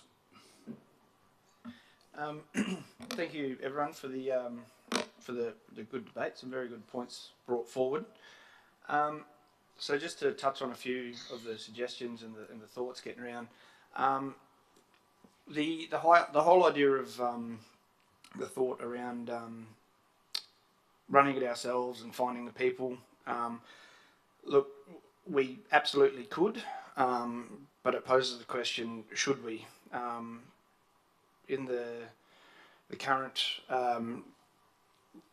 sort of state of the administration, and then the hearing of the overload and how flat out we are, and we do have a lot on our plate. Is it something that we need to that we would want to take on and have to worry about? Not to mention the rules and the regulations and everything is just in running a business like that is so far out of our wheelhouse, so to say. So you know, the other option comes up of getting specialised people in and employing them and adding more people to the FTE and more people to the budget. Getting some professionals in to run it for us is essentially what we're doing by getting getting the business, the operators in to do it. That is exactly what we're doing, getting someone in to run it for us. We just don't make the profit on it. Again, it's not in our wheelhouse to do so. And the discussion around most people, hearing the community wanting it to stay and, wanting it to stay within the community and keep ownership of it. It's pretty hard to sort of make that argument when, no public comments were made, no replies were made to the advertisement of it. and you know we only had sort of one person here tonight to talk on it. Again, going through the again that you know we're all voted in and to represent people of our community and that, and I think I must just run in different groups because everybody that I know and talk to, they sort of couldn't care less who runs it. They just want it open, and they want it coming back on. Again, to touch on what Deputy Mayor said, the argument around having people from businesses coming and requesting repairs to their businesses, it's a bit of a chalk and cheese. Again, as Councillor Christensen said, that you know, private businesses or they're not the town's responsibility. They're not our assets, so we don't have to keep the upkeep on them. Whereas this is touching on the dome deal as well. Again, not too over what that deal was and what happened there, but you can just tell purely by the name that it's a different case. That they're much bigger business, much more bankroll, and they wanted it, so they made it happen. Whereas the fact that we've had to do so much negotiation proves that the operator that we've just chosen have stated that they could take it or leave it. Essentially, we need them to run it. And while I do hear the comments from Councillor Butson that you know the lease term is probably a bit too long, but we tried to negotiate that and it wasn't accepted. So that's just the way it is. We certainly just need this open. Councillor McRae's was right on the money. We're all asking for the same thing with just different ways of going around it. Fact of the matter is that this is the option on the table, and currently it is, as far as I see it, the only option on the table. Because running it ourselves, that's, while it is possible, not viable. At the end of that, as I say, if we were to give it back to the community and to run it as a club again, I'll refer back to my original opening statement that the club venue style just isn't working, hasn't been working for a while, and we would be cutting ourselves out of a lot of tourist satisfaction by cutting them off from being able to go in there and making it a club. Having it as a tavern, as it's intended, will be much more beneficial. So I'll leave it there, but I thoroughly encourage everyone to get behind it and make something happen with this sooner rather than later. Thank you. Okay. Thank you, Councillor Rents. Now put to the vote. All those in favour? 5. Those against? 3. Motion's carried. Thank you, councillors. All right. 12.42? Okay. 12.42. Award of RF2 for 2505 Beach Access Staircase Shade Structure, Southern Street Seawalls. We have offered arrangement before us that requires an absolute majority vote. The council, pursuant to section 6.81B of the Local Government Act 1995, amend the 2024-25 annual budget as per in your agenda, as presented on screen. Can I have a mover, please? Move, Mr. Mayor. Is that the seawall one? Yes. The stairs? Yes. Yeah, mate. Yeah, that's fine. I'll Okay, move that. Councillor Plenko moved it. Councillor Rebello seconded it. Is anyone against the motion? No, motion's carried. That's a majority. Thank you, councillors. All right, next one. Recommendation 2. Which is that one there. Okay. We have officer recommendation before us that requires an simple majority vote.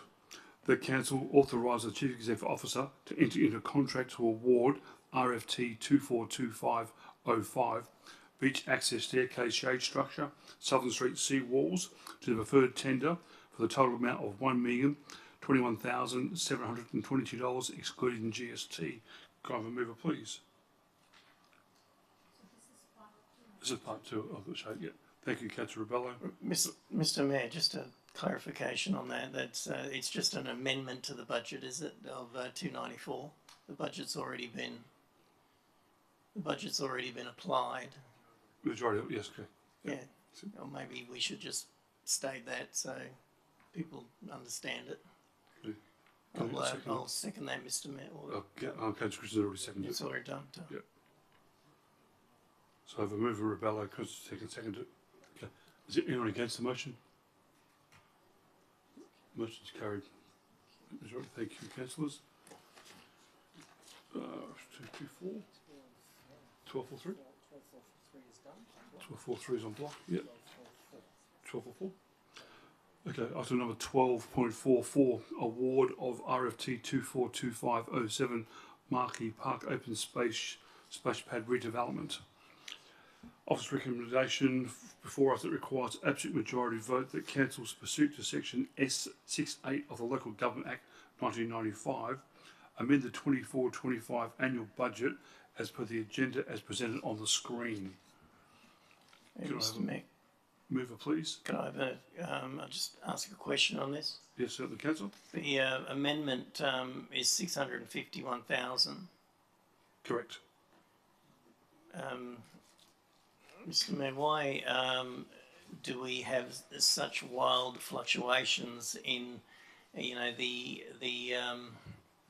budget that's been applied, and then, the adjustments that are made? Do we not have better ways of getting pricing on these things, Mr. Mayor? I'll put it through Steve to answer that for us. Yeah. Thank you, Mr. Mayor. Through you. The budget amendment of the $651,000 is bringing the initial allocation of funds out of the carryover reserve. So the project was put into there prior to this. We didn't bring it out as part of the current budget, so that's what that's doing. And the additional 382, that's to bring the funding up to what the market tender price has been from the strategic reserve, which funds our capital works. Yes, so Mr. Mayor, again, so it's amendment of nearly 400,000 then. Why are we having this presented to the council with changes of those sorts of amounts? We should be closer to the to the cost of the project when we first put it to council, and then when the budget is developed for these things. Why is there such a big variance? What's the problem? Director Lee, do you want to? Yep. The market. Okay, thank you. Mr. Mayor, again, our market is the same. We expect higher prices. Are we putting these proposals to the council at a reduced cost to make the council pass them, and then increasing the cost later? I don't think so, Councillor. No. Well, Mr. Mayor, then can I get a reason why we have to add another nearly 400,000, to the quoted price, the original budgeted price? That is, what is it? 60%? Oh no, a 40%, increase. That's crazy. The director's already answered that question. It's the market. Thank you, Councillor. Through the chair, if I may. Yes, Councillor. Can I please move a procedural motion that the motion be deferred? There were some conversations that were pretty early days in the briefing where we talked about potentially removing elements of this project, which will bring the cost back down to a reasonable level. Can I please ask that? I'll see what the appetite is for that procedural motion, please. Okay. Yep.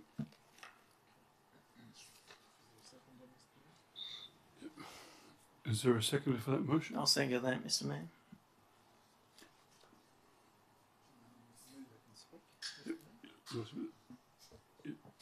Well, I pretty much touched on it just before, just then, saying that I think that right now There's a lot of questions around the dollar values fluctuations. If you look through the motion, it's pretty detailed on where, pretty clear on where the costs are going to be attributed to. It's to the playing elements of this area.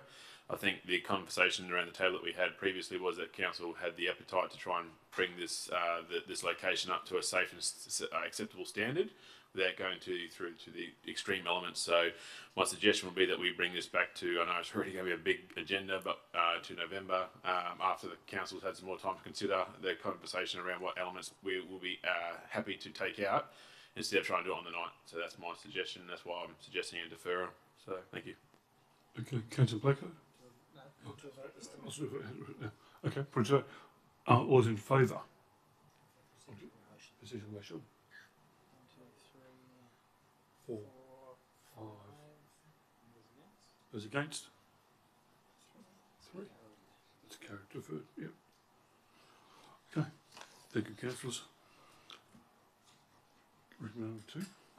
Mr. Mayor, there is a second officer recommendation, but given the deferral, it makes sense to defer both items. Don't know whether council wants to move and second that way, but Councillor Christensen, was that your intent? Sorry, what second motion? Are you talking about the second motion with the playground? Yeah. No, I'm happy to go with it. I'm happy to talk about it. There's a different conversation.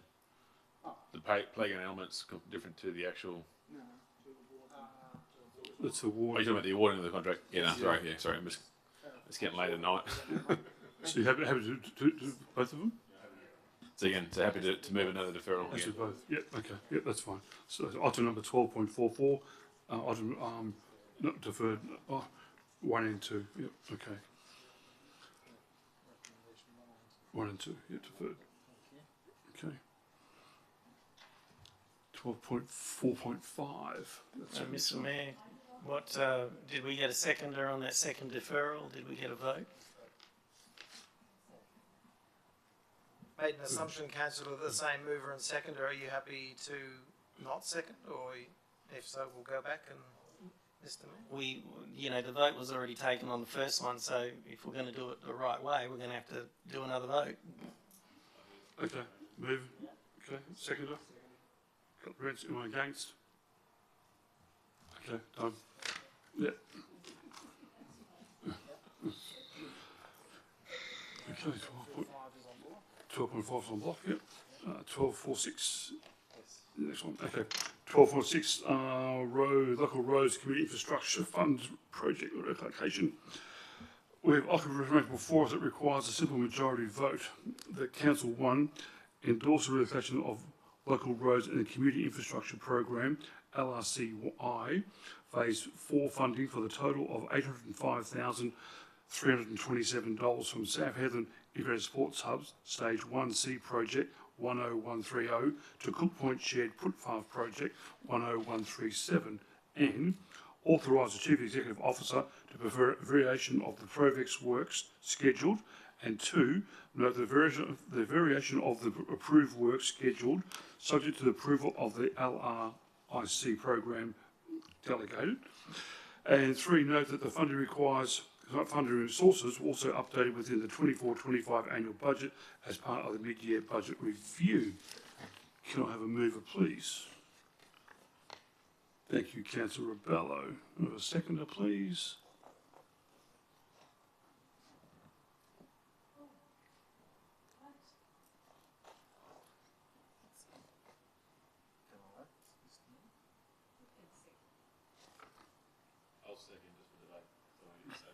Okay. Is anyone against? Oh. Okay. All right, Councillor Rebello.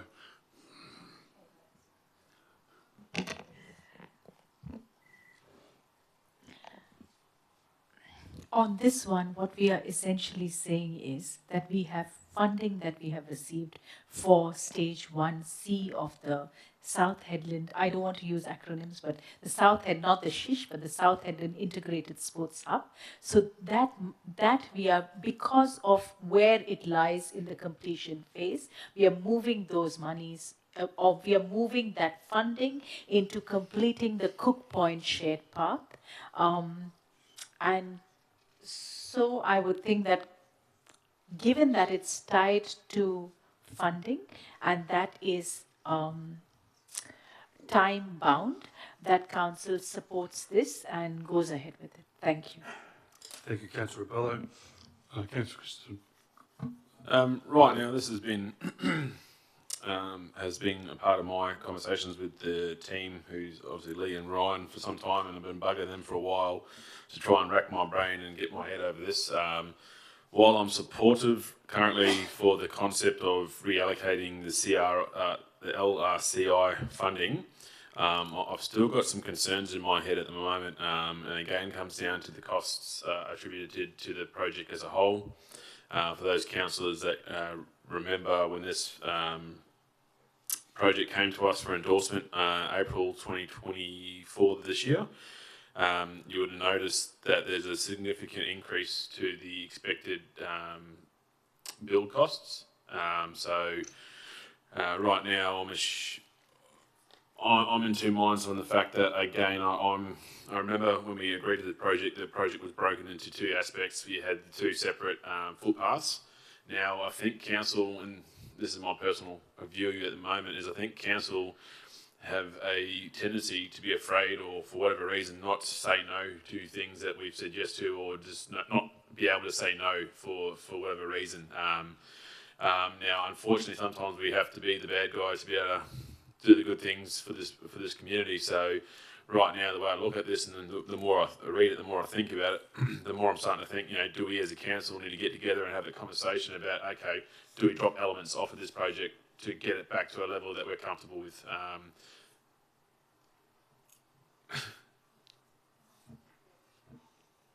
I don't need clarification. I'm pretty confident with what I've got. So I said there's two sets of elements here. Now this is the issue, I guess, with council at the moment, the way that we operate with coming into these meetings, I guess, in a rushed state. Again, this is notice was put on us a week ago. There's been 20 plus items on this agenda. Some of them are substantially large in size. So obviously there's always going to be some concerns and some issues when it comes to this late door knock, having these conversations. So again, during this debate, if I raise any of concerns, this is where other councillors need to understand the standing orders to be able to call for specific procedural motions if they feel that they need more time or more adequate preparation, or if they think I'm, speaking out of turn. We're here to self-check and self-regulate one another. So I'm always happy to be corrected on that note. But again, back to my point, it's a substantial increase to this cost, to the tune of, if I'm correct, around $600,000 had to be corrected on it. But again, it's up there. It's I think we agreed on a $1.7 million build, and now it's looking about 2.4 is the numbers, if I'm reading them correctly. So more than happy, again, for now to hear what everybody else has to say, to see, because again, I'm on the fence at the moment. Happy to have a hear what everyone else wants to say about it, and we'll go from there. Okay, thank you, Councillor Christensen. Anyone against? Councillor Ritz? Yeah, thanks, Ms. Mayor. I'm a bit the same. I'm on the fence as well. I was sort of keen to hear what everyone else had to say about it, to hopefully be swayed. So I decided to speak against it. But my concerns sit very similar to Councillor Christensen's and the previous motions issues of the total project cost, and you were dead right there. Councillor Christensen, it was 639,000 plus some increase from when we first put it in, and understanding it more than likely is the market. That's fine, that's understandable, but I'm more willing to lean the way of getting that price down. However, we have to stick to the forecasted budget of what we originally said we were going to spend, as Councillor Blanco was alluding to earlier on the earlier motion, that we say that we're happy to spend this amount of money, and then it just seems like every time that we come up to do this, we have to make amendments and add more money and add more money, and it just creeps out. So for that reason alone, I'll be voting against it. Thank you. Okay, thank you, Councillor Rhodes. Everyone is for the motion? Anyone against? Mr. Mayor, much the same as what I said previously, but I won't say it so long. If we continue to approve substantial increases in project costs without pushing back, the same thing just continues every time we get a project put in front of us, and the costs continue to increase. And remember, what I keep telling you guys is it's not your money, it's ratepayers' money. And we need to be scrutinising it. If a project comes to us and it's $1.2 million, then I expect it to be $1.2 million or within the percentage ratio of increase or decrease in that area. I don't expect it to be going up double-digit percentage ratios. We should know what our market is. We should know what things are going to cost. And there should be a variance in there, and we've been told there is. We've been told there is a variance in there that captures these costs. But these are dramatic increases, and we should be pushing back. Thanks. Thank you, Councillor Blinker. Anyone else for? Anyone else against? Can I foreshadow a motion so we can capture, so if this does fail, we can at least capture the ideology that needs to come back to us? Before you do that, I just want to ask Lee, did you want to?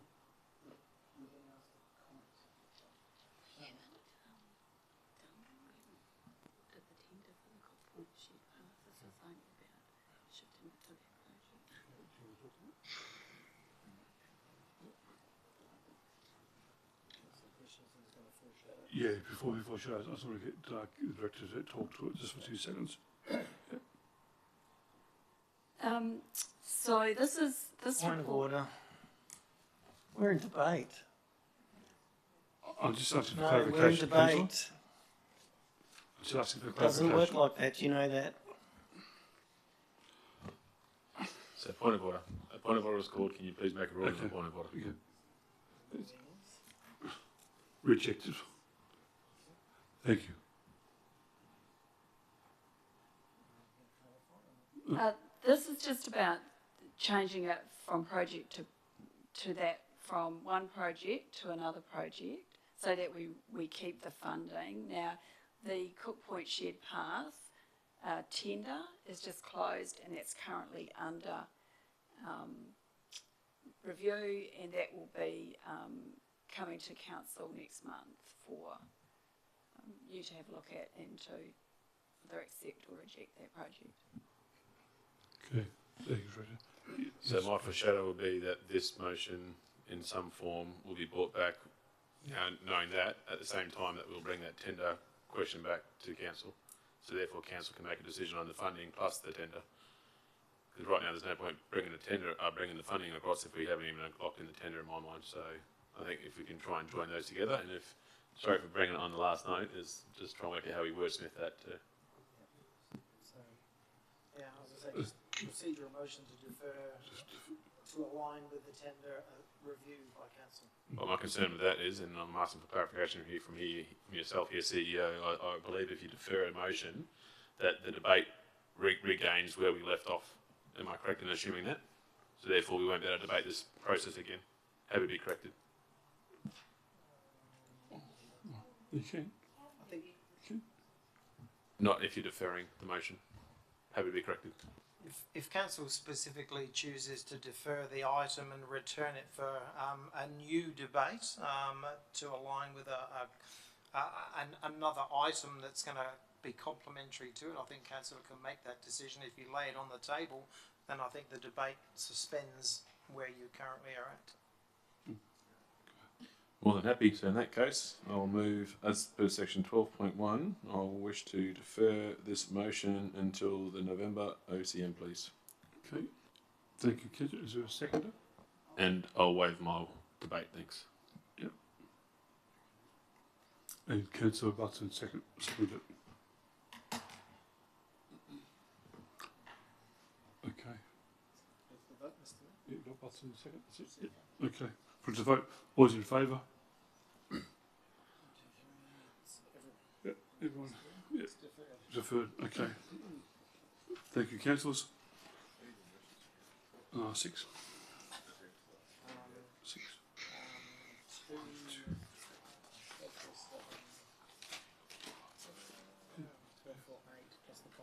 Three major ones. 11:30, 12 o'clock. Okay, so moving on to item number, what are we up to see? 12.4.7, South Integrated Sports Hub. Okay, so we have offered arrangement before us that is in 5 parts as per the agenda and presented on the screen that requires an absolute majority vote. Can I have a mover, please? Thank you, Councillor Christensen. Is there a seconder? Thank you, Councillor Turner. Is anyone against the motion? Motion's carried, absolute majority. Thank you, councillors. Sorry, Ash. We've got the 12.418.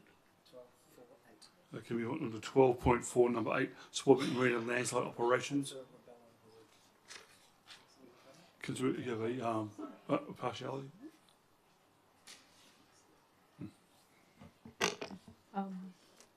This is item number 12.4.8, Spoilbank Marina Landside Operations, Award of Service Agreements. The nature of interest I would like to declare is impartiality, and that is because my husband works for Pilbara Ports.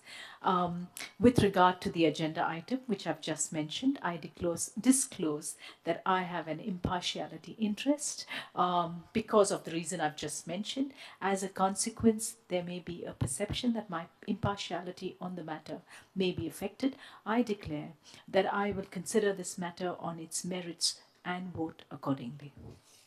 Thank you, Councillor Rebello.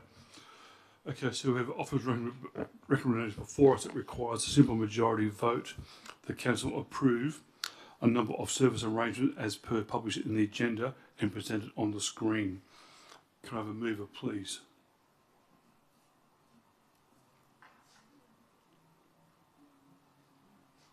Councillor Rebello, thank you. Is there a seconder?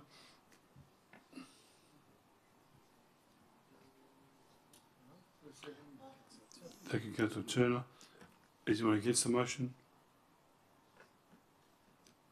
Motion's passed. Thank you. Okay, 12.5, Executive Services, there is nil. Item number 13, business of urgent nature, late items, there is nil. Item number 14, motion to approve has been given, there is nil. Item number 15, which matters may be closed to confidential matters. We have offering arrangement before us that requires a simple majority vote. Procedural motion to close the meeting to the members of the public as prescribed under the Act of 5.23, number 2 of the Local Government Act 1995 to consider item number 15.5. Sorry, 15.1, a bit late. So sorry, audience have to close the doors to the public. Yes, we have mover, Councillor Christensen, to close the doors. A second, Councillor Rents. Against? No. Okay. We'll cut the live stream. Yep.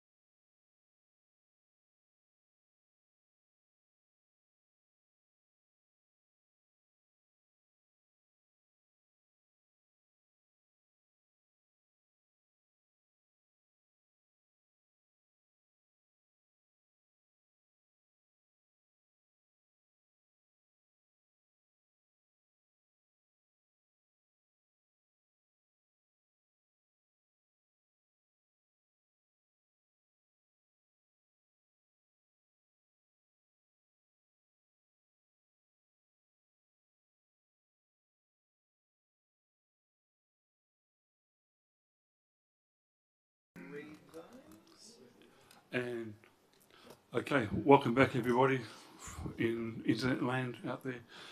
We're still here, still awake. Okay, so consider of councils, we had 6 items to consider behind closed doors tonight. Council decision number 1, that council approved the appointment of candidate A, who was considered to be the most suitable, qualified and experienced applicant to be employed as acting Chief Executive Officer to the Town of Port Hedland from the 27th of November 2024 until the Chief Executive Officer position is being filled.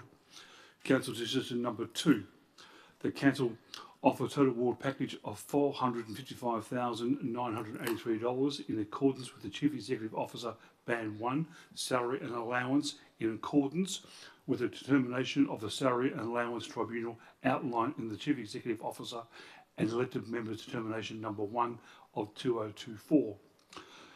Council decision number 3, the council adopt the model standards for Chief Executive Officer, CEO recruitment performance and termination outlined in Schedule 2 of the Local Government Administration Regulations 1996. Council decision number 4, the council accepts and endorse engage Natalie Lincoln, Senior Associate Consultant from Price Consulting as a suitable qualified facilitator to assist in the council to run meeting workshops to support the CEO recruitment process as outlined in the proposal. Can you scroll down, Tom? Sorry. Council decision number 5. The council accepts and endorses and engage MacArthur as outsourced as recruitment selection consultancy as per the scope of work to commence the recruitment process of the Chief Executive Officer during November 2024. Council decision number 6, pursuant to section 6.81B of the Local Government Act 1995 and amend the Town of Port Hedland 24-25 annual budget accounts executive recruitment 61018-1025 by adding $100,000 to the recruitment on board of legal costs associated with employing the new Chief Executive Officer. All those items were passed. Thank you. All right, moving on, number 16. Before I move on to closure, I'd like to say thank you to the CEO. Being your last council meeting, it's been a long one.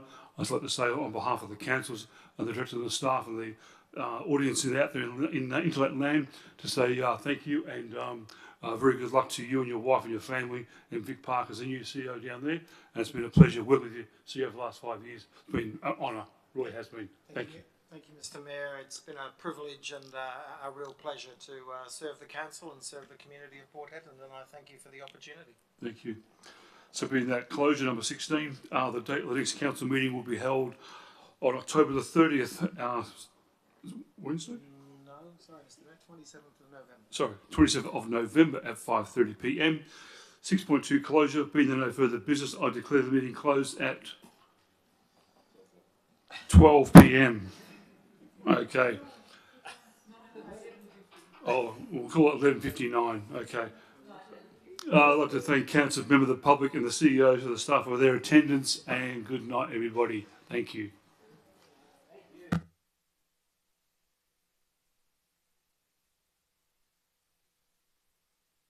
Switched off?